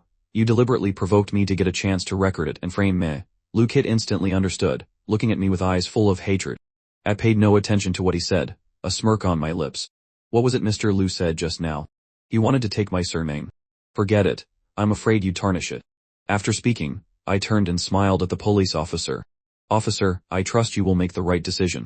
The officer felt a little guilty for having suspected me. He cleared his throat. Mr. John, I apologize for the misunderstanding just now. I waved my hand. It's nothing. But how do you plan to handle Mr. Liu? The officer said coldly, according to the laws of our country, the crime of intentional injury is punishable by up to 3 years in prison. The specific sentence will depend on whether Mr. John wishes to press charges. A raised an eyebrow. So it's up to me. Hearing this, a chill went down Kit's spine. He suddenly stood up, grabbed my sleeve, and cried, Nathan, please forgive me. I'm still young, I can't go to jail. A frowned. Mr. Liu, please calm down. At this moment, Kit was truly terrified. Nathan, I know I've been a jerk in the past. I always bullied you when we were kids, and I did things to wrong you at the company. I'm willing to compensate for all of it, but please don't press charges. I don't want to go to jail. I'm begging you. Hearing this, I laughed coldly. Mr. Liu, so you do know your crimes are heinous. You can save those words for reflection in prison. I was never good at forgiveness, especially after being bullied. I wouldn't easily let go of those who did wrong. Kit looked at my determined eyes as if doused with cold water from head to toe. He slumped to the ground and suddenly burst into tears. The police officer called a few people to take Kit into temporary custody. The officer smiled apologetically. Sorry, Mr. John, for misunderstanding you today. I'll have someone take you home now. I waved my hand. It's alright, I can get back on my own. The officer didn't insist and had someone escort me to the door. Just as I stepped out, Aine and Jimin rushed over. Seeing that I was unharmed, Aine breathed a sigh of relief. Man went straight up and took my hand, asking, Nathan, what happened to you? I gave a wry smile. Nothing much, just ran into Kit. He tried to frame me but ended up getting himself sent to prison. Man was intrigued. I've heard about Kit. He's not supposed to be easy to deal with. How did you make him admit defeat? He smiled faintly. He was going to hit me, I pushed him, and then he falsely accused me of intentional injury. I had turned on my phone's recorder to listen back to my own performance during filming, and forgot to turn it off. It just so happened to record him making threats. Aina knew I was smart, and could certainly protect myself. But at the mention of Kit, she couldn't help but frown. Hasn't he already been fired? The day Kit left, she had issued a notice forbidding any company from hiring him. Otherwise, they would become an enemy of the corporation. She didn't expect this person still hadn't given up and was still in the city. I nodded. Yes, but Kit hates me. He'll definitely want to get out. Aina's face turned cold, and she decided in her heart that this time she had to teach this guy a lesson. The men, seeing that I was fine, was also relieved. Then let's postpone the commercial shoot for today. We can reschedule for another day. I shook my head. You're a star with a packed schedule. I can't waste your time because of this. Let's hurry back, maybe we can still finish shooting before dark. We rushed back to the location to continue with the rest of the shoot. 3 days later, the commercial officially aired. In just the first hour, sales of Sluin and Skin soared by 30. The immense fan base behind Men, and the male actor was evident. The shipping fans online were also in a frenzy, flocking to the comment section of our official Weibo, hoping the two of us would get together as per the marriage agreement. Jonathan has a marriage agreement with the Lee family and looks so good with Men, he must marry Men. Look at this commercial, they're so perfect together, get together, get together. I found these comments normal and paid them no mind, but Aina was extremely upset. She didn't speak to me all day. That evening, I worked late and got home a little later. As soon as I opened the door, the strong smell of alcohol hit me. Uncle and aunt were traveling, Uncle was on a business trip, Min's schedule was packed so she couldn't come back, Dim was on night duty at the hospital, and Tut was staying at the dormitory for the time being. So, the source of the alcohol smell could only be Aina. Jonathan. Hearing the call, I turned my head and met Aina's beautiful, clear face. Looking at Aina's cold eyes under the dim light, my heart suddenly skipped a beat. Why was Aina drinking, so unlike her usual self? Her eyes were deeper than usual. Jonathan, do you like Tim? Hearing this question, I couldn't help but laugh. Why would you think I like Tim? Aina moved closer, her voice slightly wavering. If you don't like Tim, why did you agree to shoot the commercial with her? Why didn't you refuse when she confessed to you? I used my hand to block her shoulder, gently saying, Aina, you're drunk. Hearing the word drunk, Aina seemed to sober up halfway. She took half a step back.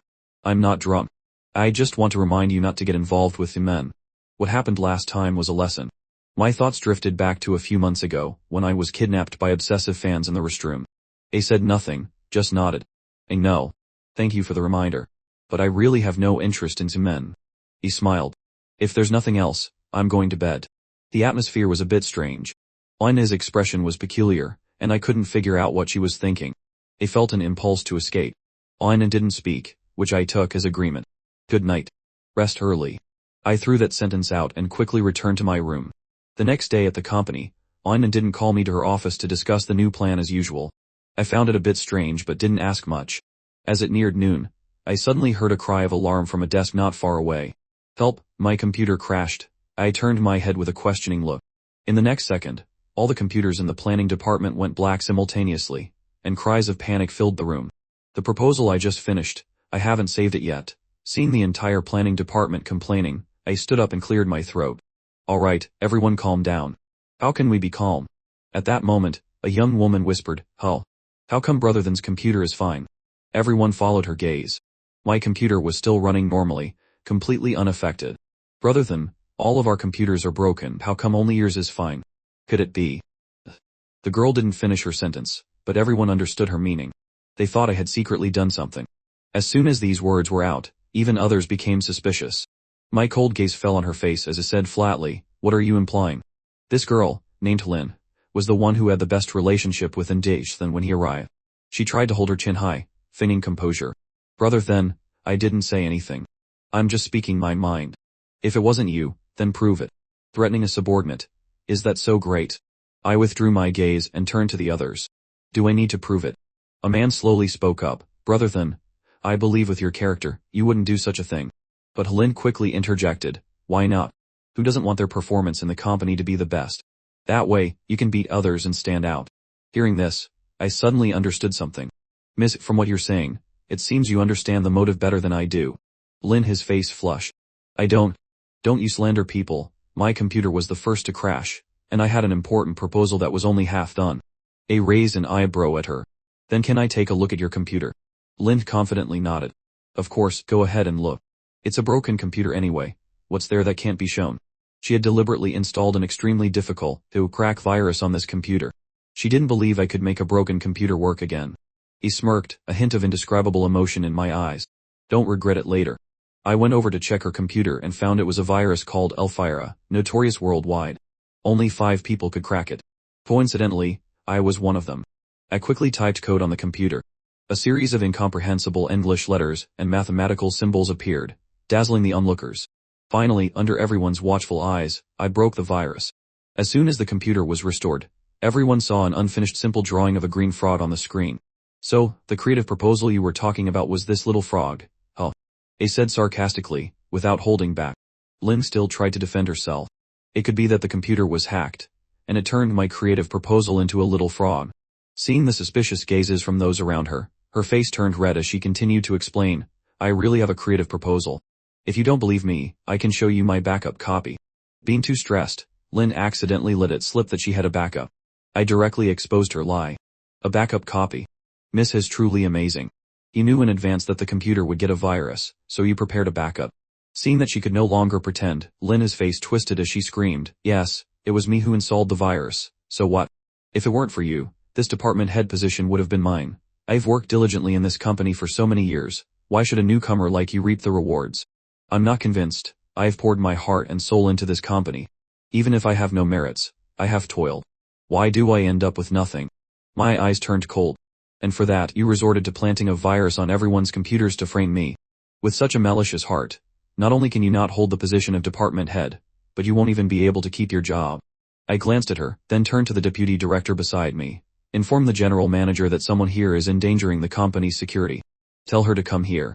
Hearing that this would be reported to the general manager, Lynn suddenly lost all her bravado, and her whole demeanor became more dejected. When Ina arrived, I was sitting in my seat, watching the drama unfold with interest. Lynn was slumped on the floor, crying miserably. I teased, General Manager, your longtime employee wanted to frame me but was exposed. How do you think this should be handled? Ina's voice was devoid of warmth. I already know everything. According to company regulations, Lynn is to be dismissed from the company. Lynn cried and rushed to hug Ina's leg. General Manager, please don't fire me. I've been with the company for so long, I don't want to leave. Please forgive me this one time. The temperature around Ainin dropped suddenly. I'll give you 1 second to let go. Otherwise, it won't be as simple as just being fired. Knowing Ain's methods, Lin let go in a panic. The drama ended with Lin leaving the company in shame. After it was over, I looked at the surrounding colleagues and said with a smile, "Everyone, don't worry about your computers. I'll help you restore them now." The surrounding colleagues were all amazed. "Brother Them, you're amazing. I can't believe you even know how to crack computer viruses. Is there anything in this world you can't do?" He smiled. "I'll create a new piece of code on my computer, and then transfer it to everyone's computers. Don't worry." "Brother Them, where did you learn this skill? It's so cool." The surrounding colleagues all gathered around, their faces full of astonishment. "Jonathan is like a hacker, just like in the movies. So cool." I showed a look of embarrassment. "It's nothing. Just some superficial knowledge. I'm not that good." Here I was, surrounded by everyone like a star. Aina looked at the scene before her and, for some reason, found it a bit glaring. "Are you not working anymore? Anyone who hasn't returned to their post will have their salary docked for 1 month." The male colleagues around all shrank back and hurriedly returned to their workstations. I looked at her cold expression and smiled thoughtfully. Is she jealous? Aina glanced at me, a flicker of emotion in her eyes. "So you're a hacker." Others might think I was just dabbling, but Aina didn't believe that easily fixing a computer virus and restoring it to its original state was something an ordinary hacker could do. It had to be a top-tier hacker. I clapped my hands. He found out. In the late afternoon, as I was leaving the company and about to hail a taxi home, someone blocked my way. It was Himen, whom I hadn't seen for 2 days. Himen had a radiant smile. "Ethan, get in the car. I'll take you somewhere." I shook my head. "No, thanks, I have something to do." Himen put on a pleading expression. Please. There's a place with a beautiful night view. You'll definitely like it." If it were any other guy, they definitely wouldn't be able to refuse, but I was different. I vaguely guessed Himen's intentions, but I couldn't accept them. "Really, there's no need." Just then, Aina suddenly appeared out of nowhere. "Jonathan, come home with me." The atmosphere suddenly became tense. I stood between the two cars, not knowing where to go. The man's voice became urgent and higher. "Sister," I asked him first, "you can't compete with me." Aina remained as calm as ever, her expression determined. "Nathan, we still have a proposal to discuss when we get back." Her tone was almost like a command, but the reason was irrefutable. I gritted my teeth, said a careful sorry to Simen, and got directly into Aina's car. Aina immediately drove off. On the way, I still didn't know what to say. Looking at Aina's beautiful profile, I felt a little uneasy in my heart. "Aina." I didn't mean anything else. We spoke at the same time. I suddenly choked, the words I was about to say forced back down. Silence fell again. After a long while, Aina took the initiative to speak. "Didn't I tell you not to get too close to men? Otherwise, things could easily happen." I was taken aback and shook my head. "I didn't." Aina continued, "Try not to go out alone with the men.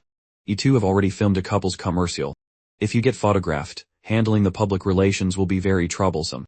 I nodded, looking out the window. Suddenly I noticed a car following them, not too far, not too close. Its speed even changed with Aina's. "I feel like..." Aina lowered her voice. "I see it too. We're entering a deserted road in the suburbs. Something might happen." Aina stepped on the gas to speed up. As expected, the person behind also stepped on the gas, starting a chase. "Aina, be careful." I was a little worried. This speed was clearly a bit dangerous. "Don't worry, this place is remote." Aina's car was very stable, but the car behind clearly had excellent driving skills as well, almost catching up. In the next second, the car behind suddenly accelerated, directly cutting off Aina's car and stopping. "Aina, get out of the car," the people behind shouted. "Get out." Aina knew they were here to cause trouble for her. She turned her head and said to me, "They're here to cause trouble for me. I'll get out later to attract their attention. You go on your own." My eyes were very serious. "Aina, you saved me so many times. How could I abandon you?" He smiled faintly and flexed my wrist. "Aina, don't underestimate me." Aina stared at me. Seeing my confident expression, a strange feeling surged in her heart, like spreading ripples. We got out of the car together. I secretly pressed the ring to send my location to Ethan Hen. Outside the car stood a large group of people, currently glaring at us fiercely, cigarettes dangling from their mouths. The scar-faced man looked at Aina's cold expression, and sneered, "You're Aina, right?" A look of vigilance appeared in Aina's eyes as she asked, "Who are you?" "Who I am doesn't matter. What matters is that someone asked me to come and teach you a lesson." Aina raised her head, her cold eyes glinting. "Do you know who I am?" The scar-faced man laughed loudly. "Who doesn't know the famous Seod? Seod is famous far and wide." "Of course I know." Aina frowned. Offending that family, you don't want to live anymore. The scar-faced man suddenly put on an exaggerated expression. Oh, don't mention that family to me. What the hell is that family? I'm not afraid of them at all. I said coldly, just a bunch of useless people. What's the point of talking so much to them? The scar-faced man scanned his eyes around. You're calling us useless. Everyone, go beat these two half to death and let them know who's really useless. Several people quickly rushed forward, swinging their clubs wildly. Einan dodged and simultaneously kicked one of them in the chest. I directly grabbed one guy by the neck and threw him out, my right leg spinning to kick him in the forehead. We cooperated with tacit understanding, like the most perfect partners. Very quickly, this group of people couldn't withstand the attack of the two of us and lay on the ground, groaning. So useless. The scar-faced man spat and waved his right hand. A few dozen burly men came out from the nearby woods. It turned out they had been lying in ambush all along. Ein's eyes turned cold. A few dozen burly men charged up again. This time, the number was larger, and the time dragged on. The two of us felt a little exhausted, and were gradually being overwhelmed by the opponent. Seeing that the fight was almost over, the scar-faced man smiled, pulled out a knife, and fiercely stabbed towards me, who was closest. My pupils contracted. In the next second, Einan directly reached out and grabbed the blade, simultaneously kicking the scar-faced man away. A wave of pain spread from her palm. Drops of blood fell to the ground, tragic and horrifying. Even Einan, who had always been calm, couldn't help but frown. Are you okay? My eyes widened. I really didn't expect that at the most critical moment, Einan would directly grab the blade with her hand. Einan shook her head. Due to excessive blood loss, her face and lips were a little pale. I turned to look at the scar-faced man groaning on the ground, my eyes so cold they could freeze. At this moment, Zenhin finally arrived with her people.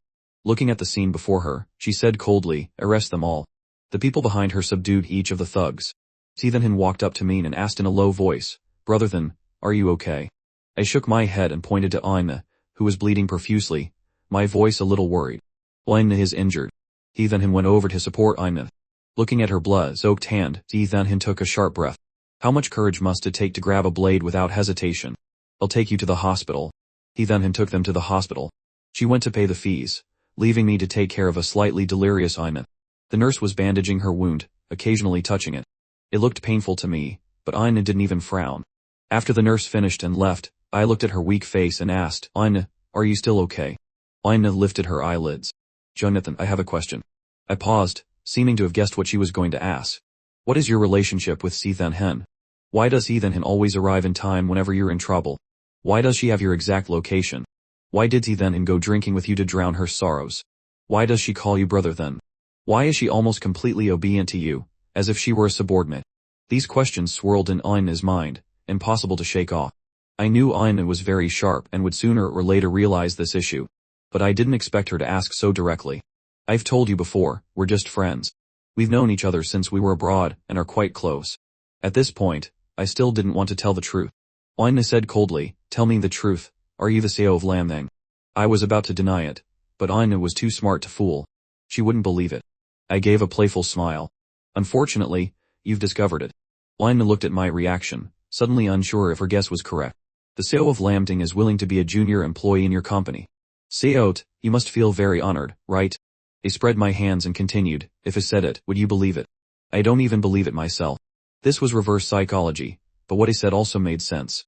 The Sao of Lamthang really had no reason to be in her company. Einan was still suspicious, lowering her voice. I hope you're not lying to me. I rolled my eyes. Saot, don't be so suspicious. Can't good friends be a little closer? Thinking of Zenhin's worried expression, Einan suddenly felt uncomfortable, and her tone changed. You are the Fiank of that family. Is it appropriate for you to be so close to other women? Hearing this, I laughed freely. What, are you jealous? Einan, you don't really want to marry me, do you? After speaking, I glanced at her, finding it very interesting. Einan looked at me coldly. Of course not. Then Saot can't interfere in my relationships. Just then Zenhin returned. Einan said no more. Zenhin of course heard everything and suppressed a laugh, saying to me, Brotherthan, I'll be going now. You stay and take care of Saot. I naturally understood her teasing, and glared at her. Zenhin said softly, I understand, and left with a smile. In the room it was just me and Einan again. If there's nothing else, you can go home. Einan opened her eyes, her voice cold. It's late. A raised an eyebrow. I'm staying to take care of you. After all, your hand was injured saving me. If I just went home like that, what kind of conscience would I have? After speaking, I sat down beside her and picked up an apple. Let me peel an apple for you. Aina didn't answer. She took out her laptop with her uninjured hand and started working. Seeing that I was making a fool of myself, I didn't insist. I took my laptop out of my bag, intending to find out who was behind this. Based on the facial features of those people, I found their criminal organization. Then I checked their recent call history and bank transfers. All the clues pointed to the Lum Corporation. Aina, do you know who was behind the attack on you? I asked probingly. Aina's fingers tapped lightly on the keyboard, her eyes not blinking as she replied, Lum Corporation. I was a little surprised. How did you know? Aina's cold voice was unwavering. The failed cooperation before made the Lum Corporation hold a grudge. They didn't get a share and were jealous of our current achievements, so the Lum Corporation has the strongest motive. I was amazed at Aina's strong logical ability, but at the same time, I had another question. So what are you going to do? A dark light flashed in Aina's eyes. Of course, I won't let them off easily. Knowing that Aina would take action, I was relieved. Aina stayed in the hospital for 2 days. When her family called, I started lying that the two of us were working overtime at the company and wouldn't be back for a while. Luckil had been on a business trip for the past few days, so the lie wasn't exposed. We waited until Aina was better before officially going back to work. These days that Aina wasn't at the company, I wasn't there either. When I returned, I clearly felt that there were some new faces in the company. As soon as she got back to the company, Aina called a high-level management meeting to discuss the next phase of the cooperation plan. For this phase, I plan to consolidate the mainstream jewelry and then invest a large sum of money to develop towards high-end jewelry. Aina presented her plan. After hearing it, my eyes lit up, and my admiration for Aina's planning ability grew even more. I don't think so. In the quiet meeting room, a voice of opposition suddenly rang out. Aina looked up at the man, her eyes turning cold. Then what is your opinion? I also shifted my gaze to him. It was the head of the Human Resources Department, Shtin.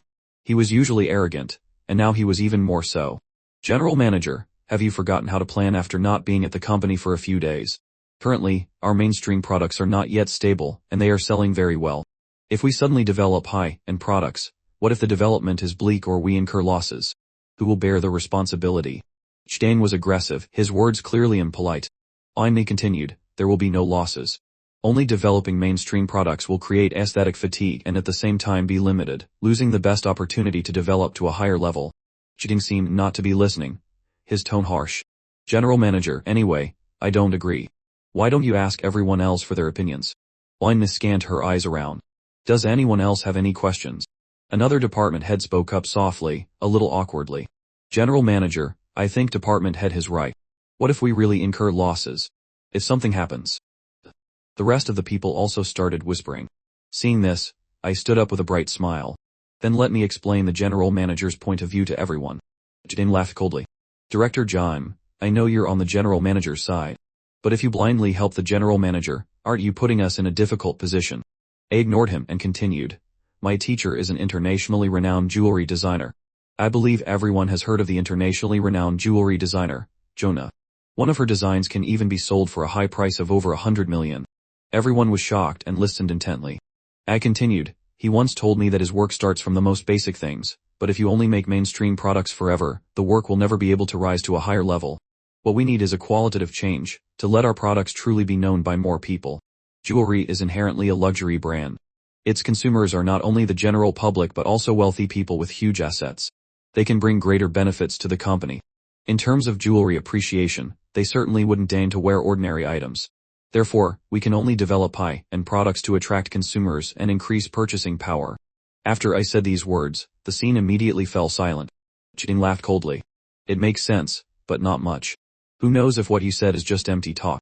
I looked at him and replied coldly, I studied marketing abroad and was always at the top of my major. I don't need to say much more, right? Shtin was choked, his face turning red and white. Excuse me, does anyone else have any questions? After speaking, I scanned my eyes over everyone. Seeing them bow their heads in embarrassment, I finally looked at Aina and smiled. Seeing the surprise flash in Aina's eyes, I was extremely pleased. Aina concluded, then it's decided. The meeting ended, and everyone left one after another. Shtin slowly walked up to me and said meaningfully, Director Jaime, I have a few words I want to say to you. I put on a polite smile. Department head, please speak. What is your relationship with the general manager? The general manager, and I just have a normal superior, subordinate relationship. Or does department head have a different opinion? He smiled mysteriously, making Shtin a little confused. But he didn't forget his purpose. He suddenly revealed a flattering smile. Director Jim, there are some things I have to say. The general manager is a very strict and demanding person. You must have suffered a lot following her, right? A raised an eyebrow. It seems department head his intention isn't in the wine, is it? Director Jim is a smart person and surely understands what I mean. I hope Director John can think it over carefully and not disappoint me. I rubbed my chin and said thoughtfully, so, department head wants to recruit me. Jin laughed heartily. Director Jim truly impresses me. After saying that, Jin gently pushed his business card across the table towards me. I greatly admire Director Jim's abilities and feel that you shouldn't be limited to the position of director. Director Jim, don't you want to be called vice president? After Jin left, I thought to myself, Vice President Jing. It seems this Jing's ambition is not small. He's already eyeing the position of general manager. When I got home at night, everyone else in the house was asleep. Only Ainu was alone in the living room, looking at documents. He stretched and sat down next to her, asking, how's your hand? Ainu's fingers, which were turning a page, paused. Her voice was as calm as water. It's fine. I was a little disbelieving and pulled her hand to see for myself, but she avoided it. Let me take a look, you won't lose any flesh. Ainu directly changed the subject. What did Jing say to you today? I leaned back on the sofa and curled my lips. What do you think he was looking for me for? Ainu glanced at me. To recruit you. I pouted. Boring. Ainu ignored my reaction and asked coldly, so what do you plan to do? I looked into her eyes with interest. Of course, I'll agree. He promised to make me the vice president. Such a generous offer, only a fool would refuse. Ainu, of course, didn't believe it. Her face was expressionless, her voice calm. Then you're telling me this, aren't you afraid I'll know your plan? A yawn. Seot, stop pretending. Just tell me your plan directly. Ainu didn't expect me to react so quickly and raised an eyebrow. I want you to agree and continue with the plan to collect evidence. I will replace his people in the company, and then we'll catch them all in one go. I laughed. So you also found out that there are a lot of strange faces in the company. I thought you only knew how to work and didn't recognize anyone. Ainu glanced at me. All right, go to bed early. The next few days will be another fierce battle. I nodded, stood up, and went upstairs. Ainu suddenly called me from behind. I stopped and turned back with a curious look. What's up? Ainu paused for a moment. You are truly special. This man seemed to be particularly good in every field, making people unable to guess what surprise he would create next. My voice carried a hint of wariness. If you say that, I'll think you've fallen in love with me. Ainu's face instantly turned cold. You're overthinking it. Seeing Ainu's face change so quickly, I couldn't help but laugh and turned to go back to my room. Ainu watched my departing back, her eyes gradually deepening. To speed up Jing's actions, Ainu and I discussed acting out a good show to make Jing think we had a falling out, and our relationship had broken down. The next morning, in Ainu's office, the two of us were calmly discussing a proposal when I suddenly raised my voice.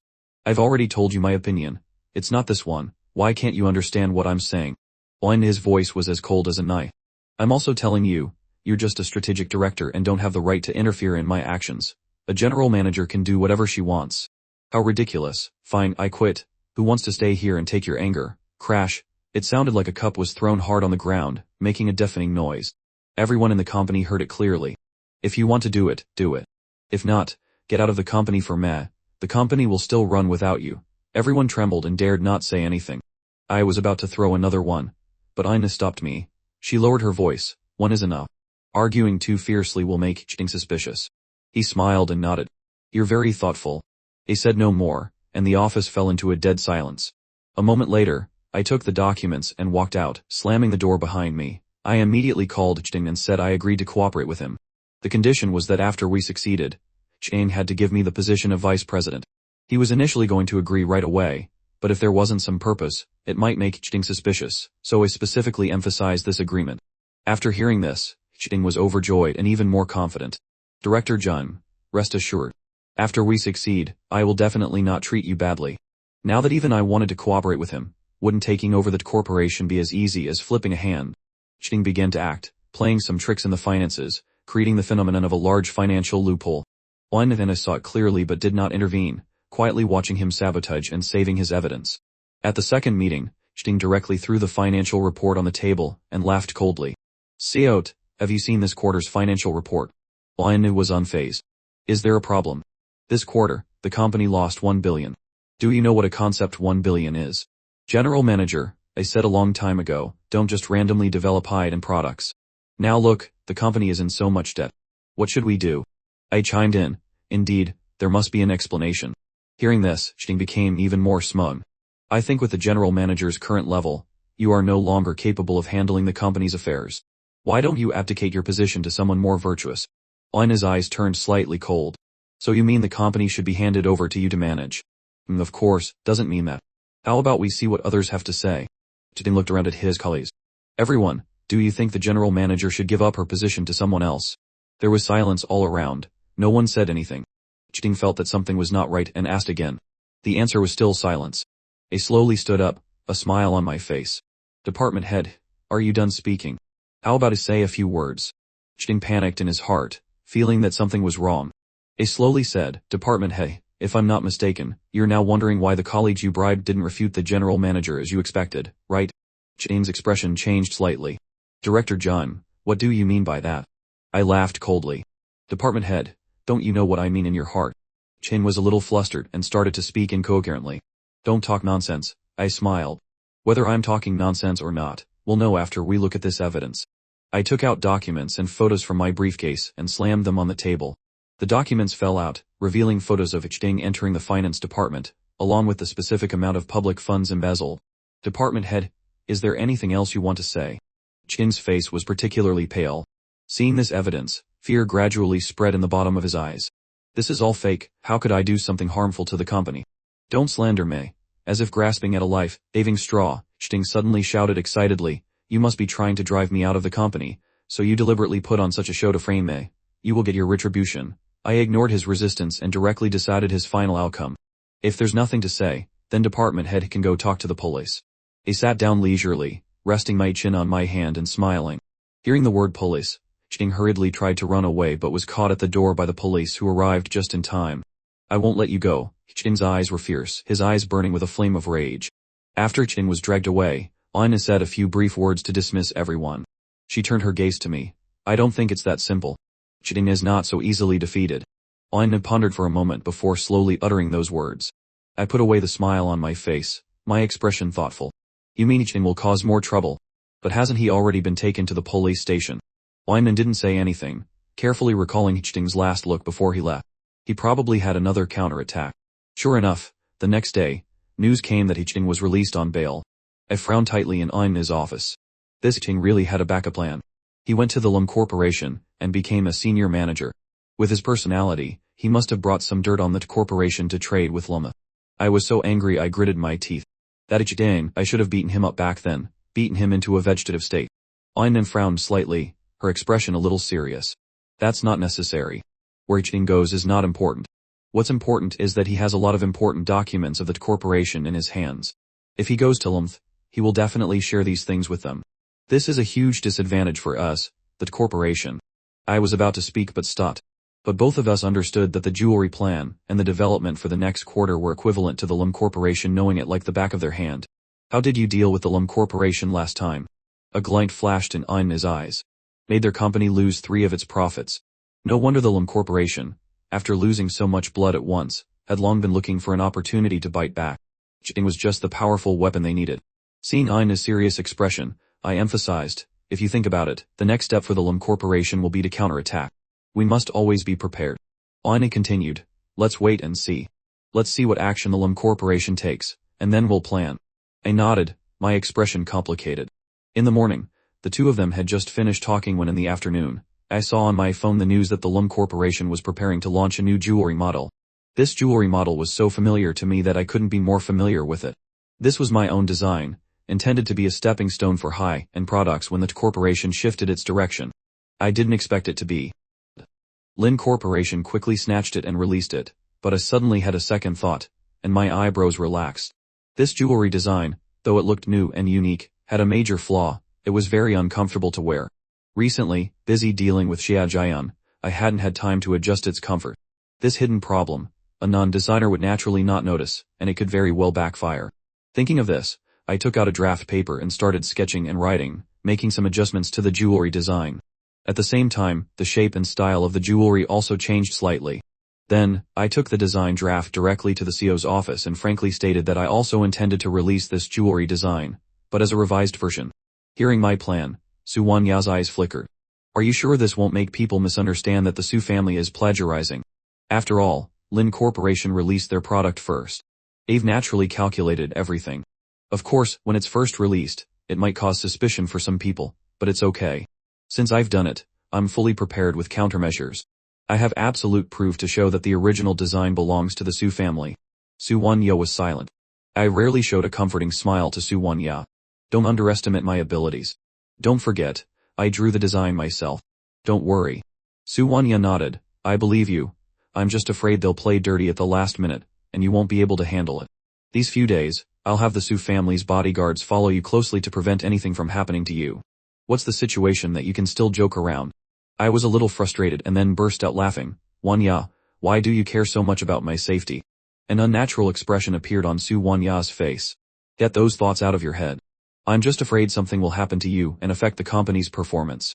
They still wouldn't let it go. So you're saying I'm very important then?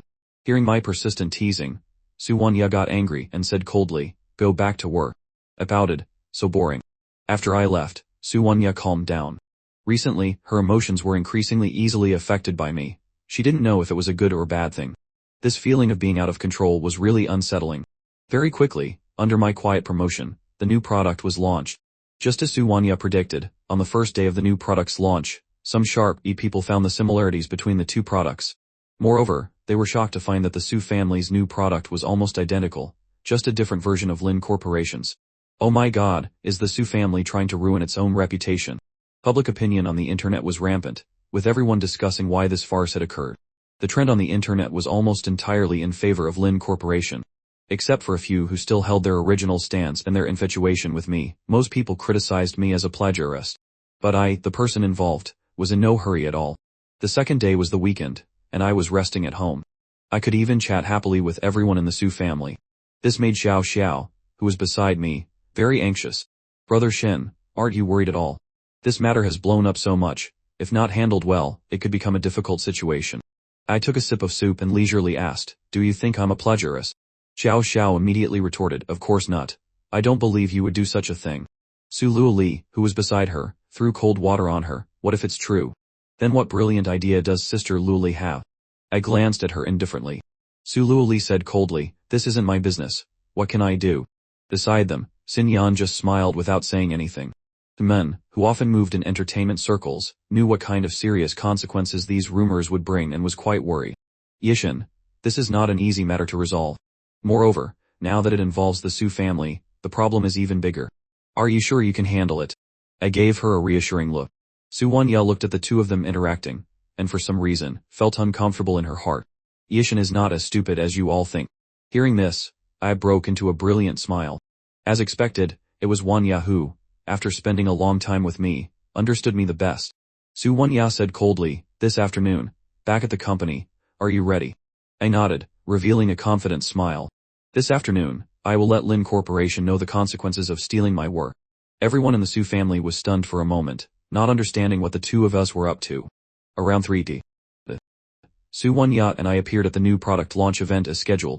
This event had attracted great attention on the internet, so this time, many reporters came. They pointed their cameras at me, hoping to capture some shocking news. Hello everyone, I'm Jian Yishin. It's a pleasure to meet you all again to share about our new product, Fuyu. Before I could finish, an entertainment reporter couldn't hold back. Mr. Jian, there are rumors on the internet that the Su family's Fuyu and Lin Corporation's Shanghai Mingju are the same product. May I ask if you admit to plagiarism? I raised an eyebrow slightly, revealing a professional smile. Of course, I don't admit it, because this is my work. The reporter pressed on, your work was released by Lin Corporation first. In terms of timing, you did release it later. Every question from the reporter hit the nail on the head. But this was also what I wanted. In terms of timing, it is true that Lin Corporation released it first. But he smiled and looked at the reporter. Releasing it sooner or later cannot prove who the creator is. I can provide some evidence to prove that I am indeed the creator. After speaking, I opened my laptop and projected it onto the screen behind me. As you can see, in September of this year, that is, 3 months ago, I had already started preparing this design. The screen switched to a chat log. This is my conversation with my mentor in October, in which the mentor showed me how to make the design more detailed. Our conversation revolved around the work, with many descriptions that outsiders wouldn't understand. Finally, I want to use the public media to say something to Mr. Xia Jiang of Lin Corporation. I cleared my throat and said, word by word, Mr. Xiaojian, I wonder if you are satisfied with this result. This press conference was broadcast live on the internet. Hearing that sentence, the netizens were in an uproar. Isn't Xiaojian the former department head of the Su family? I know him, he's working at Lin Corporation now. I'm an internal employee of the Su family. Let me tell you, this Xiaojian guy incited people to embezzle company funds and even wanted to usurp power, and was eventually kicked out. Oh my god, what shocking news. This time, I'm in the middle of a melon patch, unable to tell what's what. Seeing the shocked expressions of everyone at the scene, I couldn't help but laugh. Seosu, do you see how they are like a wall that sways with the wind? My lazy voice suddenly rang out.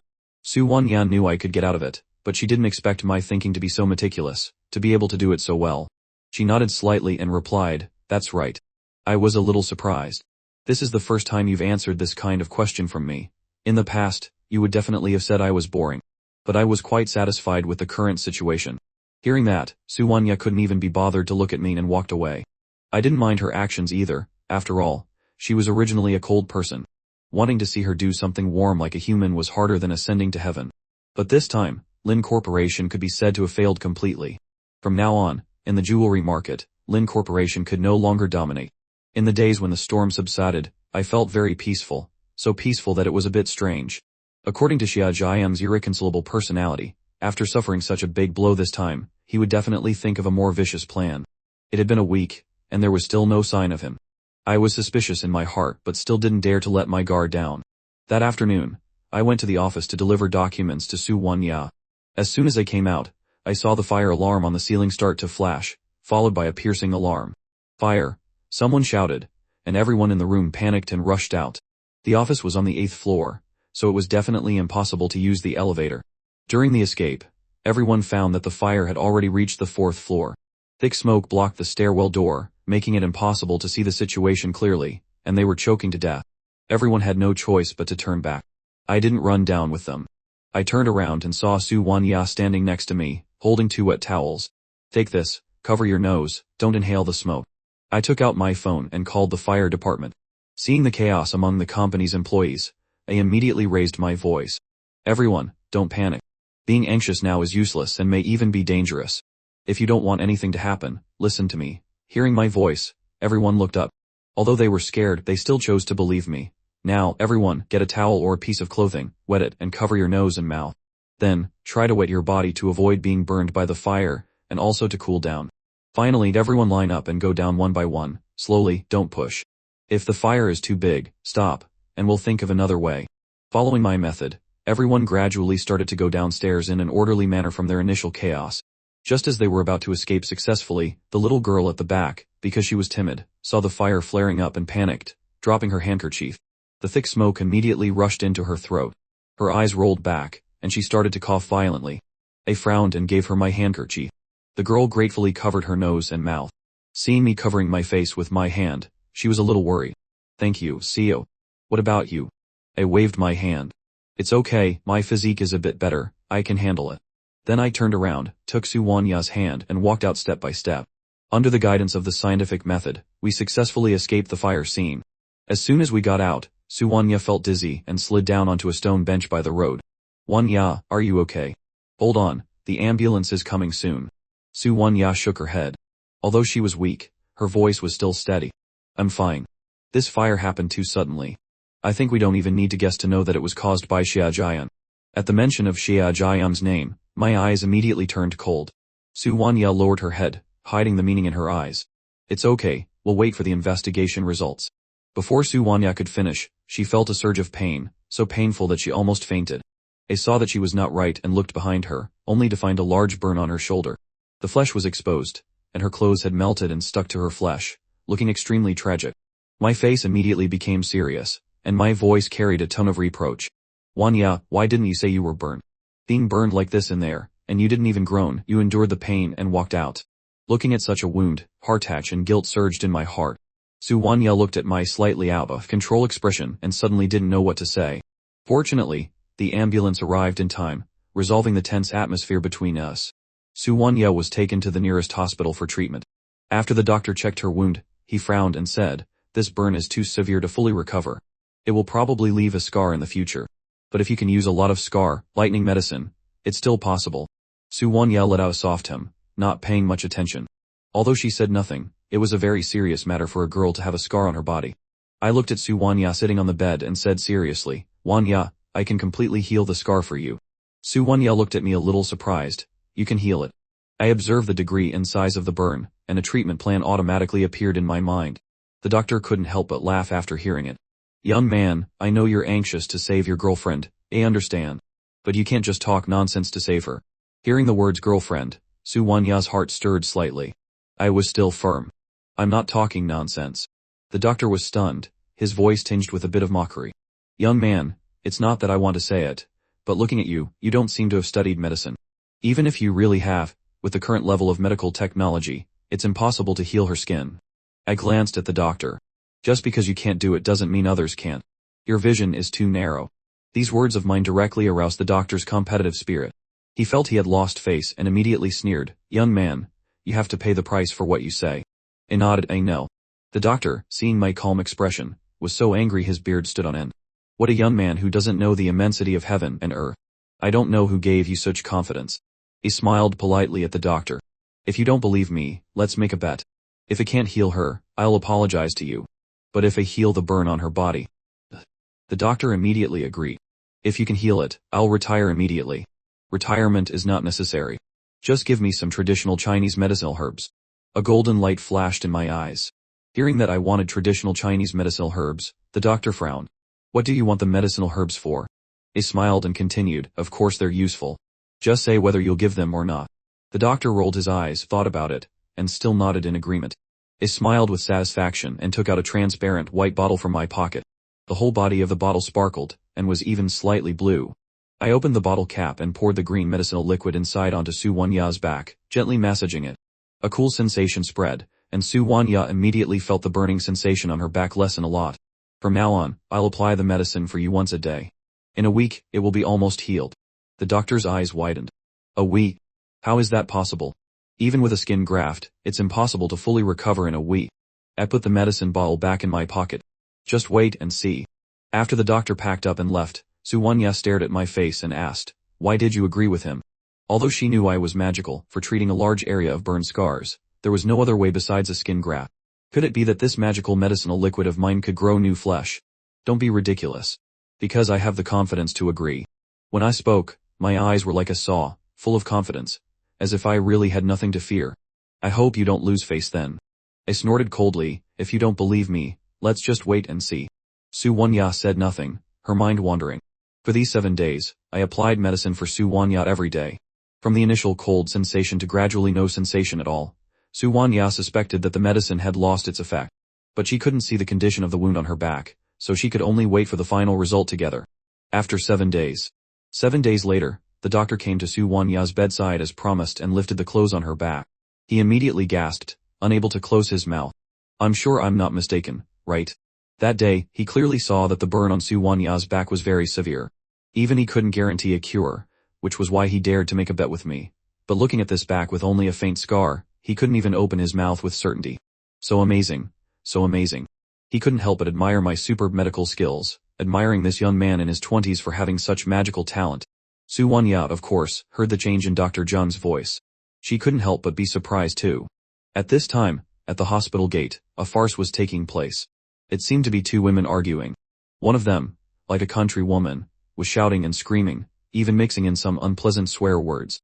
At first, I didn't want to interfere, but when I passed by the 2 people, the rude woman suddenly couldn't breathe and fell directly to the ground. It looked like she was having an asthma attack from anger. Her whole body was lying on the ground, foaming at the mouth, gasping for breath, as if she would die the next second. The noble-looking woman opposite was startled and was about to go forward to check, but was stopped by the rude woman's friend, who started to curse and blame her. I turned my head and looked closely, and found that the woman's face looked familiar.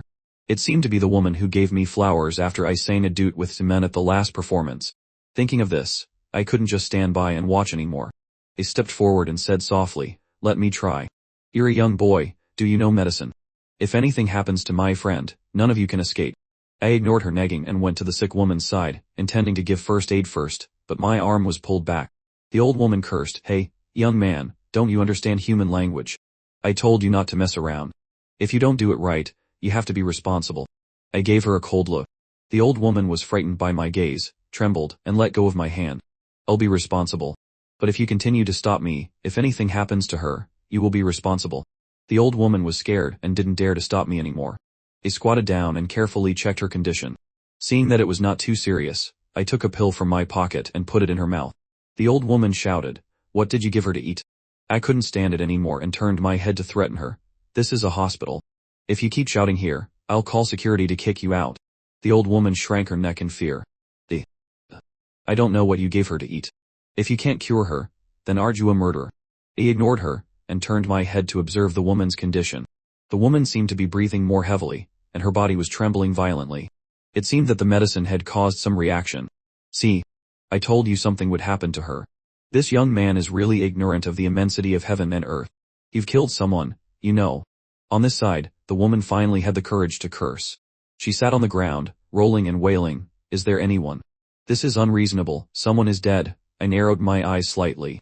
I wasn't sure if anything had happened yet. As soon as I finished speaking, the woman's rapid breathing suddenly stopped. She slowly opened her eyes, her face dazed, not knowing what had happened. Seeing this, I slowly stood up and seriously advised her, "You're fine now. Remember to control your emotions, and carry your asthma medication with you. You might not be so lucky to meet me next time." Seeing that I had saved the woman with just a small pill, the people around me began to praise me. "This young man is really talented, much better than my grandson who only knows how to play games." That's right. Even a doctor is only so. Is he a doctor here?" "No doctor is that young, he doesn't even look like he's graduated from high school." Everyone looked at me with admiration, and was cold to the old woman who had caused trouble. So embarrassing, still crying and making a scene here. The old woman knew she had lost face and quietly got up. I saw that the crowd was getting bigger and waved my hand. "All right, it's over, everyone disperse." The crowd gradually dispersed, leaving only me and the three women. The woman with asthma looked embarrassed. "Thank you. If it weren't for you, I probably wouldn't have made it." I waved my hand. "No need to thank me. If you want to thank someone, thank her." I pointed to the well-dressed woman. "I know her. I saved you because of her." After speaking, I looked at my watch. It was getting late, I had to go back. I turned and walked towards the ward. In a place I couldn't see, the well-dressed woman's eyes were filled with tears as she silently watched my departing figure. Su Wonyo was processing documents in the ward. Seeing me come in, she said, "The doctor said my condition has improved a lot. I can be discharged in a little while." "That's great." I nodded, seeming a little distracted. Su Wonyo saw that I was distracted and guessed right away, thinking about the fire. I nodded. "Yes, I haven't thought about this for the past few days. I just remembered it and found it very strange." Su Wonyo said coldly, "Of course it's strange. The company's fire prevention measures are very good, and someone checks them every day. It's impossible for a fire to happen. The fire started from the first floor. The first floor is a shopping mall. It's very likely that someone took advantage of the crowd to do it." Thinking of this, I narrowed my eyes slightly. Could it be Xie Jian? These past few days, I've been investigating the surveillance cameras on the first floor and found Xie Jian's figure in some blind spots. Su Wanya opened her computer and played the camera footage for me to see. "This Xie Jian, it seems he's really desperate." I sneered, then let him know what it means to bring it on himself. Su Wanya was discharged from the hospital, and returned to the company. I went to the rooftop and called Gu Qinghan. Thinking of the crazy things Xie Jian had done, I couldn't help but lower my voice. "Qinghan, help me deal with someone. Xie Jian, he set fire to the company. You know what to do, right?" Gu Qinghan immediately replied, "Okay, Brother Shen, I'll definitely teach him a lesson." After hanging up, I returned to the company. As soon as I got back to my seat, my colleague Xiao Liu came over. He was holding his phone and jiggling. "Brother Shen, you're on the news." I was a little surprised. "What news?" Xiao Liu opened his phone for me to see the top news story. "Look at this. A strange man saved an asthma patient at the hospital, did a good deed without leaving his name. Although this photo doesn't clearly show your face, I knew it was you at a glance. Anyone who knows you can recognize you right away."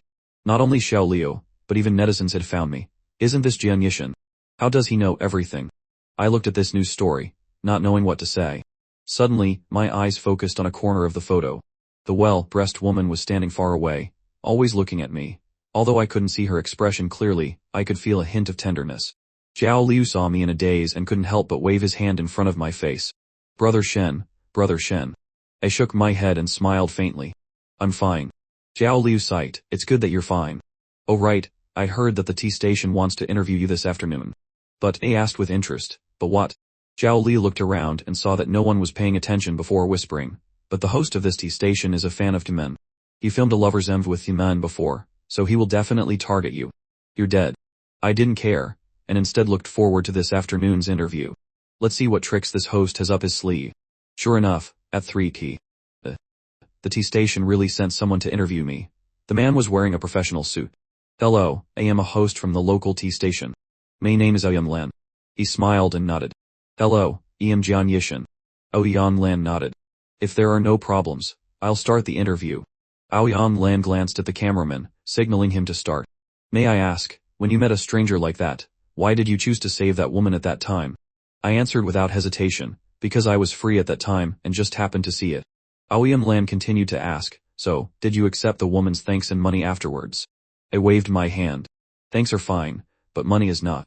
Aoyun Lan asked again, but you really don't expect anything in return. I looked at his pressing expression and knew that he was deliberately targeting me. After thinking for a moment, I replied, does the government give a reward for saving someone in a critical situation? Aoyun Lan secretly sneered at me for not knowing anything, but still smiled. Of course there is, and the reward is not small. Then if I ask other questions, you will answer me too, right? Aoyun Lan was very confident. Of course. He smiled. So when exactly will this money be issued? Aoyun Lan had never thought of this question. A qualified host would not let the interviewee steer the topic to this angle. It was precisely because he wanted to embarrass me that he deliberately asked questions that were not in line with professional ethics. I didn't expect to hit his weak spot. Aoyun Lan's face changed slightly. I'm not sure about this question for the time being. I deliberately put on a puzzled and vague expression. Didn't you say you could answer all my questions? How come you don't even know this? Are you a new host? Aoyun Lan was speechless, his face a little dark. The government rewards 1,000 yuan each time for brave people who save others. I glanced at him. I'm not so desperate as to deliberately do good deeds for 1,000 yuan. I'm not short of money. As for you, Mr. OEM, I suggest you prepare well before the next interview, don't make a fool of yourself. After saying that, I looked at the cameraman next to me. Remember not to broadcast this part, it's very embarrassing for Mr. Aoyun. Aoyun Lan's face turned purple with anger, and he almost couldn't control his expression. The cameraman replied awkwardly, this is a live broadcast, not a recording. I smiled and continued, then why don't you turn it off? Aoyun Lan was suddenly called out and was stunned for a moment. Realizing that this was a live broadcast, he quickly regained his composure. Sorry, there were some errors in the live broadcast just now, so I was not satisfied with myself.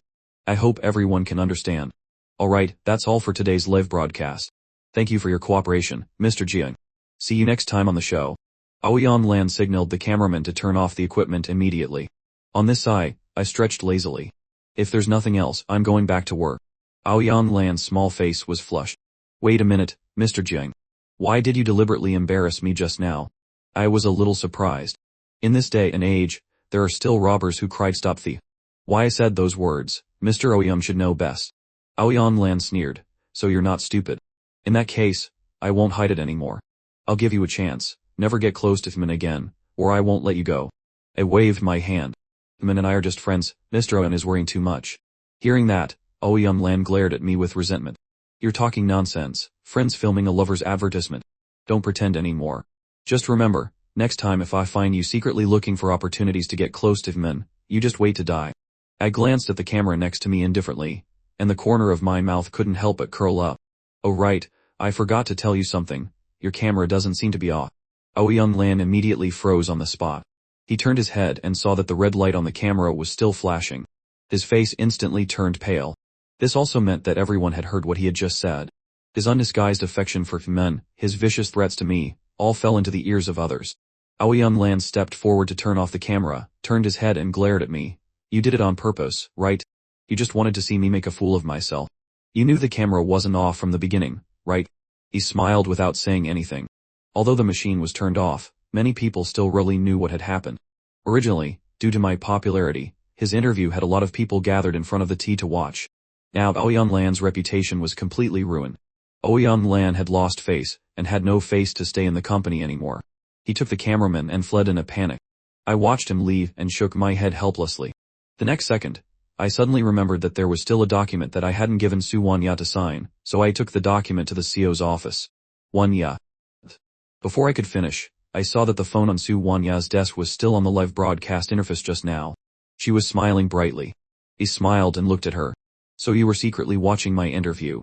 Wanya, why do you care so much about me? As soon as I said that, Su Wanya immediately exited the interface and said indifferently, it turned on by itself. The CEO's phone is so user-friendly. He smiled meaningfully. So, what does the CEO think of my answer? Normal. If there's nothing else, go back to work. Su Wanya avoided letting me say any more shameless words and gave the order to see me out. I smiled and turned to leave, but suddenly saw Su Luoli walking in. This year, 100 people participated in the interview. The written test eliminated 80 people, and there are 20 people waiting in the interview room to see when you will go over. Originally, these things were handled by Xia Jian, but after he quit, they couldn't find a suitable person to take over the position of her manager for a short period of time, so Su Wanya had to do it herself for the time being. I was stunned. It seemed that it was indeed the day of the annual recruitment. Su Luoli saw that I was also there and couldn't help but mock, you two are always stuck together, aren't you tired? I think Jian Yishan doesn't need to get to know us anymore. Just go straight to marrying Wanya and it's done. Although these words were meant to match me with Wanya, I could still hear the strong sarcasm. Su Wanya's eyes flashed with meaning. You're talking a little too much. Su Luoli found it boring, shrugged her shoulders, and turned to advise me, you see, Wanya's personality is like that. If you really get together with her, don't blame me for not reminding you when you get bullied later. He smiled faintly and replied, you don't need to worry. Su Luoli pouted sadly, Yishan, I'm doing this for your own good, and you still say that. You're really making me sad. After speaking, she turned her head and saw Su Wanya looking at her coldly. She couldn't pretend anymore and left dejectedly. I have to go to the interview. Do you want to come along? Su Wanya suddenly invited me, which surprised me a little. Are you sure you want me to go? Don't you always not want to see me? Su Wanya stood up and walked out. I think your judgment might not be bad. If you want to come, then come. If you don't want to, then forget it. Hearing that, I smiled. The interview location was set on the second floor of the company. Outside, there were about 20 people waiting, all of whom were newcomers. Now, they were coming in order of their numbers, one by one, for the interview. It was clear that Su Wanya was not satisfied with several of them, and her bros never relax. During the break, I asked her doubtfully, CEO, are you being too harsh? I feel that a few of them were not bad. Su Wanya shook her head. I don't think so. The few who were just interviewed were either inexperienced, or stuttered, or were too arrogant and conceited. It's not a good thing to let people like that into the company. It's better to have no one than to have someone to make up the numbers. I could understand Su Wanya's words, but most of the work in my company was handled by Gu Qinghan alone. Except for some major decisions, I really never cared about the rest. Thinking of this, I couldn't help but sweat. The next person to come in was a handsome young man. As soon as he entered, I clearly felt Su Wanya's body suddenly stiffen. I teased her softly, what's wrong? Are you stunned by a handsome guy? I didn't expect Su Wanya to suddenly come to her senses. She silently flipped through his resume for a long time, then looked up and asked, why did you suddenly come back? So it turned out to be an acquaintance. The young man smiled, his tone light. CEO, this seems to be a question unrelated to the interview. I think you should ask me some questions related to the interview. Su Wanya closed the file with a snap, her face ugly. I know you don't really want to come to the company for an interview. Tell me, what is your purpose in coming back? The young man smiled and looked at her. This time I came back, of course, to see how you are doing for my brother, right, sister-in-law. Hearing the word sister-in-law, Su Wanya's breathing clearly became half a beat chaotic. I am not your sister-in-law, don't call me that. The young man raised his eyebrows. Okay, it seems you have forgotten my brother. Then I won't disturb your time anymore. Su Wanya said nothing, but she was no longer as calm as before. I am leaving. I'll tell my brother to forget about you. After speaking, the young man stood up to leave, but was stopped by Su Wanya. Songjing Nian, your brother, and I have no relationship anymore. If there's nothing else, we'll just be strangers in the future. Songjing Nian sneered, strangers. My brother was blind. After speaking, he turned and left without looking back. Although I didn't know the whole story, I could understand 7 or 8 parts of it from these words. This Songjing Nian must be the younger brother of the person Su Wanya liked. Perhaps because of some irresistible reason, Su Wanya broke up with him, but in their hearts, they still had a place for each other. Seeing Su Wanya, who was always calm and self-possessed, suddenly become so out of control, my heart suddenly tightened. Although she said they were strangers, her actions and behavior still revealed a bit of concern. Wanya, are you okay? I called out. Su Wanya turned her head, and in her cold eyes, there was a bit of pain that no one knew. Her eyes had become completely cold. The rest of the interview is temporarily cancelled. Let's go back. I followed her and nodded. The good interview ended unhappily because of this young man named Songjing Nian. My heart was filled with a mix of emotions that were hard to describe. Just as I was about to get off work, I cancelled my overtime today and took a car back to the Su family's house. I got home early, and only Xinyan was at home. Why are you here? Aren't you supposed to be at the hospital? Xinyan smiled lightly. I have a compensatory day off today, so I can rest for a day. I nodded and was about to turn back to my room, but my feet subconsciously stopped. I turned my head, a little hesitant. Xinyan, I have something to ask you. Xinyan looked at me and said gently, go ahead. I looked at her, and asked, did Wanya have a boyfriend before? Xinyan was a little repressed by this question, but still patiently asked, what's wrong? How did you know? I thought about it carefully, and felt that it probably wouldn't be a big problem to tell Xinyan, so I told her everything. It was today during the interview. There was a person named Song Jingnian who called Wanya's sister-in-law, and her reaction was quite big. Xinyan raised an eyebrow and smiled. Wanya did have a boyfriend before named Song Mufan. Song Jingnian is Song Mufan's younger brother. I continued to ask, then why did they break up? Xinyan looked around before lowering her voice. Because Song Mufan had his own dreams to pursue, he didn't want to be limited to the country, and Wanya didn't want him to be so far away from her. The person who suggested the breakup was Song Mufan. But over the years, Wanya hasn't looked for anyone else. I understood the whole story. So Wanya really liked this guy back then, right? Xinyan smiled, neither confirming nor denying it. Of course she liked him. If she didn't like him, how could she have not been in a relationship for so long? So, although Wanya wasn't a gentle person before, she used to smile often. Xinyan saw that my expression was a little distracted and smiled comfortingly. I know you might have some feelings for Wanya, but who can say for sure about an ex-lover? However, you don't have to pay too much attention to it. Wanya is also quite special to you. Maybe you are the one. I interrupted her. Alright, no need to say any more. Wanya likes him so much, how can there be room for anyone else in her heart?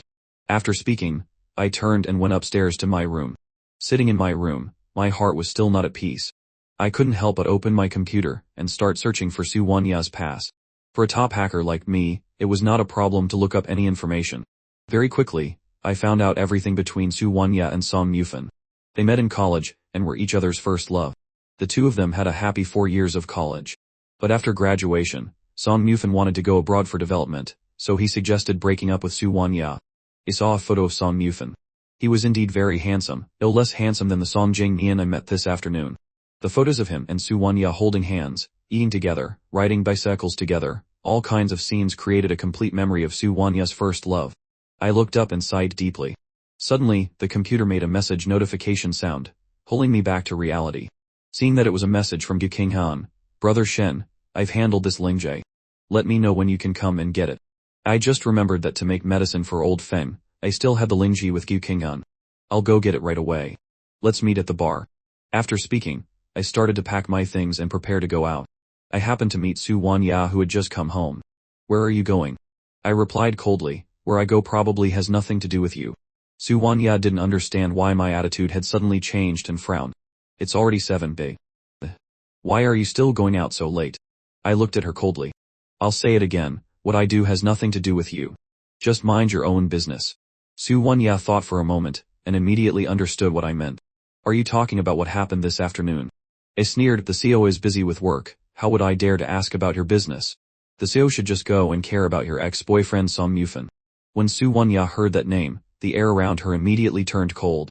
Who told you his name? Seeing her annoyed expression, I sneered, what can't I find out? Su Wanya took a deep breath and calmed down. Whether someone else told you or you found it yourself, don't care about his business in the future, and don't mention him in front of me. My eyes were cold. Wanya, I'm not interested in your ex-boyfriend at all. After speaking, I directly bypassed Su Wanya and left the Su family's house. On the way to the NE bar, my mood was indescribable. In the past, when Su Wanya was cold and distant to me, I could understand it. But today, she got angry with me because of her ex-boyfriend. Thinking of this, I felt annoyed. When I arrived at the bar, Gu Qinghan saw that I was in a bad mood and opened a bottle of wine for me. Brother Shen, what's wrong? Were you bullied at the Su family's house? I raised my glass and took a sip. I'm fine. I'm drinking with you tonight, not going back. But there's still one important thing now. Through the cooperation with the Su family, Lansheng's development in the country has surpassed that of foreign countries. We can consider moving the headquarters back to the country for development. My mind was not on work at all. Okay, you can decide what to do. I drank a few glasses of wine and was still not drunk. Suddenly, a fragrance wafted over. I looked up and saw a figure standing in front of me, a face that was both strange and familiar, smiling brightly. You're Jian Yishan, right? I was not moved at all. Sung Jing Nian, what are you doing here? He conveniently sat down next to me. I came to see you, of course, to talk to you. After speaking, he turned to look at Gu Qinghan beside him, with a slightly awkward expression on his face. He said softly, Qinghan, you can step aside for a moment. After Gu Qinghan left, Song Jing Nian revealed his true purpose. Mr. Jian, I know you came because your reputation is really great. I glanced at him. Mr. Song, you're thinking too much. I'm just an ordinary person. Song Jing Nian smiled. An ordinary person. I'm not so sure about that. Mr. Jian can make so many women surround him, he must have his own skills. Moreover, Mr. Jian is talented and outstanding. Not to mention the young ladies of the Su family, if I were a woman, I would also be moved. Hearing these words, although they were compliments, I felt that they had a sarcastic and mocking tone, making me feel uncomfortable all over. So, Mr. Song, you didn't just come to me this time for this kind of business flattery, right? Song Jing Nian's eyes flickered. Mr. Jian is indeed a smart person. In that case, I won't beat around the bush. I didn't blink and replied, go ahead. You probably know my identity already, right? My brother and Wanya have been together for so long and still like each other. I hope Mr. Jian won't interfere in other people's feelings. Hearing that, I couldn't help but say, there is no relationship between me and Wanya, so how could there be any interference in other people's feelings? Song Jing Nian continued, Mr. Jian is very smart, but I still have my own judgment. When Mr. Jian is with Wanya, I can still see the hidden feelings in your eyes. Otherwise, I wouldn't have come to see Mr. Jiang specifically. I looked at him coldly. Don't worry, there will be absolutely no relationship between me and Wanya. Song Jing Nian nodded. It's best if there isn't. I'm leaving tomorrow, I have a flight at 8 a.m. But there's one thing I have to remind you. My brother is coming back soon, in less than half a year. So I advise you to keep your distance from Wanya, otherwise, the one who gets hurt will still be you. Leaving that sentence, Song Jing Nian stood up and left. Song Mufan is coming back soon. My eyes were gloomy and hard to distinguish. I lowered my head and took another sip of wine. When Gu Qinghan came back, I was already drunk and could only be taken to the lounge upstairs first. I woke up to find myself in the lounge on the upper floor of the bar again. Gu Qinghan was already gone. Beside me was a new set of clothes, and a bottle of ground Lingji powder. I got up, washed my face, and changed my clothes. I had just left the bar and was bringing their things home to the Su family. As soon as I walked in, I saw Wanya sitting on the sofa reading a book. Today was the weekend, so Wanya wasn't at work. She was wearing pink pajamas, not looking as unapproachable as usual. You're back. Wanya, forgetting that we had just argued last night, took the initiative to speak to me. Don't go out drinking at night anymore. You reek of alcohol. He frowned. Wanya, did you have someone follow me? Wanya's gaze was calm. It wasn't me, it was my dad. He had someone follow you because he was worried something might happen to you. I yawned and went upstairs. In that case, you don't need to worry about me. I'm going to bed. Goodbye.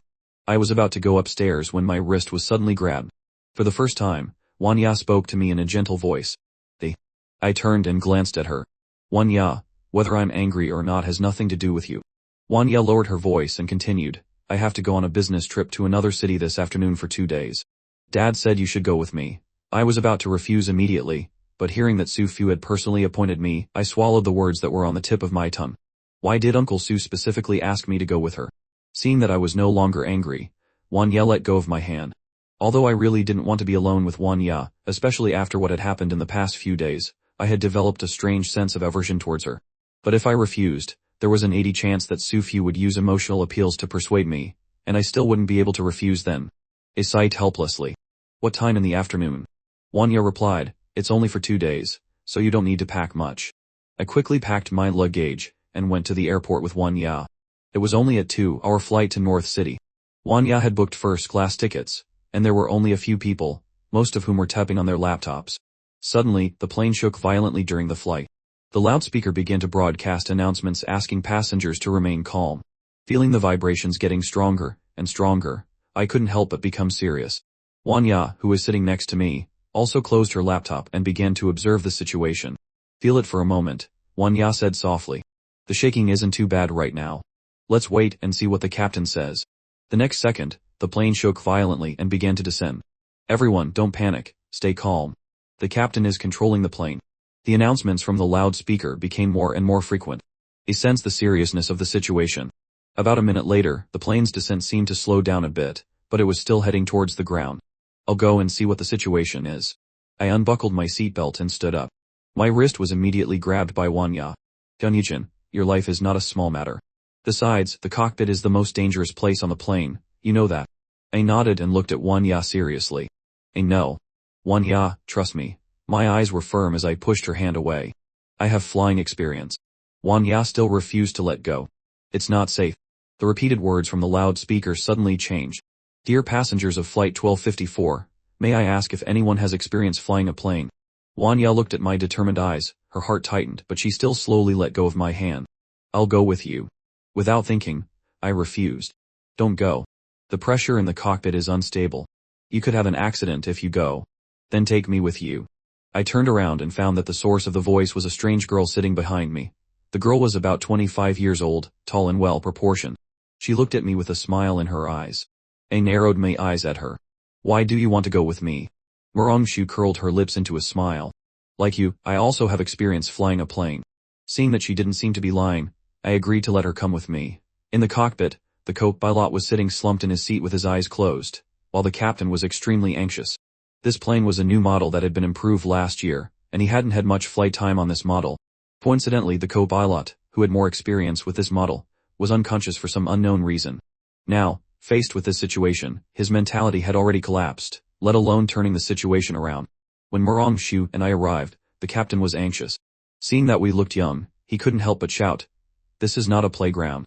Go back to your seats." I stepped forward and patiently asked the captain, "Hello, I have experience flying a plane. Can I give it a try?" "Kid, I see you're only in your early 20s. This is a commercial airliner, not your private jet. You should still go back to your seat." The captain, of course, didn't trust me and irritably told me to go back to my seat. I glanced at him. "I haven't even tried yet. How do you know I can't do it? Besides, the plane is in trouble right now.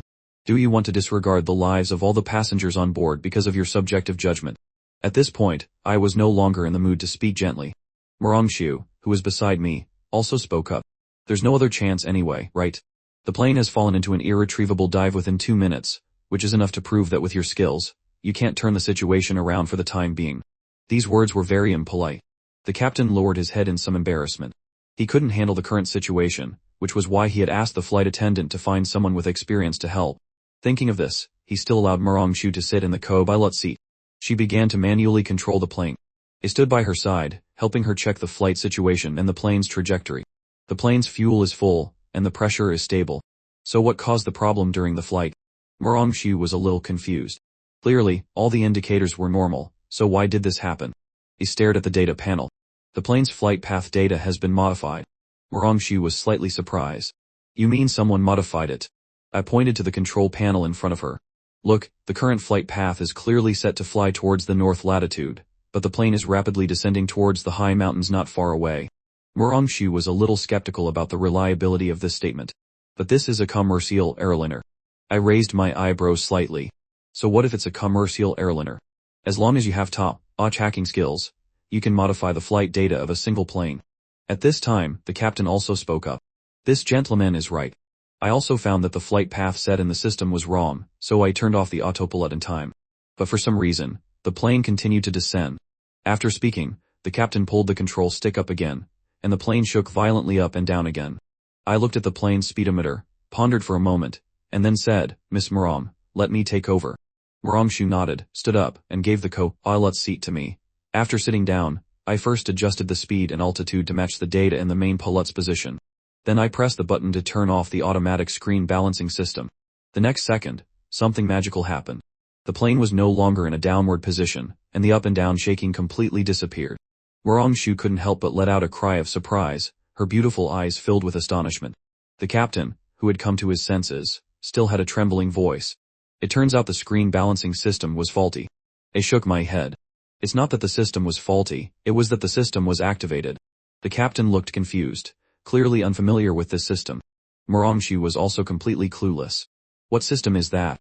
While coordinating with the captain, I replied, "It's an enhanced feature newly added to this aircraft model to prevent the aircraft from stalling by automatically issuing a command to lower the aircraft's nose.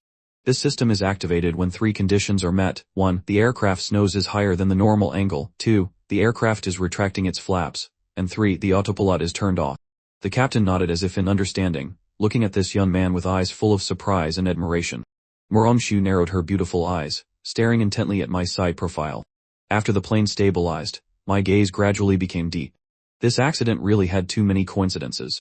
The co-pilot suddenly fainted, the captain hadn't had time to fully understand this new aircraft model, and then the flight data was modified, forcing the captain to turn off the autopilot. So many coincidences happening at the same time clearly showed that this accident was not accidental, but carefully arranged by someone. Thinking of this, I couldn't help but say, it seems this enhanced system still needs some improvement. The captain tilted his head slightly to look at me. I'm sorry, what did you just say? I quickly shook my head and smiled. Nothing.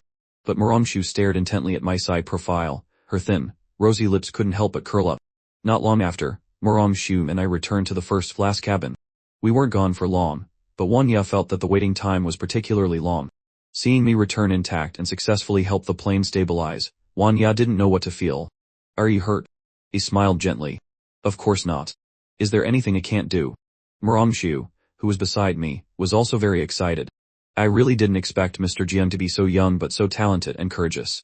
When Murangshu spoke, her eyes were full of admiration and interest, which she didn't hide at all, making Wanya feel a little inexplicably uncomfortable in her heart. As a woman, she naturally knew what Murangshu's eyes meant. You're also very good, knowing so much. Without you, I wouldn't have been able to think of these things, nor could I have completed the rescue. Wanya snorted coldly. Without him, you could have done it too. Wanya's voice suddenly rang out, and I realized that Wanya was arguing with Murangshu. Could it be jealousy? I couldn't help but laugh inwardly, but I still explained to Murangshu on Wanya's behalf. Miss Murong, my friend has always been like this, a bit competitive. Don't mind her. Murangshu almost understood our relationship. She smiled without diminishing. I knew she could naturally see that Wanya had feelings for me. Seeing this, Murangshu didn't chat with me anymore and went back to her seat to rest. We soon arrived in North City. Wanya and I got off the plane and said goodbye to Murangshu. I suddenly realized that we didn't seem to know the young lady's name yet. When Wanya heard this, a cold glint suddenly appeared in her eyes. What's wrong? You still want to know her name? I didn't realize anything was wrong and continued to answer. That's right. After all, we were friends who fought together. I'm quite curious about her identity. Wanya turned her head and stopped talking to me. Unexpectedly, at the hotel, I saw that familiar face at the registration counter. What a coincidence. You're staying at this hotel too. Murangshu turned her head and saw Wanya and me walking towards her, her face beaming with a sweet smile. Oh, you guys are here too. Then we can be short-term neighbors. I asked curiously, I still don't know your name. Murangshu burst out laughing. My name is Murangshu.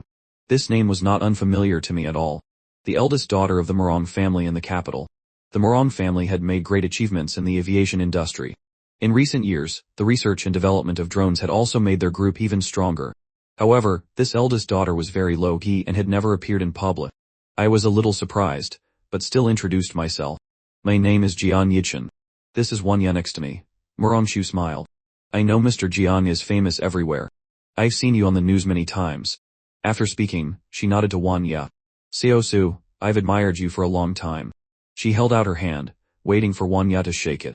Wanya looked at Murangshu in silence for a long time before extending her hand for a light shake. If there's nothing else, I'll go back to my room first.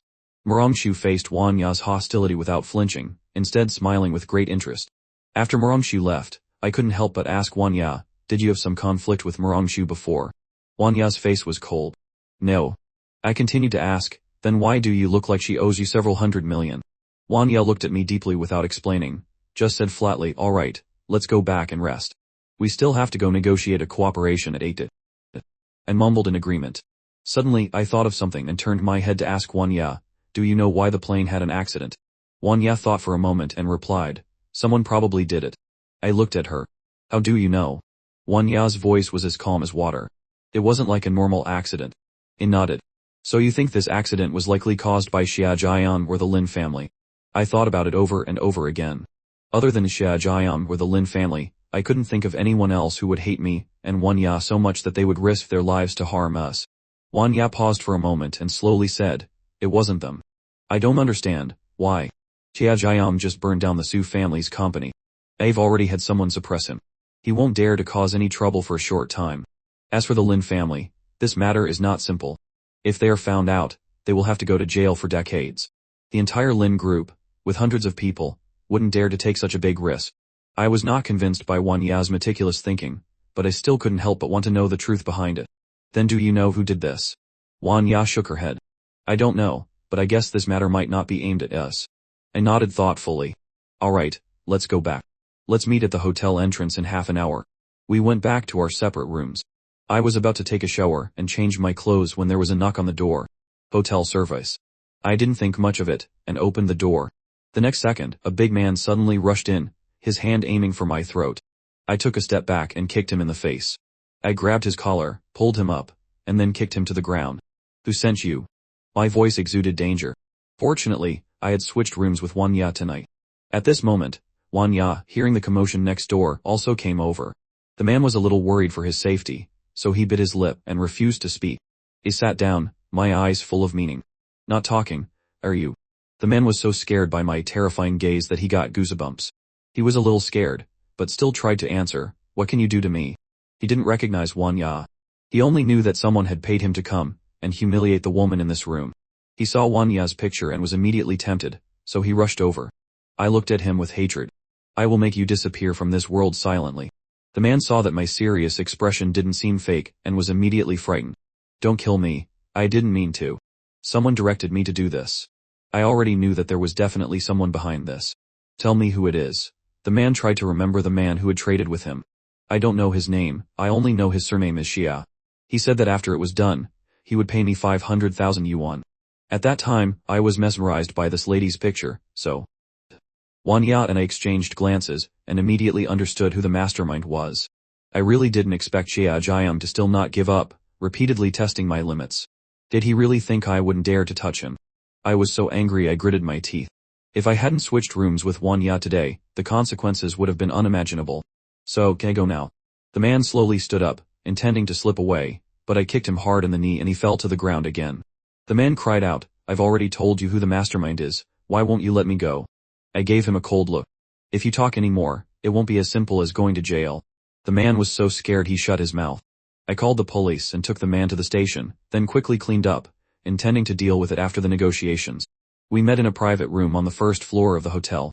As soon as I entered, I saw Merongxiu. She smiled and greeted me. What a coincidence to meet again. I was a little surprised and turned to look at Wan Ya, as if asking why the cooperation partner was Merongxiu. Wan Ya calmly explained, the partner is the Merong Group, but I only found out an hour ago that she is the executive vice president. Merongxiu smiled. It seems we are fated to be together.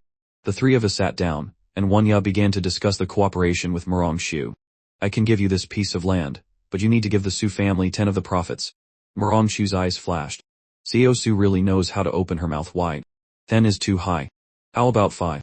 Wan Ya refused to back down, her attitude firm. 10 is already the lowest. Merongxiu suddenly stopped talking and looked at me with a smile. But for Mr. Zheng's sake, 10 is not that much. When Wan Ya heard this, she couldn't help but frown. I immediately waved my hand.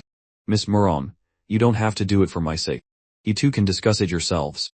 I could already feel the heavy atmosphere around me, and didn't want to get involved in this situation at all.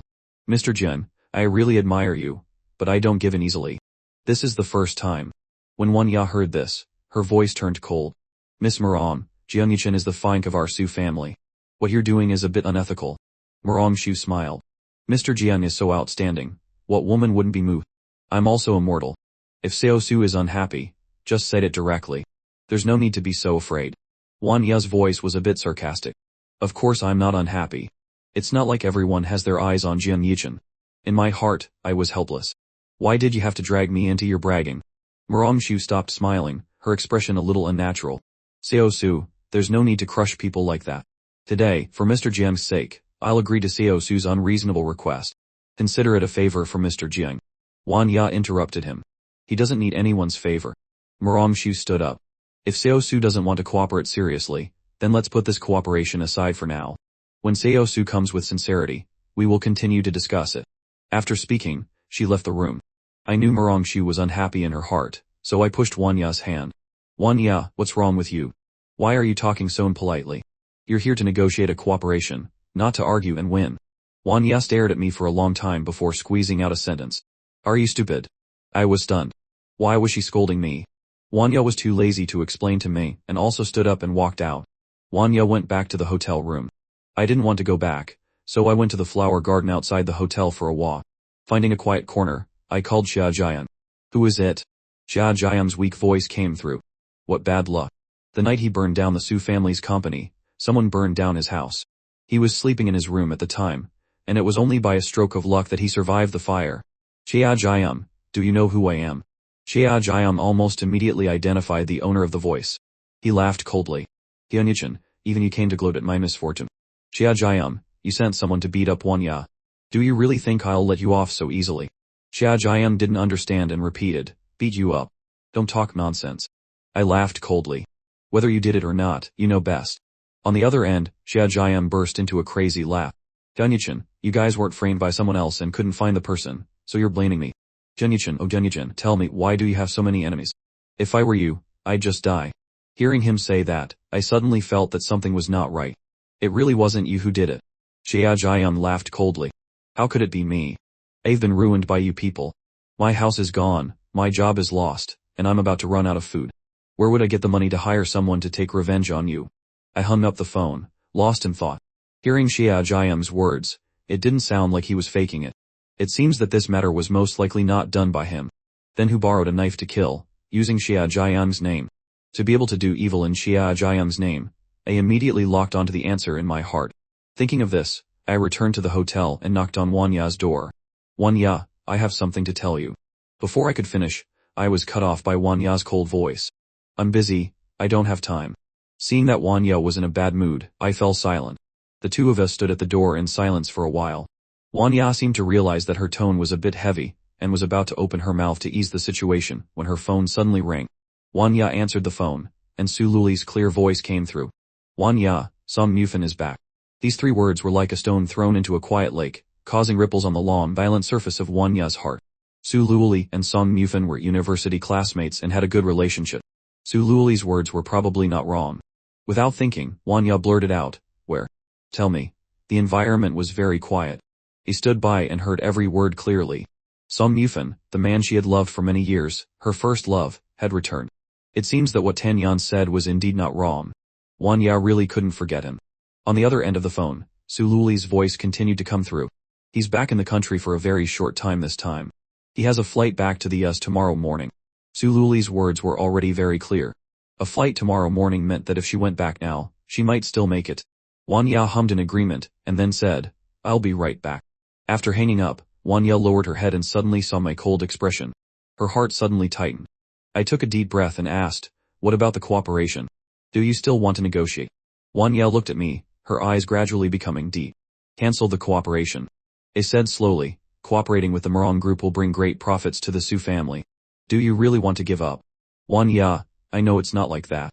Wanya is a person who places great importance on the interests of the company, but this time, she nodded. I have something urgent to attend to. I'll cancel it for now. I glanced at her. Your urgent matter is to go back and see him, right? Go ahead. Without you, I can still successfully negotiate the cooperation. Wanya frowned. It's not what you think. I waved my hand. It's up to you. That's your business. After speaking, I turned and left without looking back. Wanya behind me, her eyes darkened for a moment. She suppressed the urge to chase after me and still left the hotel. I went back to my room. Just then, Yu Qing'an called.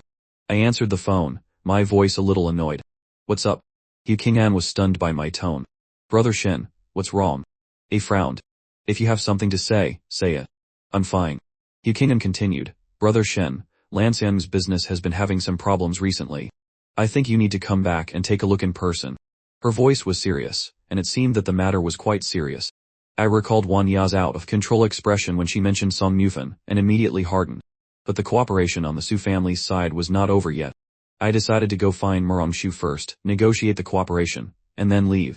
When I found Murangshu, she was drinking coffee behind a screen in the lobby. Mr. Jian, I knew you would come to find me. Murangshu's expression, as if she had already guessed, made me a little hard to guess. Why do you say that? Mr. Jian is a smart person. Of course, he knows that cooperating with us will generate huge profits. I smiled and replied, so Miss Murong, how do you view the cooperation with the Su family? Murangshu deliberately kept me in suspense. Seo Su's unwillingness to cooperate disappointed me very much. But if Mr. Jian can offer a condition that interests me, I can also consider cooperating with the Su family. As for the condition, I think Mr. Jian himself is already a very big condition. A trace of doubt flashed across my face. I don't understand what you mean. Moramshu smiled and explained, Mr. Jian, don't be so nervous. I'm aiming for your ability. I want to invite you to the Moram group. At that time, I will definitely give you a senior management position. If you don't want to, of course I won't force you. But we don't want to make any concessions on this cooperation either. Hearing this, I stood up and gave a faint smile. I understand what Miss Moram means. In that case, I won't force it. After speaking, I turned to leave, but was stopped by Moramshu. Mr. Jian, wait a minute. I curled my lips and turned back. As expected, Moramshu would never miss this opportunity for cooperation. I'd bet right. Moramshu was helpless. Mr. Jian is still better. Alright, the cooperation between the Su family and the Moram group will proceed as usual. I will send the contract to Mr. Jian later. I look forward to cooperating with the Su family. He smiled sincerely. Then happy cooperation. Moramshu smiled. Mr. Jian, to be honest, I like you more and more. Thank you, Miss Moram, for your liking. I hope you not only like me, but also the Su family. Moramshu smiled. After dealing with Moramshu, I booked the earliest flight back. I went back to the Su family first, intending to ask for a few days off to go back and handle some work. As a result, I ran into Wanya. Jian Yichin, Wanya spoke first. I couldn't help but be sarcastic. Oh, shouldn't you be happily reuniting with your first love at this time? Why are you here? Wanya explained, It's not what you think. The last time I rushed back, Su Luli told me that I had mistaken the person. Song Mufan hasn't come back yet. Besides, he left so quietly. It's not because I still have feelings for Song Mufan, but because there's a question that has been unanswered for many years. Only by facing Song Mufan can I untie the knot in my heart. Wanya was about to explain, but I cut her off directly. Seo Su, you don't need to explain to me. I don't have time to talk to you about your ex-boyfriend right now. Throwing that sentence back, I turned and left without looking back, heading to the Human Resources Department to ask for leave. Wanya looked at my determined back, and a little ripple rose in her heart. Just then, her phone rang. Wanya looked at the two words Moramshu jumping on the phone screen. She answered the phone, and Moramshu's voice carried a hint of a smile. Seo Su, have you received the contract? Wanya frowned. What contract? Didn't Mr. Jun tell you? If it weren't for Mr. Jin, it would probably take a long time for the Su family and us to cooperate. Didn't you know? Moramshu continued, I thought Mr. Jin would report this news to Seo Su first, but I didn't expect him to say nothing. How strange. Wanya didn't pay attention and asked, Miss Moram, you weren't willing to agree to the cooperation before, so how did you agree so quickly now? Moramshu raised her eyebrows and lowered her voice. Thanks to Mr. Jian for offering a condition that moved my heart. Moramshu had always expressed her goodwill towards me, and now that she said this, Wanya unconsciously thought of some strange thoughts. She couldn't believe her guess, so she calmly asked, Jian Yichin, how? Moramshu smiled. You should go ask Mr. Jian about this. Seo Su, I have something else to do, so I won't talk to you anymore. After speaking, Moramshu hung up, leaving Wanya with an unsolved puzzle. Wanya heard that I had asked for a month's leave and was leaving today. After thinking it over, Wanya called me. Where are you? I heard a hint of questioning in her voice and laughed coldly. Where I go has nothing to do with you. Wanya was almost certain that I had agreed to some condition of Moramshu's. Otherwise, why would I leave so suddenly? You're not allowed to take leave. Come back and continue working. I immediately said, Wanya, I'm taking leave according to the proper procedures. You have no right to interfere. Wanya's voice became colder. Don't make me say it a second time. I was a little helpless. Wanya, what's gotten into you today? Wanya suddenly burst out laughing coldly. Donichen, are you on your way to Moramshu's comedy? I burst out laughing, not understanding why she would think that. Wanya took a deep breath and continued. I know Moramshu has given you great benefits. You're leaving the Su family for that, right? I retorted angrily, even if I really go to the Moram group. That's my freedom of choice. Seo Su doesn't need to be so angry and embarrassed. Fine, then you can go. After Wanya said that, she hung up the phone. Of course, I didn't tell Wanya that I was going back to handle work. It was also good for her to misunderstand. After all, she had always been indifferent to me, only with accusations and suspicions. I returned to the headquarters. Yukingan was waiting there. Seeing me back, she was relieved. What's going on? What on earth happened? Yukingan said anxiously. Recently, the cooperation between Lansum and the Genesis group in a foreign country has encountered problems. But that company is very strange. They only want to see you. He frowned. See me? Yukingan nodded. That's right. They specifically want to see the CEO of Lansum, to have tea and a discussion. They said that if you don't agree, they will terminate the cooperation, no matter how much they have to compensate. After speaking, Yukingan sighed. This is a big contract. If it is terminated, even though the other party will compensate a large amount for breach of contract, our company will also have to compensate a lot. Lanxian has recently invested in a new project, and the cash flow is not good. It may be greatly affected. Hearing this, he immediately understood. This time, I had to meet them, whether I wanted to or not. Brother Shen, this CEO must be very good at tea ceremony, right? As soon as Gu Qingyan finished speaking, she shut her mouth. He smiled to comfort her. Have I ever lost face? As soon as these words were out, Gu Qingyan, who had been dejected, immediately lit up. That's right. Is there anything you can't do? He smiled and said nothing more. The CEO of Janus's group had arranged to meet me at a tea house on Sunday afternoon. There weren't many people in the tea house. When I arrived, there were only a few scattered people. He stood in front of the private room and knocked on the door. A strong English voice came from inside. I then pushed the door open and entered. In the middle sat an old man of about 60, but his whole body was still as straight as a bamboo. He held a teacup and took a sip. Seeing me push the door open, he smiled. The CEO of Lanxian is indeed worthy of his reputation. His every move exudes an extraordinary temperament. He smiled. Old Mr. Li still looks so young, not at all like someone in his 60s. Much younger. Old Mr. Li laughed heartily. We've arranged to have tea today, so let me see what you know. I had already anticipated this and replied with a smile. The tea ceremony consists of selecting tea, brewing tea, pouring tea, and appreciating tea. Each type of tea has its own characteristics. Some are strong, some are gentle. Our country has millions of types of tea, which vary according to the local conditions and customs of each place. Old Mr. Li laughed. Very good. You've mastered the basic principles of making tea. I wonder who taught you this knowledge of the tea ceremony. I was lost in thought. This was what my father taught me when I was very young. My father's knowledge of the tea ceremony was also passed down from my grandfather. My grandfather was proficient in the art of tea, and he also had many friends around him who loved the art of tea, just like old Mr. Li. Old Mr. Li suddenly became interested.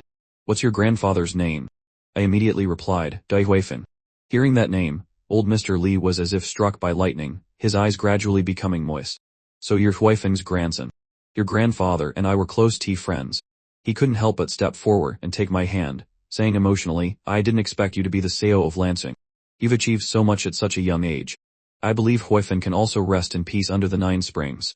I probed, so, old Mr. Li, this cooperation. Old Mr. Li directly interrupted. Let's not talk about this cooperation anymore.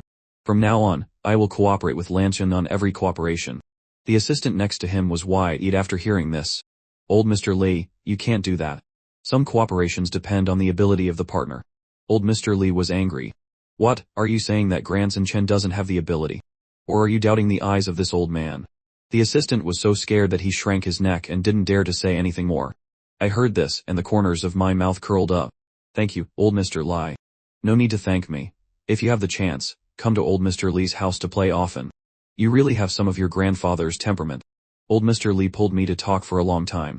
Finally, when it was dark, he reluctantly let me go. The crisis of Lanxian has been resolved, and I have a solid backing. I suddenly feel relieved. Now I should go back to the Su family to work soon, but thinking about what Wang Ya said to me that day, I have no interest in going back to the company at all. After all, Wang Ya is probably happily reuniting with her first love now. The two of them are very passionate. It is very inappropriate for me to go back suddenly. Just as I was hesitating about when to go back, a call came. Brother Yichin, Shaksho's voice sounded. Where have you been these past few days? Why haven't you come back yet? I was stunned and was about to explain when a familiar voice came from the other side. Shaksho, aren't you studying? The exam is the day after tomorrow. Don't you know? The poor Shaksho replied, I know.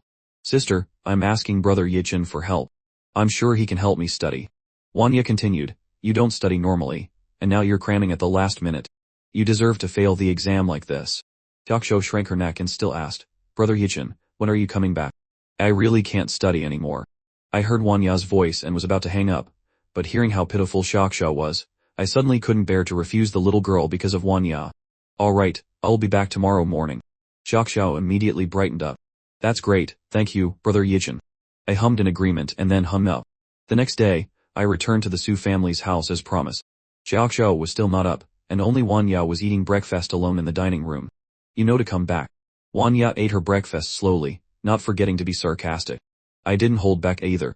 What I do has nothing to do with Miss Su. You should mind your own business. Wanya took a napkin and wiped her mouth. I'm just taking care of you under Dad's orders. Who wants to be a housekeeper all day?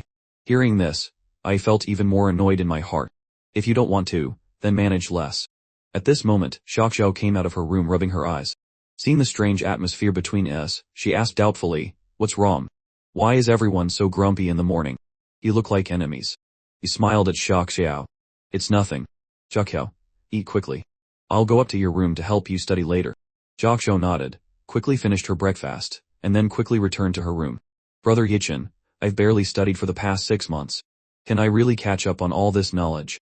In her bedroom, Xiaoxiao rested her chin on her hand and bit the end of her pen, feeling extremely troubled. I was blunt. "Of course not." Xiaoxiao let out a small and then came to her senses. "Then what should I do? Am I going to fail the exam?" He sighed. "You won't fail the exam. Your foundation is good, so you definitely won't fail. But you probably won't be able to get a high score." Hearing that she wouldn't fail, Xiaoxiao immediately broke into a smile. "Then, Brother Yichin, let's start quickly." I opened the book and began to mark the key points for her. I almost knew the entire book by heart. When I marked the key points, I did it very smoothly, as if I were the one who had written the exam. Xiaoxiao was a little surprised because when the teachers marked the key points in class, they usually marked large sections, but I only marked a sentence every few pages. I even finished marking the key points of the entire thick book in just 10 minutes. Trust me, these are all key knowledge points that are often tested. As long as you are willing to spend time memorizing them, getting over 80 points is not a problem. Xiaoxiao nodded as if she half understood. "Thank you, Brother Yichin." On the day of the exam, Xiaoxiao went to take the test. Before I could even go downstairs, I heard a surprised cry from downstairs. The cry was from Jimin. I went down to ask what was going on. Jimin frowned and said, "Xiaoxiao was accused of cheating. She's in the principal's office now. The school said they will deal with it seriously, and want to expel her." I remembered Xiaoxiao's stubborn expression. It didn't seem like she would cheat at all. I went downstairs and asked, "So where is Xiaoxiao now?" Jimin frowned. "She's at school now. The teacher called home. I have an opening ceremony right now that I can't cancel, otherwise it will have a huge impact." Suddenly, she seemed to think of something, her expression showing a little difficulty. "You two go find Xiaoxiao and see what's going on." I didn't expect Jimin to make such a request. Suddenly, Jimin's phone rang. She looked at the urgent message on the screen and started to walk out. "Yichin, I'm counting on you. When I'm done here, I'll come find you guys immediately." Although I was a little confused, thinking about the situation Xiaoxiao might be in, I still decided to go and see. I arrived at the school. As soon as I reached the door of the principal's office, I heard Xiaoxiao's voice coming from inside.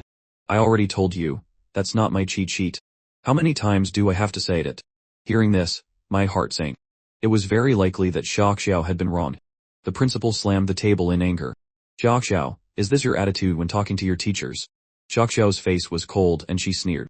"I said it wasn't me, so it wasn't me. Even if you ask me 100 more times, it still won't be me."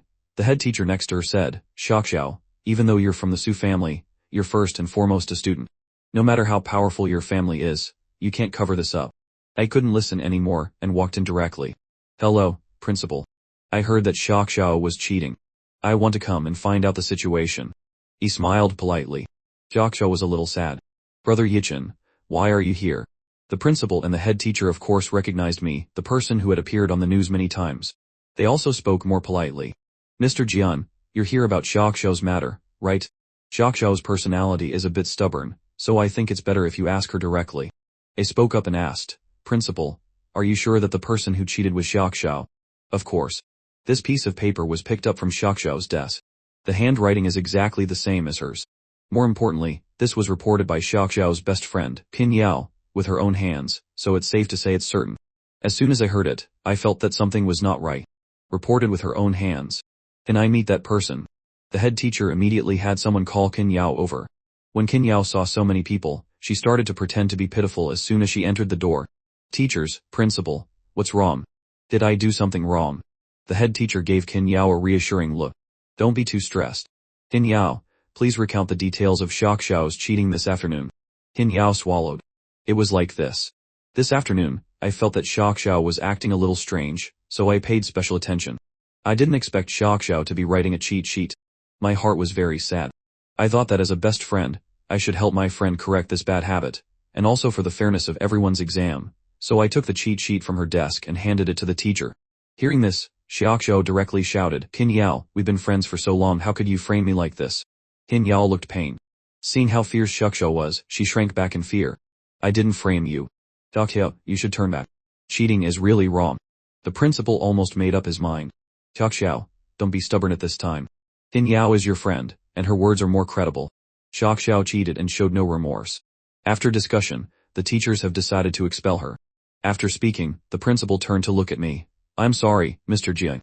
The impact is too bad, so I can only do this. I looked at the principal unhappily. Wait a minute. Isn't it a bit too early to draw such a conclusion? Xiao was tutored directly by me, so I don't think her level is so low that she has to cheat. The principal smiled bitterly after hearing this. Mr. Jian, that's not what I'm saying. You have to know. I interrupted the principal. If you think it's not good, then let her take a test on the spot. I'm sure there's still a backup paper, right? The principal was stunned, as if he hadn't reacted yet. The head teacher spoke up. It's true that there are both the original and backup versions of the exam, but the backup version is a bit more difficult. Without hesitation, I said, take it out and let her do it. The principal nodded. All right. To convince Xiao, even if she is expelled, there will be no objections. The teacher took out the exam paper and placed it in front of Xiao. This set of questions is a bit difficult. I'll give you 150 minutes, an extra half an hour. Xiao coldly pushed it away. I'm not doing it. I frowned and looked at Xiao. Xiao was a little angry, and her voice was also high. Brother Yichin, it's not like I really cheated. Why are they making me do it? He smiled and rubbed her head. Just do it seriously. Leave the rest to me. Seeing my gentle smile, Xiao immediately calmed down. All right, then I'll do it. Xiao took the test while the others stood by in silence, waiting. An hour and a half passed. Xiao put down her pen and handed in the test paper. The principal's jaw dropped as he compared the answer key. Was this exam paper Li? She only got 2 questions wrong. The head teacher also couldn't believe it, holding the exam paper and meticulously checking the answers. It's impossible. The student had no idea there was a backup exam. At that moment, I spoke up coldly. Now that Su Xiao's abilities have been proven, let's talk about Qin Yao. Suddenly being called out, Qin Yao flinched. I have nothing to say. Besides, maybe she just got lucky and answered correctly. My voice grew even colder. Xiao really has a good friend in you, doesn't she? Qin Yao looked anxious, her eyes darting away. There are security cameras in the classroom, right? He said. We can check the footage to see if Xiao was framed. Hearing that I wanted to see the camera footage, Qin Yao suddenly let out a breath of relief. The principal shook his head. The camera seems to have a problem today, it didn't record anything. Without the camera footage, Xiao had no way to prove her innocence after being suspected. Coupled with her somewhat rebellious nature, the principal subconsciously assumed she was just being stubborn. I waved my hand. It's fine, let me take a look. At the principal's computer, I accessed the main camera system. I went over to check and, as expected, it wasn't that the camera didn't record, the footage had been deliberately deleted. I did some work with the code settings and restored the data on the computer. The deleted camera video was recovered. Principal, look at this, I said, pointing to the image on the screen with a smile. This figure looks a bit familiar, doesn't it? Isn't that our friend Qin Yao? On the screen, it was clear that Qin Yao had taken advantage of the empty classroom after school to sneakily place a piece of paper on Su Xiao's desk, then walked away as if nothing had happened. The principal looked on in disbelief. How could this be? How could Qin Yao be the one who framed Xiao? Su Xiao laughed coldly. So it really was you. I knew it. Qin Yao's voice trembled. No. It wasn't me. This video is fake. I raised an eyebrow and smiled without saying a word. Whether it's real or fake, only you know for sure. Realizing she could no longer hide it, Qin Yao suddenly burst out laughing. Why should I know? Why is it that we are all human, yet she gets a noble birth and a powerful background? Even for this exam, none of us studied, so how could she get such a high score? I shook my head gently. No matter what, framing others is wrong. Cheating is a small matter, but falsely accusing someone is a big one. By now, the principal understood everything, but I wasn't finished. I turned to the head teacher standing beside him and smiled. Ma'am, do you have some kind of relationship with Qin Yao? Your eyes haven't left her this entire time. Moreover, when Qin Yao was exposed, you looked just as worried as she did. Embarrassed by his misjudgment, the principal first apologized to Xiao, then turned and yelled at Qin Yao. Qin Yao, I never expected a well-behaved student like you to do something like this. Don't bother coming to school from tomorrow onwards. An incident like this happening in the school was truly a major scandal. Her face ashen, Qin Yao turned to leave. I was clearly not satisfied with this outcome and raised a hand to stop her. Wait. Falsely accusing someone of cheating is a criminal offense. My face wore a smile, but my voice was colder than ice. The police will be here soon. You should think about how you're going to explain this to them. After I said that, Qin Yao completely despaired, slumping to the ground like a pile of mud. With the matter settled, I took Xiaoxiao home. On the way, she glanced at me for a long time before finally mustering a thank you. Seeing her embarrassed expression, I couldn't help but laugh. Xiaoxiao, you look like a new bride right now. What new bride? I'm just thanking you. Xiaoxiao's face turned beet red. After a moment, she still said softly, Brother Yichen, thank you for helping me out of that difficult situation today. He smiled and patted her head. Just focus on your studies. Seeing me like this, Xiaoxiao suddenly felt something different in her heart. No wonder eldest sister likes you. I froze, not reacting at first. When I finally understood, I said, your sister already has someone she likes. Didn't you know? Xiaoxiao looked surprised. You mean Song Mufan? That was her first boyfriend. She hasn't liked him for a long time. I said. That's just what you think. A few days ago, your sister dropped a major partnership and rushed back just to see him. Xiaoxiao was completely clueless. See him for what? My sister has been at the company these past few days and hasn't had contact with any men. I suddenly stopped walking. Could it be that everything I thought before was just my imagination? Su Wanya, having heard about the incident, was driving to the school when she ran into us. Both cars stopped. Eldest sister, I'm fine now. It was all thanks to Brother Yichen. Otherwise, I would have been labeled a cheater and expelled. Wanya glanced at me, and after a long moment, she finally said, thank you for helping Xiaoxiao. Her words drew a clear line between us, as if we were strangers. I felt a little uncomfortable but replied, it was nothing. If there's nothing else, you two should head home. I still have some things to do. Xiaoxiao immediately asked, where are you going, Brother Yichen? Wanya cut in coolly, don't meddle in other people's business. I forced a smile and turned to leave.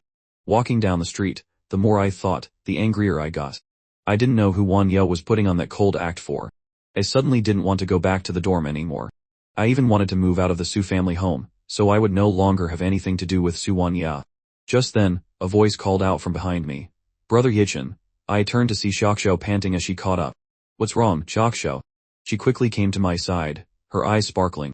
Brother Yichen, did you and my sister have a fight? He smiled. No, you're overthinking it. Your sister and I have no relationship to begin with, so how could we fight? Xiaoxiao pouted. Don't be so bitter. I know you two have had some problems recently, but why don't you try to resolve them? He sighed. You don't understand. Xiaoxiao cut me off. I'm only 3 years younger than you, besides, I know my sister. Although she acts cold towards you, she actually cares a lot about you. I waved my hand. Xiaoxiao, you don't need to say any more. I've decided to move out of the Su family home. Xiaoxiao's eyes widened in shock. Move out of the Su family home. Why? Seeing her shocked expression, I explained, it's like you said, your sister and I don't have a good relationship. Living together will only make things more. You like my sister, don't you? Xiaoxiao looked at me. I immediately retorted, no, if you don't like her, why are you avoiding her? The Jun Yichen I remember never runs away. I was stunned, momentarily unable to find a response. After thinking for a long time, I still decided to go to the company. As soon as I arrived, I heard a familiar voice. It was Yichen. He stopped in my tracks, about to turn and leave, but he had already seen me. He smiled and walked over. Yichen, long time no see. I forced a smile. Long time no see. I thought you were still in re-education. I thought this remark would surely anger Yichen, but he just smiled. Thank you for your concern. I know I did many wrong things in the past, so I came back this time to atone for what I've done. I replied coolly, I hope so. I knew Yichen was not an ordinary person, so I didn't pay much mind to his words. Yichen, how about I treat you to lunch? It would be a chance to apologize to you again. I immediately refused. No need, I have things to do. Yichen showed a look of disappointment. You don't want to go. Is it because you still hold a grudge against me? Yichen admitted. Can you forgive me? His demeanor made many people around us feel sorry for him. Actually, I think Yichen is quite pitiful. After all, he just loves someone so much he lost control. Our Seojian is being a bit too cold. Don't let Seojian hear you, or there won't be a good outcome. Hearing these whispers and seeing his pathetic yet detestable act, I immediately understood everything. Yichen had returned this time playing the pity card, aiming to make everyone sympathize with him and thereby improve their impression of him. Sure enough, a few months in prison had changed him quite a bit. He said you haven't eaten yet. Hearing this, Yichen's face lit up. Not yet. I also invited Wanya. The three of us can decide where to eat then. Hearing that Wanya would also be there, my heart suddenly sank. But before I could refuse, Yichen had already left the office. I had no choice but to go to lunch with them. Wanya was working overtime, so Yichen and I waited for her at the entrance. While we waited, Yichen brought up a few topics to pass the time. Yichin, I heard that while I was away, the Su Corporation reached new heights, all thanks to you. I waved it off. This is the result of the efforts of hundreds of employees at the Su Corporation, not my achievement alone. Before I could finish, Yichin interjected, don't be so modest. Wanya told me you're very hardworking and capable. Wanya, we're over here, he saw Wanya and waved. Wanya didn't expect me to be there, and her gaze flickered slightly. Wanya, Yichin and I were just discussing what to eat. Should we have Japanese, French, or Chinese? Wanya glanced at me. I'm fine with anything. And Yichin turned to ask me, John Yichin, what do you think? I blurted out, let's have Japanese. Unexpectedly, and Yichin's expression suddenly became awkward. But Wanya's stomach isn't good. Japanese food is too raw and cold for her to eat. These words were clearly meant to drive a wedge between me and Wanya. I knew that Yichin, who used to wish I would stay far away, wouldn't have any good intentions in having us go out together. I glanced at him. Then let's just go wherever. And Yichin suddenly became sad. Then Yichin, you don't like me, do you? That's why you don't want to have lunch with me. I was a bit annoyed. Stop pretending. Are you going to eat or not? Unexpectedly, and Yichin's voice grew even hoarser. Yichin, I've already apologized to you. Even if you don't forgive me, you shouldn't treat me so coldly. Hearing these words, I felt extremely repulsed. Are you done yet? Wanya suddenly spoke up. Alright, stop being so aggressive. I laughed coldly. Wanya, I don't need you to tell me what to do. Since you both think I am being unreasonable, you can go eat by yourselves. Wanya glanced at me coolly and turned to Yichin. Let's go. I was stunned. I never expected Wanya to actually let me leave. Beyond the surprise, there was even more disappointment that she couldn't see through Yichin's words. I returned to the office, wrote my resignation letter, and sent it directly to Wanya's email. After finishing everything, I went back to the Su family home to pack my things. As I was carrying my suitcase, ready to leave, Su Lily, who was at home, saw everything. She couldn't help but chuckle. What, you don't even want to live in the Su family home anymore? I replied calmly, I just feel that I'm not suited to stay at the Su family home. It's nothing else. I told you a long time ago, Wanya has no feelings in her heart. All she has is work. In other words, her heart died 3 years ago. Even if she does have some feelings for you, they're insignificant. You're a smart man, you should understand what I mean, right? I nodded. So, would you consider being with me? I promise to treat you 1,000, 10,000 times better than Wanya. After saying this, she even winked at me. I looked at her playful eyes and said seriously, then, Su Lily, do you like me? The smile on Su Lily's face stiffened slightly. Does liking someone matter that much? Her words made me want to laugh. Of course it matters. If you don't like someone, why would you be with them? Su Lily, is there anything in this world so important that it makes you feel like you don't need emotions? Su Lily was taken aback, seemingly not expecting me to say that. Of course there is. How can a person only care about feelings? In Su Lily's view of life, feelings were the most useless thing. She didn't even have them herself. Alright. I hope that before you understand what true love is, you won't say such things to me again. I smiled at her and finally picked up my suitcase, preparing to leave. Just as I stepped out of the Su family gate, I was blocked by the Su family's butler. Mr. Jian, you can't. If you leave, how will I explain this to the master? The butler had a troubled look on his face. Seeing me pulling my suitcase, ready to depart, he was so anxious he looked like he wanted to hit his head against a wall. I'm just moving out of the Su family home, not cutting off ties with the Su family. Butler, you don't need to be so agitated. Seeing the butler blocking my way, I felt both helpless and amused. Just then, Wanya returned. Seeing me about to leave, she frowned, then quickly regained her indifferent expression. Where are you going? I couldn't be bothered with her, and walked straight ahead. And Yichin had a look of misunderstanding on his face. Yichin, why do you want to move out of the Su family home? I looked at his pretentious act, and found it a bit funny. It's none of your business, Mr. N. Me moving out of the Su family home should be a good thing for you, shouldn't it? And Yichin suddenly looked aggrieved. Yichin, you've misunderstood me. I really didn't mean that. Wanya spoke up, her voice cold. Alright, stop bullying Yichin. Wanya, I can't be bothered to bully your childhood sweetheart. I'm leaving now, so I won't disturb your lovely reunion. After all, anything I do is considered bullying in Yichin. In that case, it's better if I leave early. And Yichin immediately said, Jian Yichin, don't overthink it. There's really nothing between Wanya and me. I just came back to find Wanya for something, and she gave me a ride home. It's really not what you think. I replied coolly, I'm not overthinking anything. What you do is your business. Wanya watched me, determined to leave, and her heart grew cold. What, are you planning to move in with Xiu?